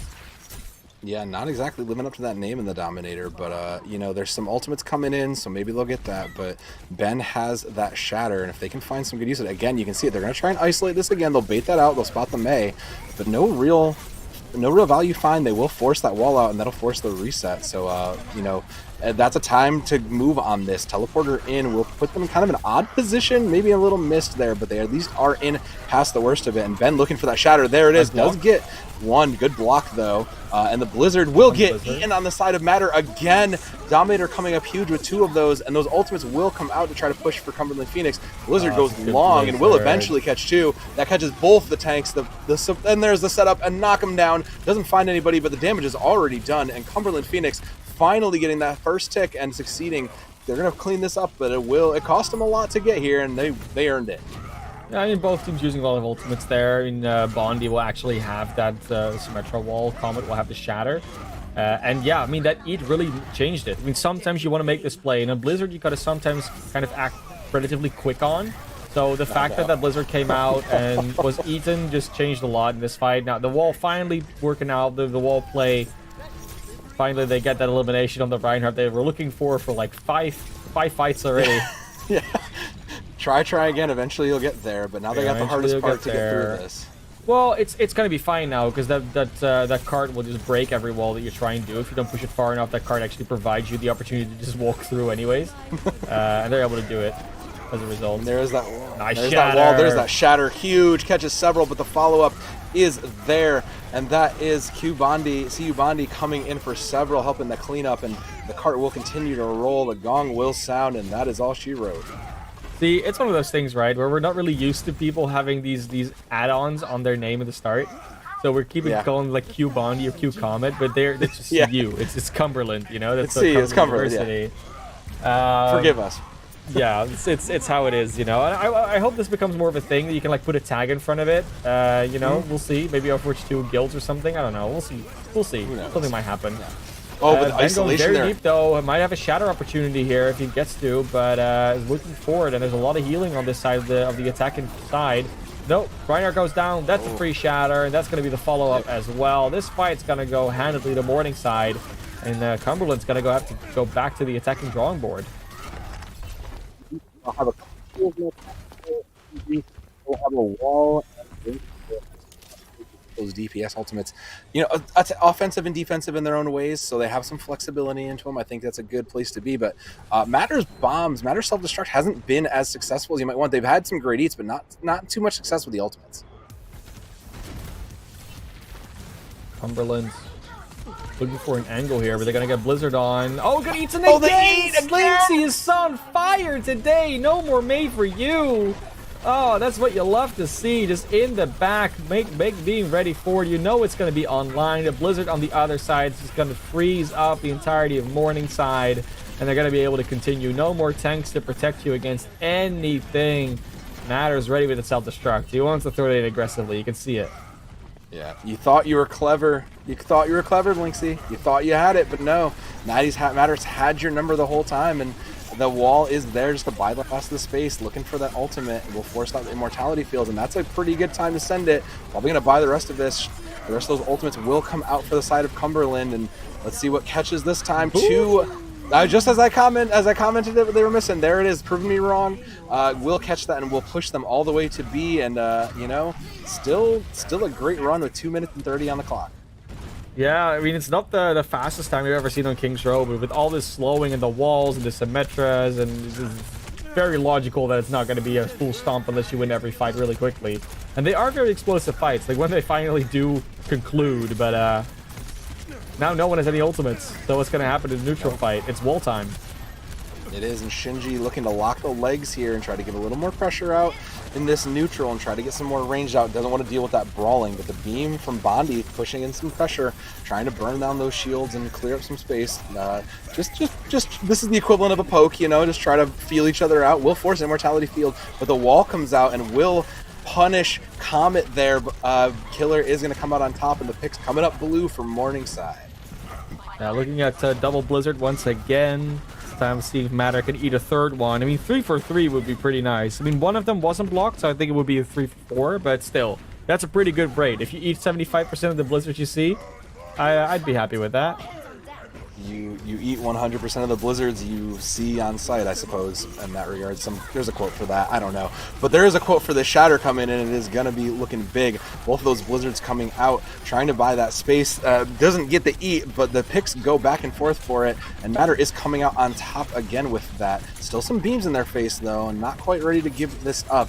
But we'll have to back out. We'll force out the field there. We'll force out the window, but blocked off, and the value has gotten and Matters out of that mech, which means it's time to go back to the drawing board and reset.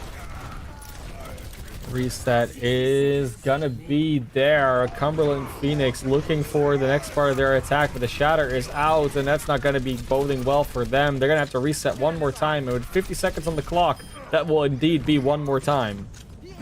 It is one more time, but 3 more ultimates from Morningside up, including, you know, it's not the most practical, but grab visor still pretty good. That can get you some value if you can draw out that wall there. That's a win condition above everything. I kind of feel like they would use one of those to bait out the sound barrier or the immortality field, and then go with the other one after.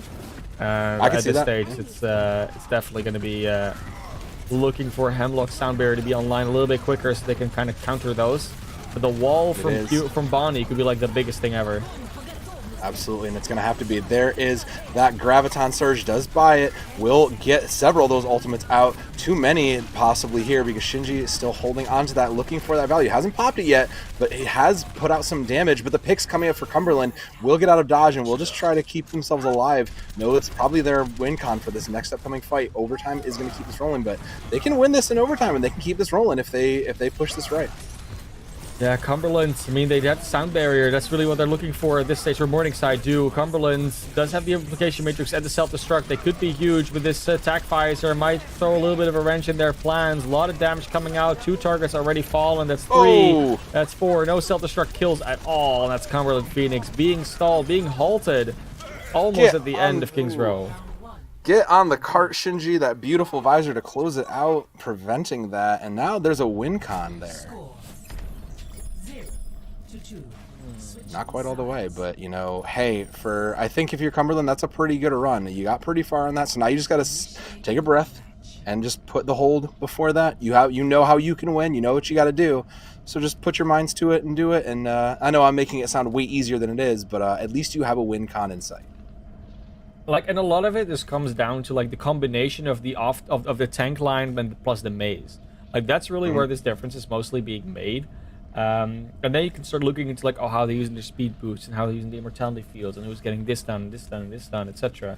Like the fact of the matter is just that with those bubbles, Waffles is able to rescue people from being frozen or being slowed down too much. It cleanses them of it. It's not even just the charge and the damage. It's a lot of that cleanse that just helps you out, where you will have like the Reinhardt being almost frozen, and on the side of like Comet will just get frozen.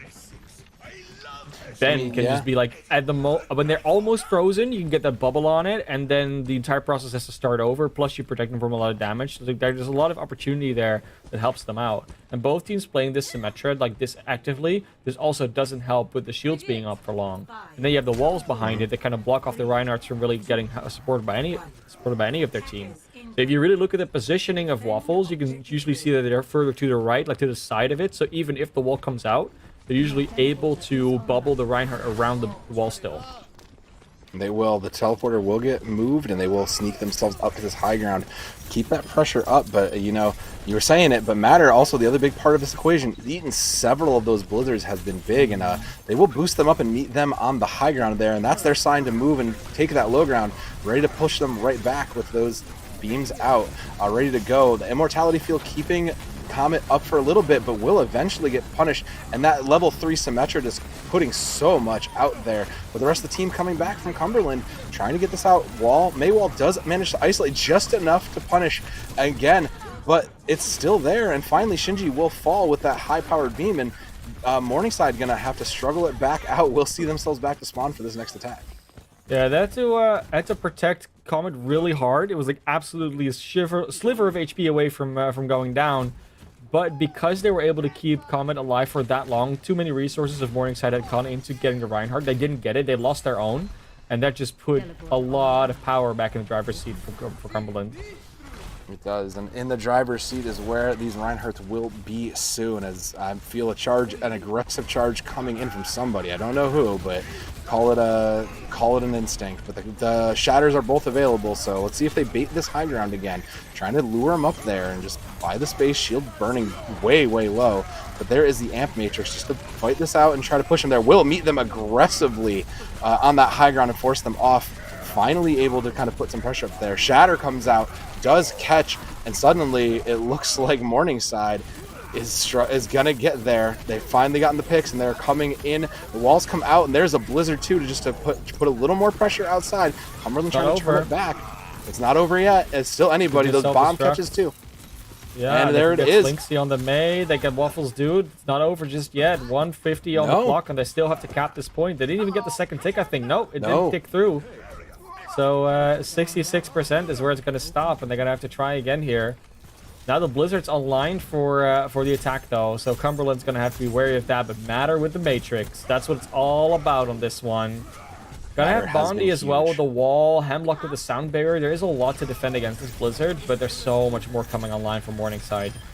There is, and that's going to be their win con. They have those ultimates to try to keep up. It depends what happens with Cumberland's in these defensives, so just defending a little bit higher. They're going to try to keep that high ground. They're going to keep someone down. Matter just looking, trying to keep an eye out for those Blizzards and trying to see where it might be coming from. Wall comes in, will try to isolate, doesn't catch, eventually able to get out, and Comet is safe for now, but the rest of them there it is. There's the E again, and Matter has just constantly had Blinks' number. There's the charge from Ben HDB, and will be a little bit too deep, unfortunately.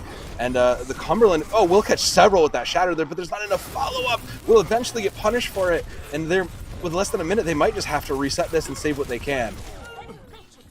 Yeah, looking like Cumberland Phoenix is going to be in a little bit of a good spot here in order to be able to close out this map. Even if they cap it now, even if they cap this first objective, they're gonna have a still large hill to climb. They will have some ultimates online, but once again, Cumberland just has tools to work with as well. At least almost has tools to work with. And that Almost application as- matrix just kind of has to be huge with the Graph combo, but Graph can also be eaten. It could get eaten, but Matter's not known for that right now. But they will give up that space. Will eventually catch one. That wall not catching anybody. Shatter not getting anybody either. But instead, Comet again goes down and gets punished for that. The Blizzard is there, gonna try and get that off. Can't get me if you can't see me, I suppose. Will eventually get that Blizzard off. Try to isolate there, and eventually this point will fall to Morningside. Yeah, definitely. It took a little bit longer to get a couple of these ultimates online, get a couple of these things going, and that amplification matrix especially just really put it through. Gonna have sound barrier from Prez as well in the next fight, which Hemlock is not even close to. It could be a good defensive tool, but there's a lot coming out on the other side in terms of self-destruct and the wall. So photon barrier, probably the biggest tool between these two.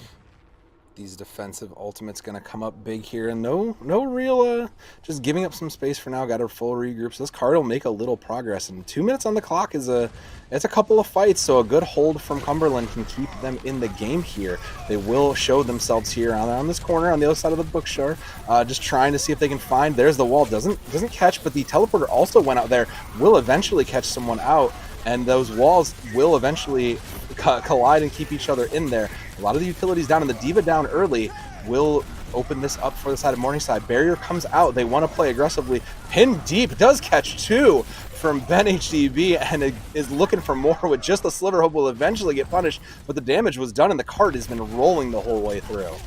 Yeah, and now because they lost so much time on first, they really want to make a quick pace through street space, and they're going to be able to do so. Barely one fight has taken place, and they're already just going to be able to roll the card in right now. 244 to get it almost to the end, and that's a good time bank to work with. Only have to really win realistically one or two more fights, especially with the way that Cumberland Phoenix is setting themselves up. They're fairly far back. They are playing a bit passively here, and passive's that's just not how you need to be right now. You need to take some stances and get yourself out there, but the what is out there are several of those ultimates, including that photon barrier, self-destruct, and more incoming. Will catch two from Matter coming up big with that, and that is a fight one right there alone. Now, of course, Matter just in mech, ready, waiting to eat another Blizzard or another Graph, because Waffles and Slinksy are getting really close to those. There's a lot of ultimates online, especially from Morningside. They almost got all of them. Like, they will be missing the sound barrier, but that's about it. And that's exactly what Hemlock's strength is right now. They can just Immortality Field, sound barrier, wall, shield. There's a lot of Matrix. There's a lot in the way for these ultimates to get value. And especially if Shinji goes down that early, just to some Baptiste Fire, that's what you like to see. This buys a lot of time, an extra 10-15 seconds at least. Yeah, that drains the time back. It puts them in two fight territory, right? Like they have to win this one or the next one, and then just push the card in straight away. But the plus side to that Morningside is that they will have that. They'll definitely have that Graviton Surge, and they'll be even closer to that last ultimate. So they have the tools. Can they make them work? The wall will come out. They'll force out the Mortality Field too. But the Blizzard on the flank, they didn't see it coming, and there it is. Will eventually catch up, and the picks will come. And Cumberland will again stall this out, make it with just one more minute on the clock. It is a war of attrition thing, though, because you do notice that those lights are not going out on the side of Morningside. They are keeping these ultimates. They're not using any of them. And it's Cumberland that keeps having to make a move. Sure, they'll have almost five ultimates in this next fight. Like, they're close to them anyways. But it's not as easy to keep fighting knowing that you cannot lose a fight.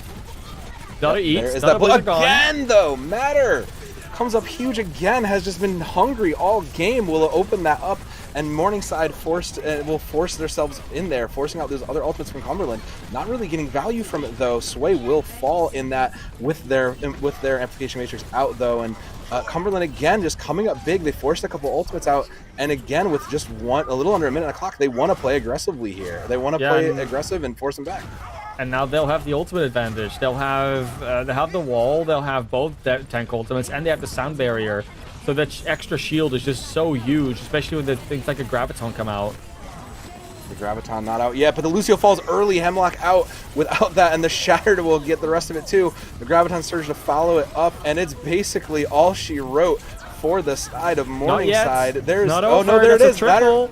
Cumberland gets two. Quadruple. Quadruple gets four, comes up huge on that. Matter has been playing incredibly all this, and with just that's going to be it. They will get the hold. Matter is just everything that you want in a diva. Is just in terms of Yeah. peel, the aggression, hunts down target, but then makes the U-turn as well. Doesn't overextend a lot. Gets all these eliminations. Eats as many blizzards as are being thrown out by the opposition. And it's exactly this last fight. So you can see it right here, right? So it's just thrown on the card. It's very hard to hide from that if you place it rightly or correctly. Immediately throws it on with the remech. Gets the damage on the Slinksy to kill them. Gets a lot of damage onto the Zarya, so you can just finish them off. Like, it's all just over in a matter of 3 seconds. And that's what, like, that's a good play, but just the general play around the map was just so good with all those blizzard eats. Like, I know you're not supposed to eat yellow snow, but these snowballs are good to eat. That's all I'm saying. Like, Matter found them. Well, 2 maps down, we're in a 1-1 situation. You can see that it's close between these teams. So the 3-0 from last week might not have been a sweep 3-0. Might have been as close as this one. But it does mean that because they don't get to pick their own maps, we might actually see a very different result again because they get to pick where they're going on their escort map. But before they have to make that choice, they can think about it a little bit. Gonna throw it to a break. We'll be back in a couple minutes with map 3.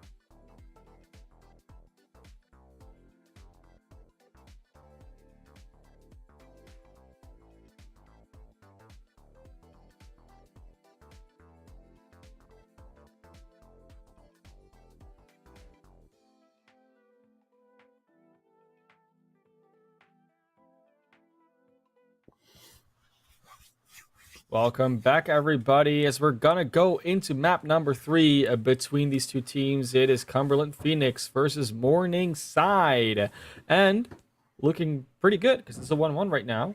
And going into the escort map, we got the ban on Dorado, and the pick was Havana. You guessed it right because it's underneath your screen, so you didn't really have to guess. But I'm telling you anyways, it's Havana.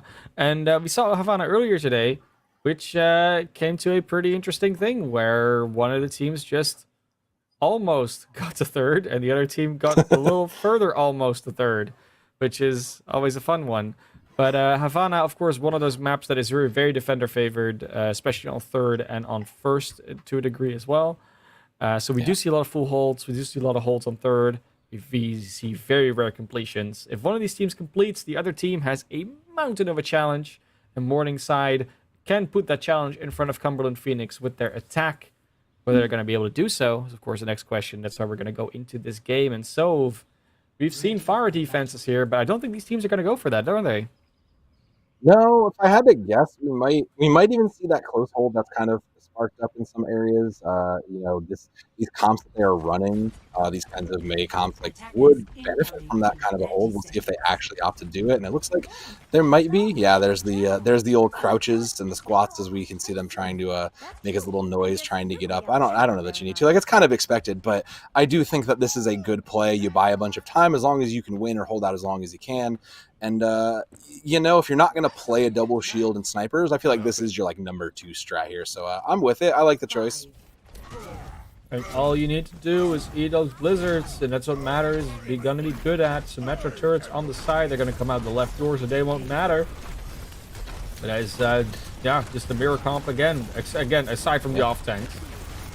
Off tanks are the only difference there, but that wall will find one again, and this time it's the Lucio who gets caught out, but the point is still under duress here. Cart still just being held down. Bondi just keeping this beam going, and will eventually catch even more. Back into the spawn. It's a very, very short trip, thankfully. Oh, gotta get the Fire of Mercy to get out of spawn here. I see how it is. Don't even want to go for the matchup anymore. The Maeve Dominator is going to be unchallenged in the wall department. I'm going to be able to win that ground war without having to worry about the Fire too much. That's why you run the Diva, is the unequivocal thing, and indeed immediately gets taken out. Matter just takes care of them both. Wow. You know that May could snipe a little bit, so it wasn't just a solo Diva kill, but man, gotta be worried about Matter. Oh yeah, Matter's been an absolute the wall master this whole game. That wall too. Oh, the Baptiste just cut. But yeah, Matter has been an absolute monster. Just everywhere, has just bullied the maze, now bullying the pharmacies. Like, you got to be aware of that. You might have to rethink what you're doing here. Oh, and the thing is, last week they played Route 66, which you can do like a very cool May hold on as well. And I'm just could imagine that they did a very similar thing there. Now this Fire is going to have nothing to worry about because there's a big photon barrier in the way. That doesn't mean this is going to be an easy win for this team. You don't see the health force dropping that far, but there goes Reinhardt. There goes Matter out of mech pretty soon. And Sway already, Sway does get traded. So it's not a complete easy win, especially with a Baptiste gone. You gotta have to be worried, but the rest comes out. Slinksy gets to just fly forward, trying to get some more picks out of this one. But so far, definitely Cumberland Phoenix on the run, and Morningside finally getting out of the spawn door. And now there's not as much to contest them, so it's just going to be important on Matter to get that. Interesting that shadow. shatter. We'll have something there. Yeah, we'll try to get that. Does catch, but that's all it needed was to take the fire to the sky, and suddenly the fight's a little more lopsided. Morningside going to give up that space, and they have to now because they have to wait for that main a good chunk of that damage to come back. With the ultimates on the side of Cumberland, though, they can continue to hold here, and they do as they take 2 out with them. Ben just going to try and get out of dodge and unfortunately fail, but the rest of the picks will come through there. They can almost just push them back to their spawn door again if they really want to. They're not going to. It's a bit too risky. But like you said, they have 4 ultimates in the bank. Why not? Just keep on fighting here, which is exactly what you should be doing. 1 minute 20 as well, so it's only really realistically 2 good pushes. And there's there's some ultimates to work with, but like that barrage is hard to find value with against such a comp like this, especially with that Diva in the way. Oh yeah, the D.Va and Matter's been on top of everything, so that will be there, but that's not getting eaten. The Blizzard will land, and it will force some space to be made, and Waffle's getting punished for that Blizzard coming down, unfortunately. We'll get res back into it. So still strong. Shatter out from Ben. Doesn't find any cleanup into that, but Blinks is still just looking, trying to find some space to unload these rockets, but there's no one there. Yeah, D.Va's just got their number, and Matter has just been everywhere. They still can't keep this pressure up. The Amplification Matrix will push that out. Graviton Surge will eventually get eaten too. Matter has just been hungry all game and has absolutely just found this value, trying to find something. Blinks just trying to find a spot for the Blizzards, for this barrage, can't put it. But finally, they will make some cart progress and push them back. But Phoenix still has one more chance to push this. It's just a problem because as soon as Matter is gone, the fight's kind of already won anyway, so you don't really need the barrage. But then if Matter is there, you can't use the barrage because Matter is there. Like, it's a big problem that they're trying to deal with. There's another photon barrier. They're going to be able to get over this wall or past this wall to touch, I think. Yeah, that's at least someone that just go around the other side. There's finally the barrage. Yeah, there it is. Will get taken out by Matter, but it does at least lead to 2 kills, which is a good start for them. Gets res back up as well, does the Farah. It looks like this fight is definitively going into the favor of Morningside. But it's not as easy as it appears to be. Full overtime was needed to get to that first point, and that's a big slow on a map like Havana. It's not a full hold, but it's definitely as good as it can get other than that. Yeah, you're very happy to eat up as much time of that as you can be. And now in this brewery section, like, it is gonna be tough because you have to maintain this high ground control. You have to give that up, and Slink's giving it up and going to the ground Farah, as it's known in some circle. We're bringing in the Junkrat. So keep an eye out for that. Still want to keep the pressure up onto those shields and those, and those bubbles. But I like the adaptation here. I think this is a good take for a place where you can't fly as a bird. It's looking like we're gonna see a little bit more pressure coming out here on the side from Morningside. It's a good Blizzard that I thought I hear going. That's Shinji's Blizzard indeed. Not even this time by Matter. They'll have to come back and try a little bit later on the side of Cumberland. They're gonna get another defense out of this. And a lot of ultimates have been used now on the side of Morningside, so they're not going to have much to work with for this next one. Dominator's Blizzard is going to be the only thing, and if they can make it in time, that's going to be the start of it. But there is a trap in the way, and there is going to be some spam. Yeah, they're just going to go through the side, honestly. They're not going to go they'll take the side. Yeah, they're not going to take the main. And that wall won't last long enough, so they're fine.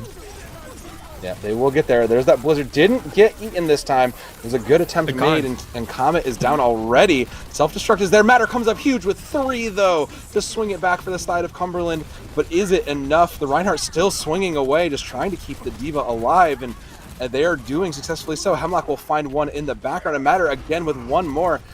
Ben throwing in the Shatter, trying to make anything work, and unfortunately, oh no. Did not make it. That was, you might want a refund for that Shatter. But that's like the confidence that Dominator can have with these Blizzards. Because there is no D.Va on the side of Morningside, they can just walk in and throw them out. They don't have to worry about a Matrix in the way. And Shinji wishes they could be as liberal with their Blizzards, but it's just not possible. No, it's not. Remech will come through, and Blinks will have this tire. Got to find a way to use it. Drew out the wall. That's going to be a good start. Maybe you can use it as a distraction. They're trying to buy an angle here with the high ground in their control now. It's a good way, but Sway falls early, unfortunately, to that, and that's going to make this even tougher to go through. Hemlock committing in that ultimate, and there is all the ultimates coming out. Tire through. Will do on the side of that, and Blinks coming up big on that. Blizzard to follow it, and they are layering these ultimates just not enough to make this work. Overtime will tick through. And Morningside will put their foot down here in the brewery to keep this going. At number 2, that's another checkpoint gotten to get in overtime in a minute 27. Traditionally, this would not be enough to you can barely get to the bridge with this, right? Like, there's no way they're going to cap this last point, is what you would normally think. But this Junkrat has introduced this new element to this game where Symmetra can do like this, she can do a little bit of burst, she can do the beams, she can deal with shields a lot, but this Junkrat just does it in a much more effective way while also doing a ton of damage to multiple heroes most of the time. And that ultimate is also, it's not a photon barrier, it's not that defensive, but it can just immediately win a fight in the same way that self-destruct from Matter has been doing. So it brings this new element to the game, which is very different, and these teams are getting more and more different the more they play against each other. They're making these different choices. The adaptation's coming through. The wall will come through as well. And Ben looking to see if they can bait into this shatter. A counter wall come out too. In addition to that, May wall will come out, and that is going to force out a lot of this other utility. Still looking, trying to buy some space from the shield, kind of waiting for the right moment for the Reinhardt to fall, but 26 seconds on the clock, gonna give up a little space here, take a minute and regroup, keep the pressure up. There it is, going aggressive. Will eventually look to swing that hammer down, but doesn't get there in time. But the Blizzard will, and there it is, connects to 2. Is not enough to follow up though, and Slinks is just trying to play in this angle, waiting for their moment. Unfortunately, not catching it yet, but the Blizzard has down. There's the tire to swing it back. It is just going, it is just changing sides here. Waffle still putting in effort, and the cart will continue to roll. Are gonna get Hemlock trying to stay alive. At least they're close to the sound barrier, and that's gonna be a big tool for both of these teams. If either Perez or Hemlock goes down, they're gonna probably be losing their team fight for their team. They're gonna be very careful about this one as the Lucios. And there is the sound barrier committed, catches everybody, so that's a great opener to this shatter too. Try to throw and we'll catch one, but we'll get punished on the side of Ben HDB, but Slinks is not gonna let that down, saying, I'm still here, I can still throw bombs, I still got damage to put out, I want to win this, and we'll catch another one. The Graviton Surge to clean this up, and they will roll this over into overtime, it looks like. Oh, I say that, but the pick comes through, and they will contest this. It looks like it's still anybody's moment here. The Maze still just trying to freeze up. They step off too far. Yeah, that overtime had been pushing for long enough that a Lucio could just single-handedly win this. Our spectators also nodding their head, being like, oh, no, you don't manage to get this one. That is Morningside's attack almost getting to the end, but in very slow fashion. They almost didn't have any time left at either of these points, and that's going to be up to Cumberland Phoenix to try and see if they can complete this map, or at least almost complete this map, because it's, it's about half a meter away or something. It's ridiculously close.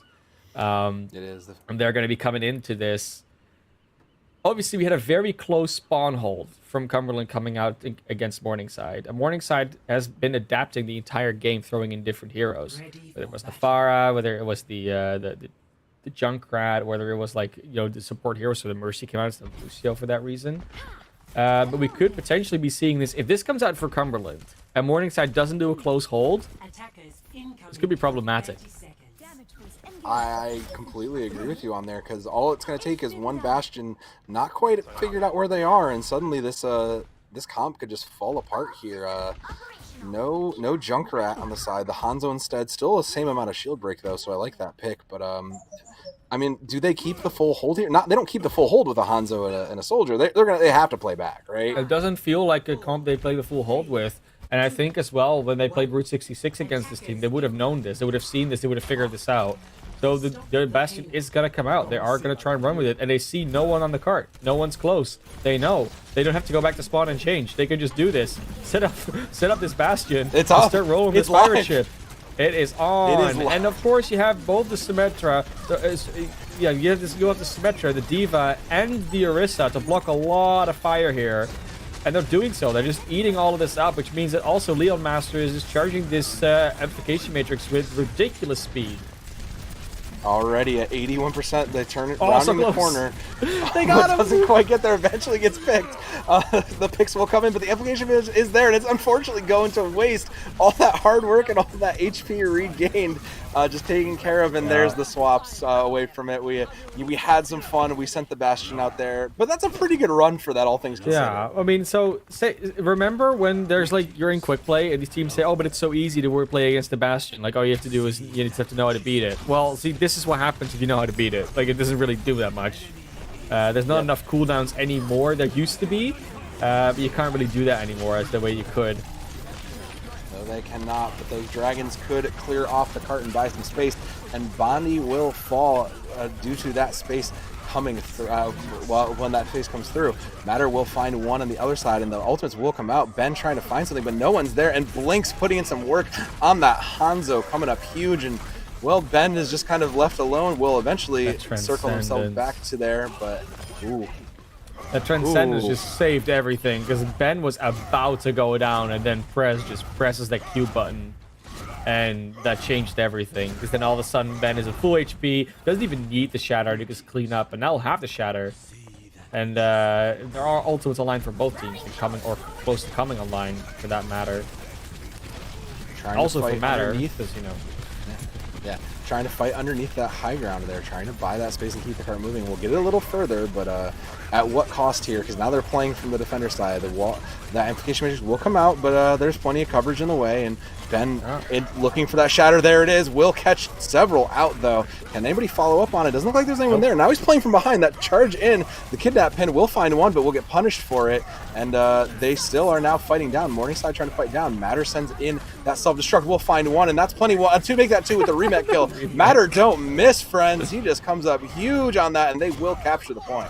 And you said, like, now they're in trouble because they're in the defender's perspective. But remember, they held for like 4 minutes from the defender's side. Plus, they do that so you just pull the other team from the high ground. So that entire high ground position is kind of pointless, and it only loses them space and advantage because you know exactly where they're going to be dropping from. So very nicely done. Nice pathing from Cumberland there, and now they're just going to be able to, with time advantage, run into the second phase. They caught the Reinhardt out. Oh, the map was isolated. So close to that. Tried to find it, but did at least draw out some important cooldowns. But the rest of those cooldowns will come out from Morningside and trade that out. And what looked like a great moment was turned on its head there. So Cart will stall out a little before halfway in a little over 3 minutes. That was so unfortunate. Dominator uses the Blizzard there. I mean, I get why, but it's one of those where I don't think it fell where it needed to, so it didn't get anyone on the high ground. I think it like may have fallen off. Ooh, Matter. Oh, ooh. Matter falling early there. I think they were expecting the shield to be there, and it just wasn't. Yeah, Blink's coming up big already, working themselves towards another Dragon Strike, and well, they'll have 3 ultimates. It's 3 ultimates apiece here, and you know, it's still the important control of this high ground is falling to Morningside, so they are holding this front pretty well. Got a couple of ultimates coming up. I mean, so do Morningside. They have them. You know, they have 3 of them. But again, the symmetrical is just a huge tool to have because it really blocks a lot of like angles that you want to attack from or that you want to use that Morningside can't. But then you still can as Cumberland. Like that's mostly a positional tool that's super helpful. Position of that high ground also super important here. Both of those amplification matrices just buying out that space will just force each other away. Trying to see where they're going from. The rotate came through though. Yeah, there's the rotate came through. They were like swinging at the empty door there. That's fine. We like that. We don't mind that. Now they're gonna push Cart for a little bit again. They could use the Symmetra wall. The Shatter's gonna try and do a drop Shatter. He's gonna try and do it. Just feel it coming. No, I don't think so. No, there will be that, though. The Shatter is looking. He's hunting. Takes the charge. Caught by their own May wall. Unfortunately missed there. But they've made enough of a space here and will eventually catch it out. Force out Transcendence. There's that Shatter. Doesn't catch anybody because that Transcendence is still there keeping everybody up. With the Blizzards out also, though, they will make this work. And Morningside will hold once again. And Morningside is so good at pulling the trigger second at this stage. Like, every single time it happens, they're just like, no, but we still have a Transcendence. Oh, no, but we still have a Shatter and a Blizzard. Like, you've used all these things, and then we still have this, and then we still have this. And it's really annoying to fight against for Cumberland, because they're just, this reactive play shouldn't be working, but it does. No, but they are getting the last laugh, and well, that wall does catch one, and they're playing from behind again, so this has worked for them last time, and it's working now, but Comet will get forced out and eventually find their opposite, so it's working for their favor as these picks just continue to fall. Matter finding too, not to be outdone, assisting in those last picks, and the cart will continue to roll. Probably not going to get it before this last second, but you know, it cost Cumberland Phoenix a lot to get here through the brewery. It really did. I mean, they're at a very similar pace now that Morningside was when they got here, which is kind of ridiculous seeing as they come. There's a Grab Dragon combo. Oh, the Grab Dragon. Already. Matter cannot so throw out an huge. ultimate of their own. It is huge indeed. But, you know, now, you know, they only have a Shatter, probably. You're going to have your self-destruct. You're going to have a sound barrier. Not much to fight against on the side of Morningside. They're truly drowned out now, but someone needs to make it to this objective in the first place. Otherwise, what's the point? Matter will make it. Get there and be the one to touch. Will throw in that self-destruct. Falls a little further than they wanted to. Does manage to find some value, though, and that's all they really needed because that opens this up. Cart will continue to roll a little bit, but the picks still trading back out. Matter will eventually punish, but it's coming up red from Morningside. The sound barrier is there, too. Will get thrown out, and that is going to keep a second life into this. Morningside still just looking, trying to find some space. Symmetra wall out also. The defensive ultimates are there. That Amphield coming out a little awkwardly to buy this, but Morningside is capitalizing with it. So they are finding that value through. Overtime still burning, trying to find and wait off. There it is. It drops, and no one's home. Morningside taking Havana, bringing it to 2-1. Yeah, and then you're feeling it as Cumberland. You're like, we almost held them twice in overtime on both those checkpoints, and we just couldn't stop them. Gonna get the Junkrat play of the game pretty much secured to be just a tire here. I think this was a double. Yeah, Double. right there. Let's open it up. Ooh, But, might have taken that Blizzard too. Oh, no, I almost didn't take the Blizzard. Almost It's did, just but- kind of a ridiculous thing, you know, just Junker just pulling it out just like that, just getting all those kills with it, get the tire really quickly. But yeah, unfortunate right there. I mean, you can just see, right, the sound barrier does come out, but it's kind of a little bit late. And then it's Bondi just behind as the Symmetra, who's in the back just getting targeted by Shinji. And Shinji just has the time of their life. He's like, hey, there's Bondi, not looking at me. I can just beam them down. That's easy. That's fine. Yeah. Then they both with the wall ups, and it just keeps equalizing or winning that entire situation for them. But yeah, that was map 3, and now map 4. Gotta go back to hybrid. We know how this ended last time. Last time around, this was a narrow victory here for Phoenix. But Eichenwald is still banned. They played King's Row already. So we're going to see what they're going to go for this time around. Like, obviously, they still have Numbani, Hollywood, and Blizzard World left. So one of them will be banned. One of them will be picked. And I'm going to see what they're going to go for. Neither of these teams seems really enthusiastic to go to Numbani the way they've been playing. No. So I'm going to guess that might either be the ban, or they're going to ban which one they like less of Blizzard World and Hollywood, because they're going to figure they're going to pick the other one. But that neither was of my thought too. Yeah, like Blizzard World seems the most logical map for these playstyles, in my opinion. Yeah. But Yeah. you know, it depends. A lot of Hollywood can do you brawl. want to potentially, like Hollywood with the high grounds are a little bit annoying to deal with because there's more potential for dive. But they're gonna ban Numbani, which because they just don't want to go to dive, and then we're gonna go to Blizzard World because that's the most logical option in that situation. Indeed. Not at all surprised about this. Blizzard World, we might see some things, like some different things that we haven't seen so far, because there isn't really that same spawn hold potential. I mean, you can do it. Yeah. Just teams never do it. Doesn't mean you can't. Like, that's kind of the thing, right? Like, they could potentially do it. Yeah. Would be really interesting. Yeah. The old just because you can doesn't mean you should is a big thing. That's also. Here. I think Numbani. That's actually one of the things I always talk about Numbani. Like, there is this mega health back that's like really close to the attack respawn. Yeah. Like, there's actually a lot of, and the high ground as well. Like, there's potential to fight there. Like, you would think it would be possible, but it kind of feels like if you lose the fight there, you're never going to be able to recuperate onto that high ground on the actual objective, which is just stronger. So why would you? Is the question, right? And the same kind of goes for all of these maps. Like, yeah, you have a lot of coordination to set up on. And if speed boost and like all these mobility things weren't a thing in Overwatch, you could take that fight further forward. But you can't because it's too fast. No, but both these teams enjoying going fast here, and you know, there's unfortunately they won't get the speed of the roller coasters, unfortunately. But they will have the chance to keep these brawl comps moving. And I mean, I don't assume they're going to change too much here. They're probably going to see those sim maze again. Like both teams feel confident in it. Very similar. So. Yeah. I mean, the Symmetras, the maze, like again, it's mostly been like Cumberland, Phoenix that's been like just sticking with it, really like hardcore sticking with it. Aside from the one Bastion stint that they did, that was fun. But other than that, they've been very, very stuck on it. And then it's really been Morningside that is just swapping things up, and it's been successful for them. So maybe, just maybe, you might have to try something else for a change. You know, that's all I'm saying. Maybe you want to go for something else that's not the Mesometra Reinhardt diva. But hey, it's up to them. I mean, the other thing worth considering is that Matter has been eating. Has just been the hungriest hippo in the room, really. Has eaten everything. Has eaten almost a half dozen blizzards. A little less like, it's just so been on that last map, but you know, it's been, especially King's Row, which is the Fiesta. Yeah, absolutely. And like that might be something worth considering if you're Morningside too. This is a map you can kind of get away with some different comps, so maybe now's the time. If you didn't show something last week, this seems like a good chance to bring it out and throw the old curveball out there. Power of Echo. Really real on this map. Shows what we know, though.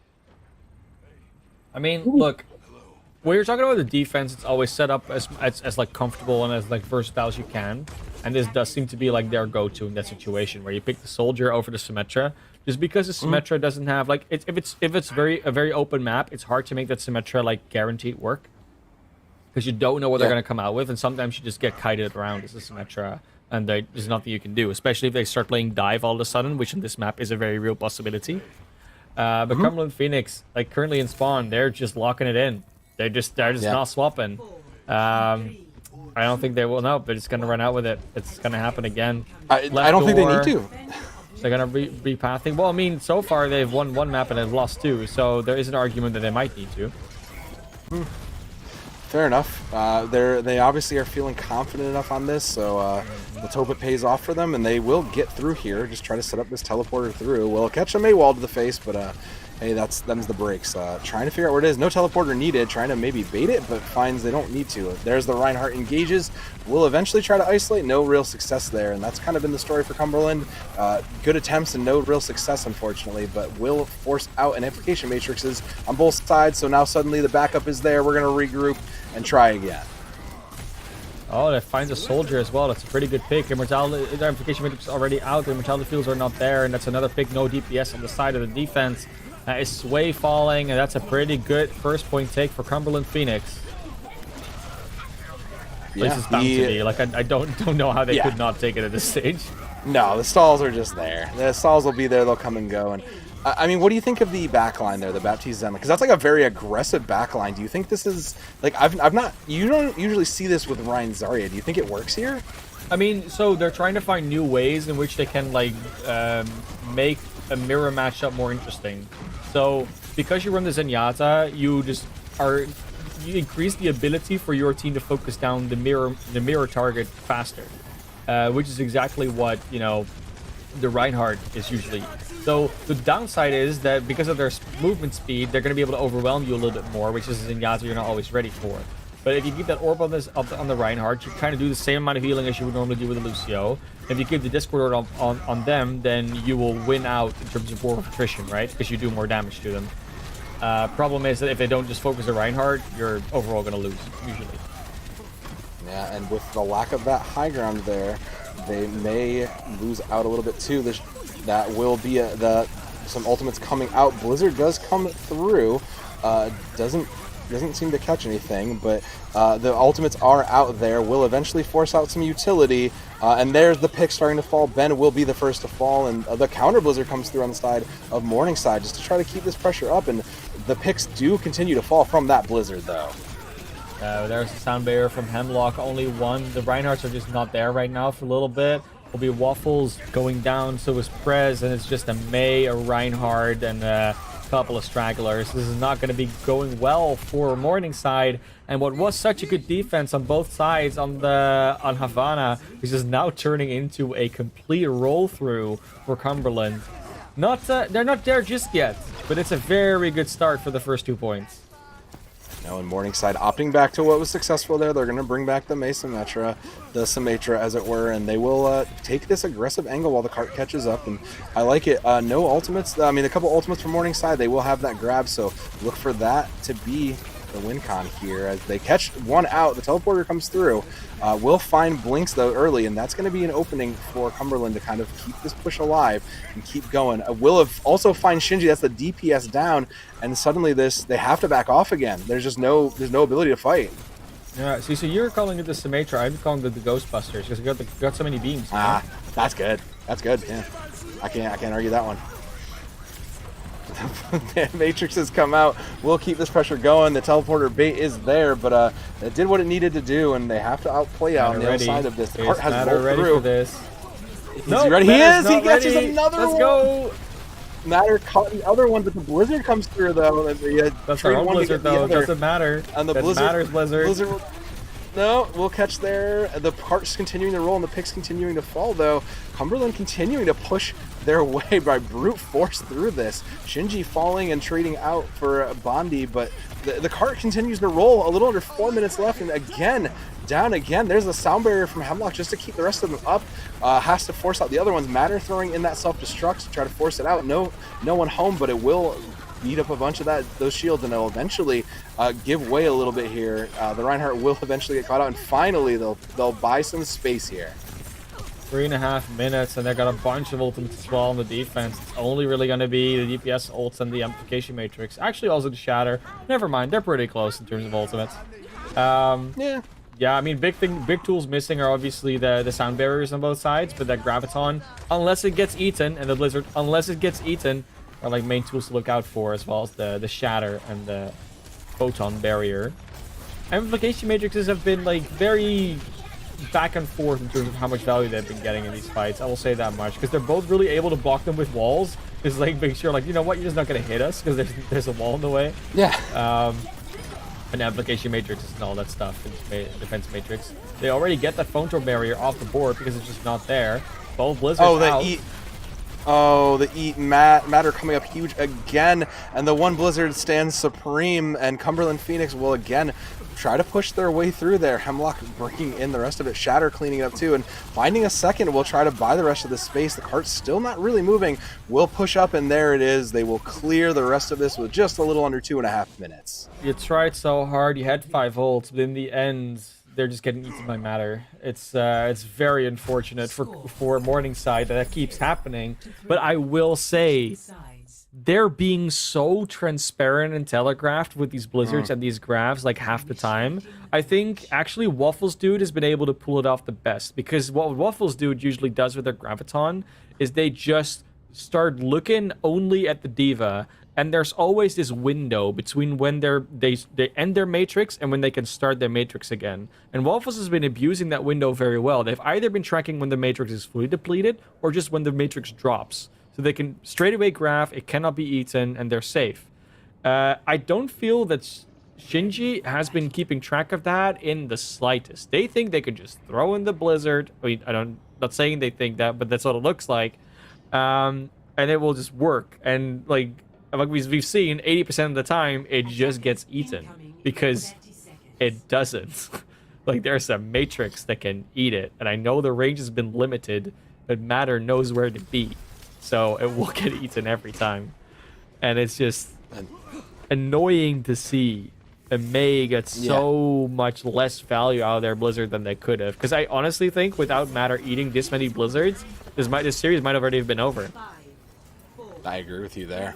Matter has been really a shining piece for this Cumberland Phoenix team, and opting into the double shield here, they're looking to play a little bit more defensively, not looking to fight and get in faces here. They want to try to force them out, but those quick engagement tools from Morningside looking to be the difference. They'll rotate up, take this high ground, try to buy some pressure, but I mean, they can't necessarily engage on that double shield comp here, so they'll have the high ground, they'll at least own it, and it'll buy them the rest of the map. So the space control looking very good for them. Looking for the teleporter, we'll try to find something on the far end, does get it. The team will start to move through onto that high ground and force that space off, but they are ready and waiting, and Blinks will get punished for that, as the rest of the team just kind of now on this high ground has to figure out what to do with themselves. There's down some damage, and unfortunately doesn't really have a lot of options to go forward, so waiting for that moment to drop, maybe going to try to buy the time to Blinks to get back. Will eventually just kind of buy the space. Shinji has fallen though and try to put the pressure on. Team has eventually dropped in. They have to just run past these shields, but they will find a couple of picks onto Morningside, and this defense with the aid from those dragons will come through. Dominator finding some with those arrows coming up true. Will keep their hold here, but respawns are starting to come in, and it doesn't matter because they've just got this hold on lock. Yeah, this is not going to be a successful first attack. 2 minutes 35 on the clock, and if this keeps going like this, or might just be going to a map 5. It might already be happening, and that would be truly playoffs now, wouldn't it?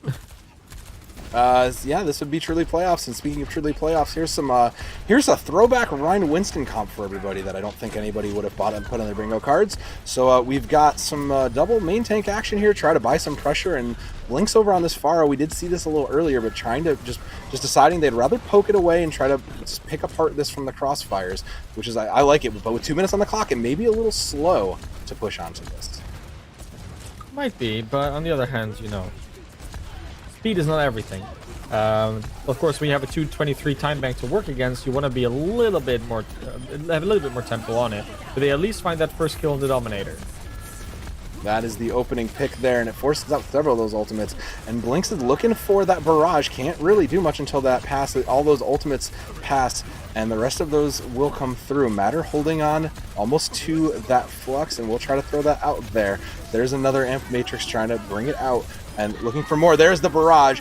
Comes up. Will eventually cool. we'll get punished, but that's hugely bold play.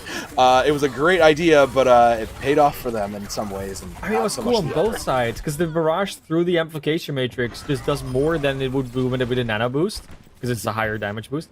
And it also, like, it's a wider area too, so it's pretty cool like that. But then it's an even cooler play from Matter to just say, like, well, you think you're at that height, but I'm just gonna put you higher, so you can't do that anymore. It's just so not, because it's a burst attack as well, so it does a bunch of their damage to them, and then the rest of the team has to finish it off. It was very nicely done, and I like seeing those type of plays, right? Because you don't get to see those things, those situations all the time. It's not like a common thing that happens like every other game. No, but that's uncommon too. Is Matter finding that early pick on a Shinji who couldn't quite decide to get away, and now it's slowing us up again, class. Again, they are slowed up here. Looking like they're going to try and get into this. I mean, it's only really a Shatter online for them, and close to attack Visor, Primal Rage. On the other side, there will be a couple of ultimates close, but not really any time in time for this fight. We're gonna look for this angle, but with 2 shields in the way, no, he's not gonna get it. Just into the barrier. No, so many shields everywhere. The Reinhardt will charge to try to free up some space. Not quite there, and that was unfortunate because the Deadeye came through from Dominator and just picks that up, and that will be all she wrote. Cumberland Phoenix taking home Blizzard World, and we are going to 5. Cumberland Phoenix, they had a 3-0 last week. This time they have to fight a lot harder for it. When we go to map 5, we are gonna go. Let's see. I'll have to find this because I honestly I believe it's Control. Oh, I think so too. I think we're going to Control, and that is indeed round 5. If there's another map necessary after that, which is impossible now, of course, it would have been Escort. But yes, we're going to Control. Yeah, I mean, what's even going on anymore at this stage? I just don't think they were ready for the double shield. I think they weren't expecting it. It was a good defense, and the attack was, of course, very good as well. Matter eating a couple ults again, but yeah, that double shield defense was very strong, and that goes to show that there is still stuff we haven't seen from Cumberland Phoenix that can be very good if they want to pull it out at times. But we're probably not going to see it on Control, which is where we're going to go next. No. Busan and Li Xiang are already out of the pool, and now we're obviously going to get Cumberland gets to pick a ban a map. So either Oasis, Ilios, or what's the last one that I'm forgetting? Nepal.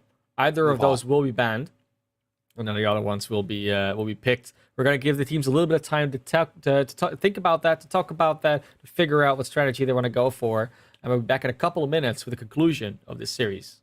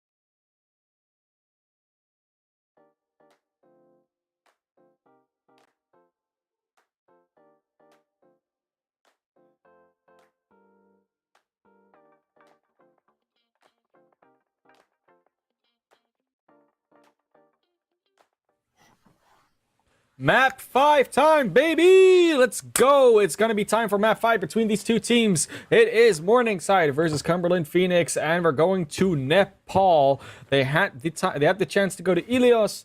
They had the chance to go to Oasis. Ilios was banned, and then Nepal was picked. You know what? I can't blame them for it. It's a very strong May map. It just happens. They're going to go to Sanctum first, though, which is not the strongest of May points, but it could potentially still do. I am looking forward to see what Hemlock can do here on this Lucio, and potentially as well with Prez, because I think Prez was playing the Lucio most of the time. Yes. And then we'll see what the rest pick around it, because like I said, you know, you can play it if you want to.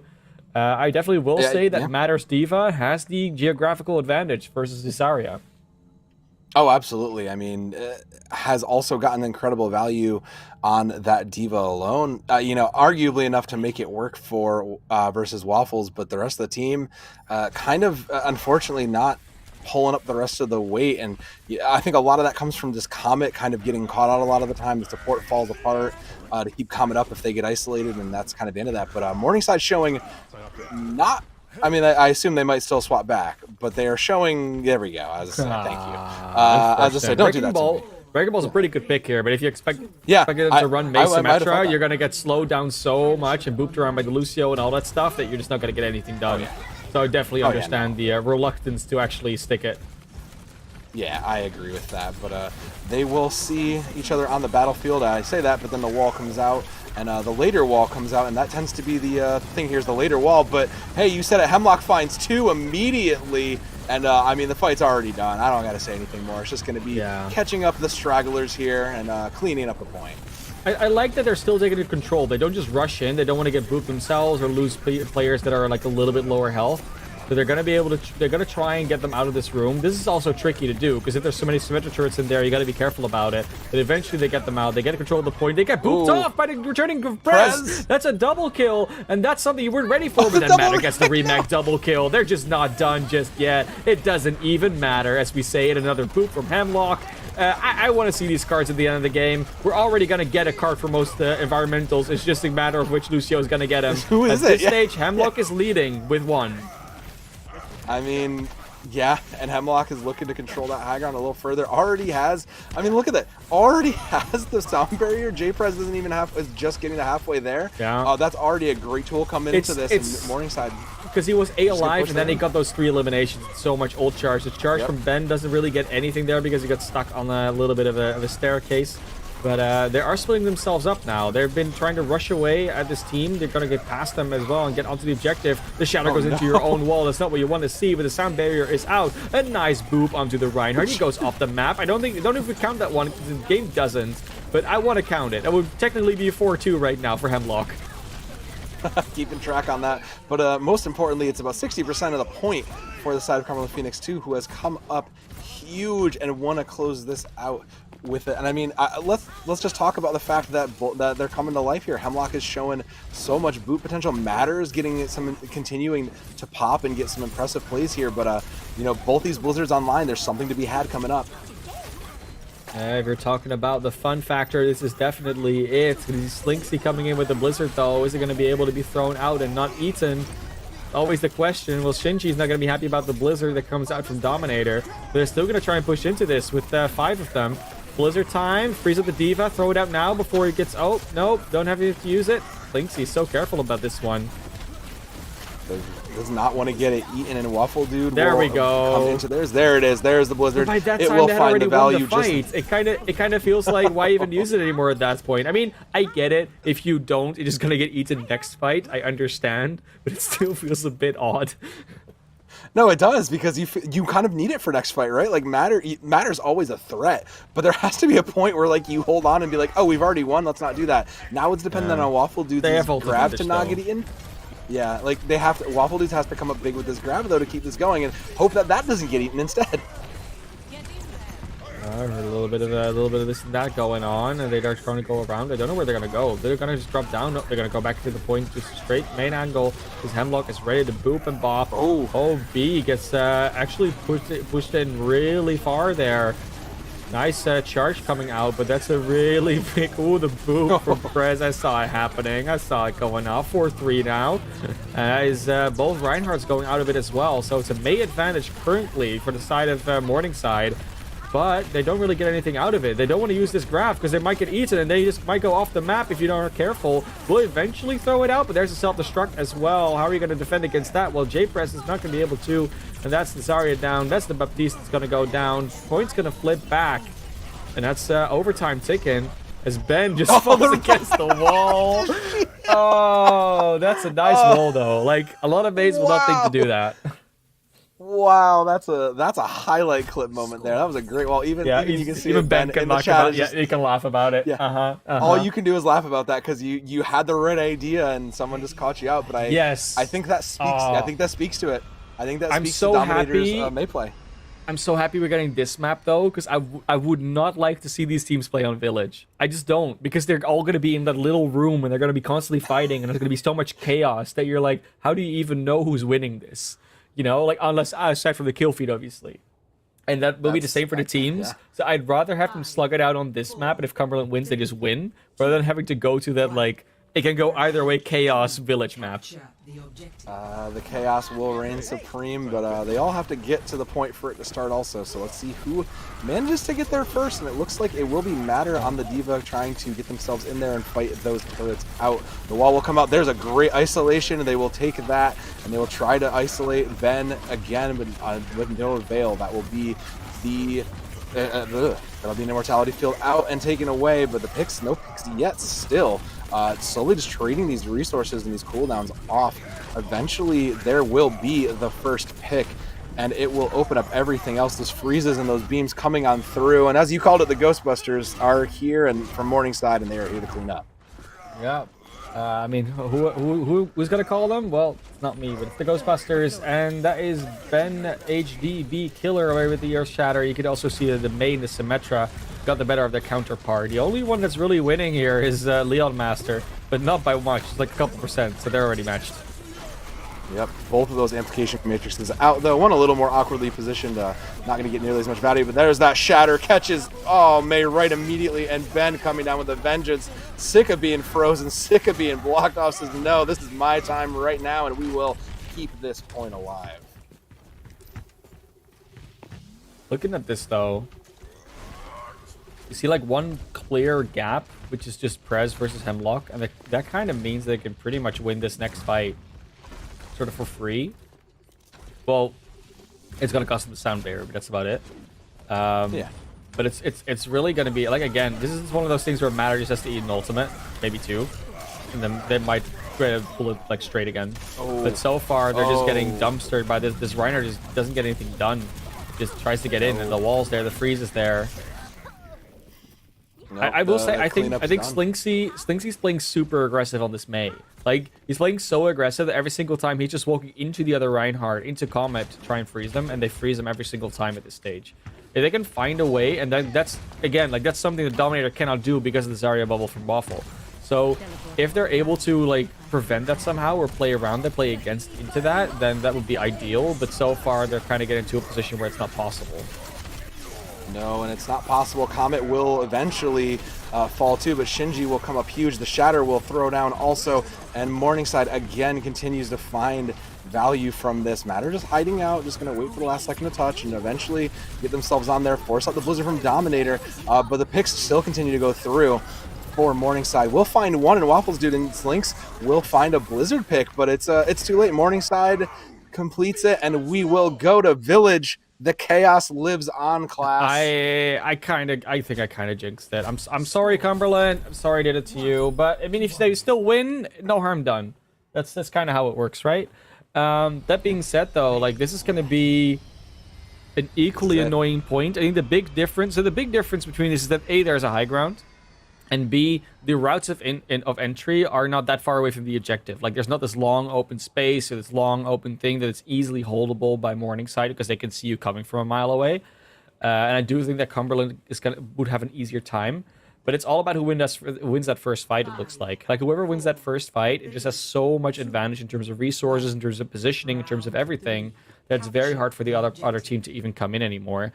And that's really what we're looking towards here. Like, who is going to be the one that wins the first fight? It's going to be Cumberland going for the high ground position, Morningside going for lower. Yep, and they will get walled off, and force their way in, and Ben will find Hemlock immediately, and that is a lot of speed gone, and suddenly it's a good idea to back off and just try to poke your way through here. Just vying for this position, trying to get this through, and the value fire strike as well.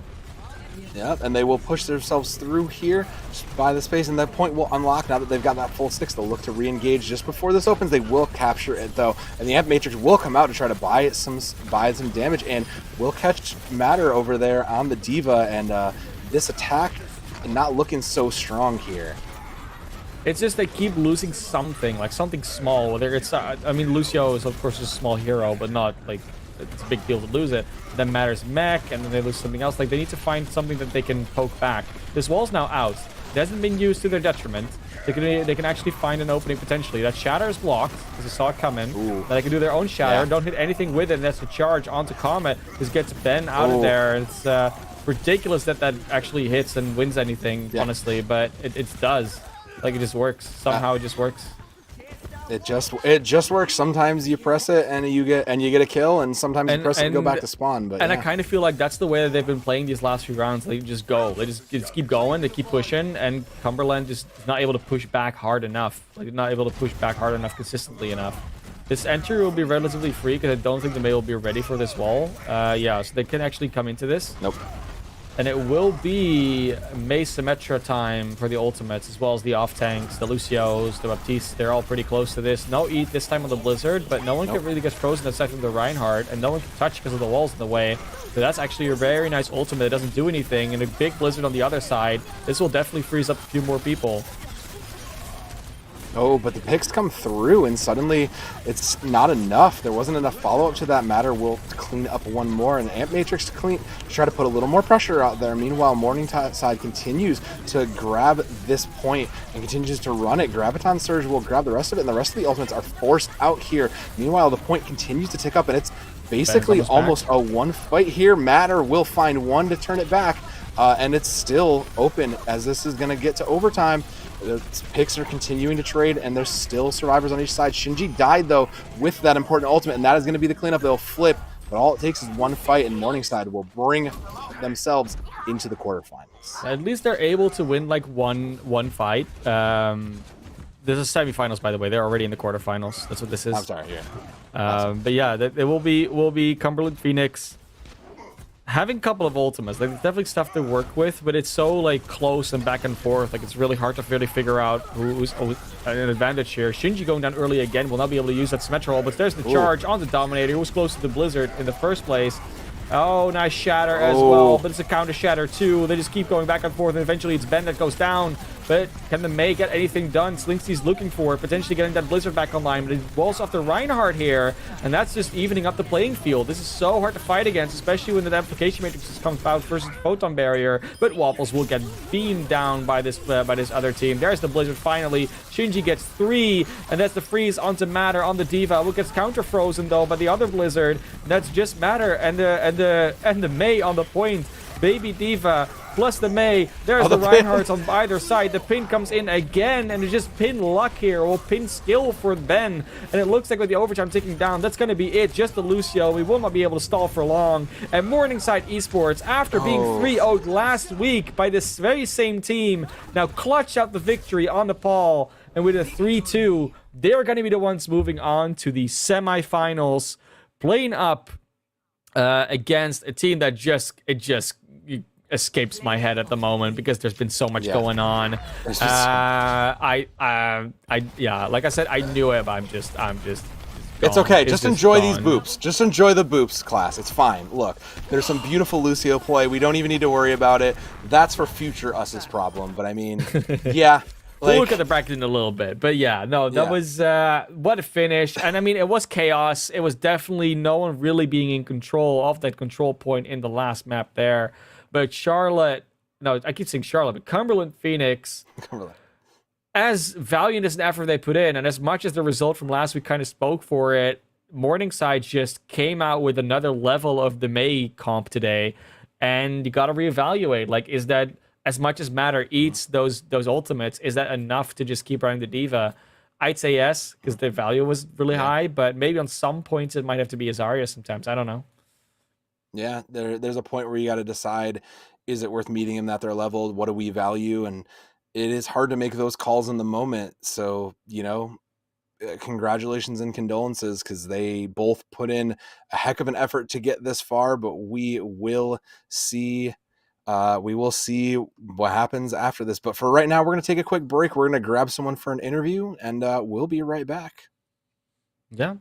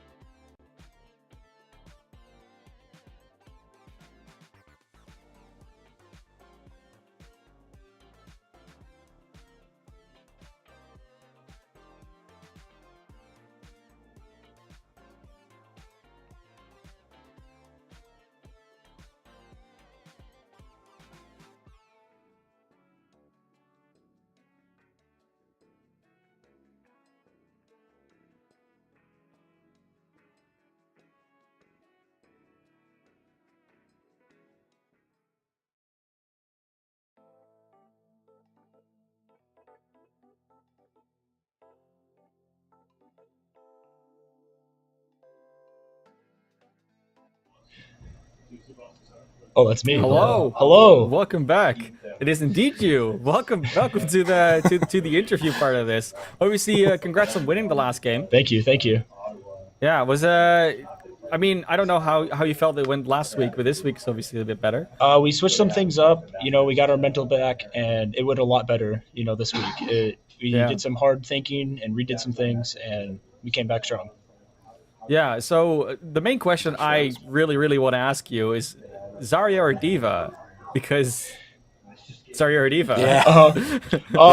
Well, so our tank lineup did switch this week. So did our DPS and our support lineup. And with the cards we were dealt, Zarya was our best option. And I mean, we really wanted to run the Diva, but we made the Zarya work against the Mei freezes and for the grabs, the bubbles. Yeah. And I think we made as much as we could with it. So yeah. I completely agree with you. Yeah, I mean, given that like it was so weird to see like the Diva on one side and like that's not normally a typical thing. I want to jump back for a minute about that last map in Nepal because that pit got a lot of value. I mean, you were the main, you were one of those people using the pit to your advantage. Yep. Do you feel like you got like? Do you feel like is that like a comfortable place for you on Lucio? Is that like something you're really used to getting value on? And like, is your team aware that you can in fact just like jam on that? Yeah. This semester I haven't really been support, so it was kind of weird. Everyone seeing me back on the support role, but they normally know me for my boobs, and like I was trying my best. But man, I think that Diva, for example, would not fall off that map at all. No, that's the strength of the Diva, right? You can just boost back up.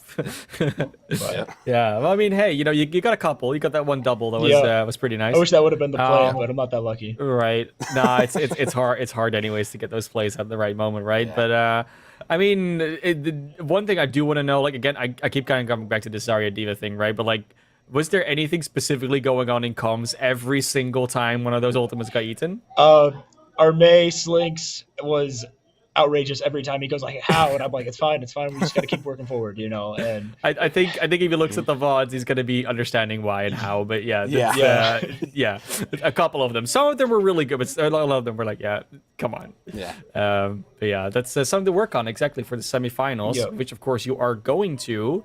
Talk to me a little bit about that, because you guys started this season. Was it like a specific goal that you guys had to get somewhere? Every semester or every season, we just always want to like improve from the last, if we lose, we want to learn from it, what we can do better. And especially last week, we came back for a grudge match against the same team. So we learned from our mistakes then. We decided we're just going to try to mirror comp them, and play at their own cards. So I don't know. I think just everything we got to do is just to improve each other. I think it worked really well. Thank you. Yeah, I think it worked well. I think that tape playing. I mean, you won, so yeah, exactly. But going forward, looking at your next opponents, what do you think? What do you think is going to be an important key for your guys' success going into these next couple matches? Truly, I believe it's just us keeping our heads on straight, and then alt economy, because we either send too many than we needed to, or we don't use enough. But I mean, that's just easy things we can fix during a week. So I think we're looking forward. We got this. Good. Love to hear the confidence, and of course, good luck with getting it. Thank you. And a little bit about you guys is an esports organization within the school. How's that been, like the development of that? Like, you feel like it's going in the right direction? Are you getting like specific type of support that you're really happy with? Yeah, our program has grown tremendously, especially since my freshman year, and then we've been doing LAN tournaments. We're hosting a LAN tournament actually this fall, having a bunch of like the close schools coming down. We're going to have big LAN for Overwatch, League of Legends, Rocket League, Valorant, which is awesome. We've gone down to one for Valorant, and it's just been awesome. Like every year, I think we're just going to keep getting better and better for us. And I'm happy to see so many new people coming into the establishment or the building. I love it. Yeah. I agree with you. It's nice to see that these experiences go. Yeah. Okay, a bit of a personal question. Yeah. It is rumored that you have the best hair on the team. Is everyone's hair that awful, or what's the story there? Wow. Like, come here. So this is my roommate. This is me personally. I think my hair is better, but Okay. I can see how it is. Yeah. I like to say I I can see have the that. cleanest hair. I mean, I have to I have think a that's a hat fair on to hide it. So does Soph. So apparently, we are. I mean, I don't really have hair, so I can't talk. I was gonna say we're not contesting you on this one. But yeah, on your team, I believe it. I believe it, Colin.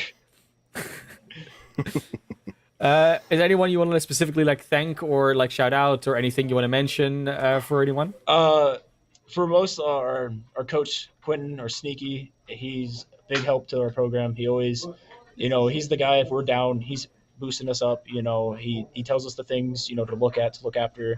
For sure, him. Our head coach Jared, he's also another big mental game coach. He's always there. Like when we went down 1-1, he was like, guys, let's bounce back. You're 1-1, no big deal, And then especially my team, the team here, we're a family. Ever since day one, we've been a family. Today we went out to eat for our buddy Jackson's birthday at Red Robin. We always have a team meal before the game just to keep that closeness. It's like, if you're going to trust me to heal you, you got to trust to eat with me. It's just something we got to do. Makes sense. That's reasonable. Yeah. Yeah. Good to hear that relationship is also forming in that way. So keep it up. Good luck next week, of course. And I mean, if you can do this turnaround with this short of a week, I'm very curious to see what you guys got going on next week, for and sure. maybe the week after. Oh yeah. Cool. Thanks for your time. Yeah. And thanks everyone. Thanks everyone else as well for watching. We are gonna cut it out here. We had 3 wonderful series. Not all of them went the distance, but some of them definitely did, especially this last one. We hope to see you in the future. Yeah. We go into the semifinals next week. Have a great night. Yeah. You too, around. guys. Thank you. Take care.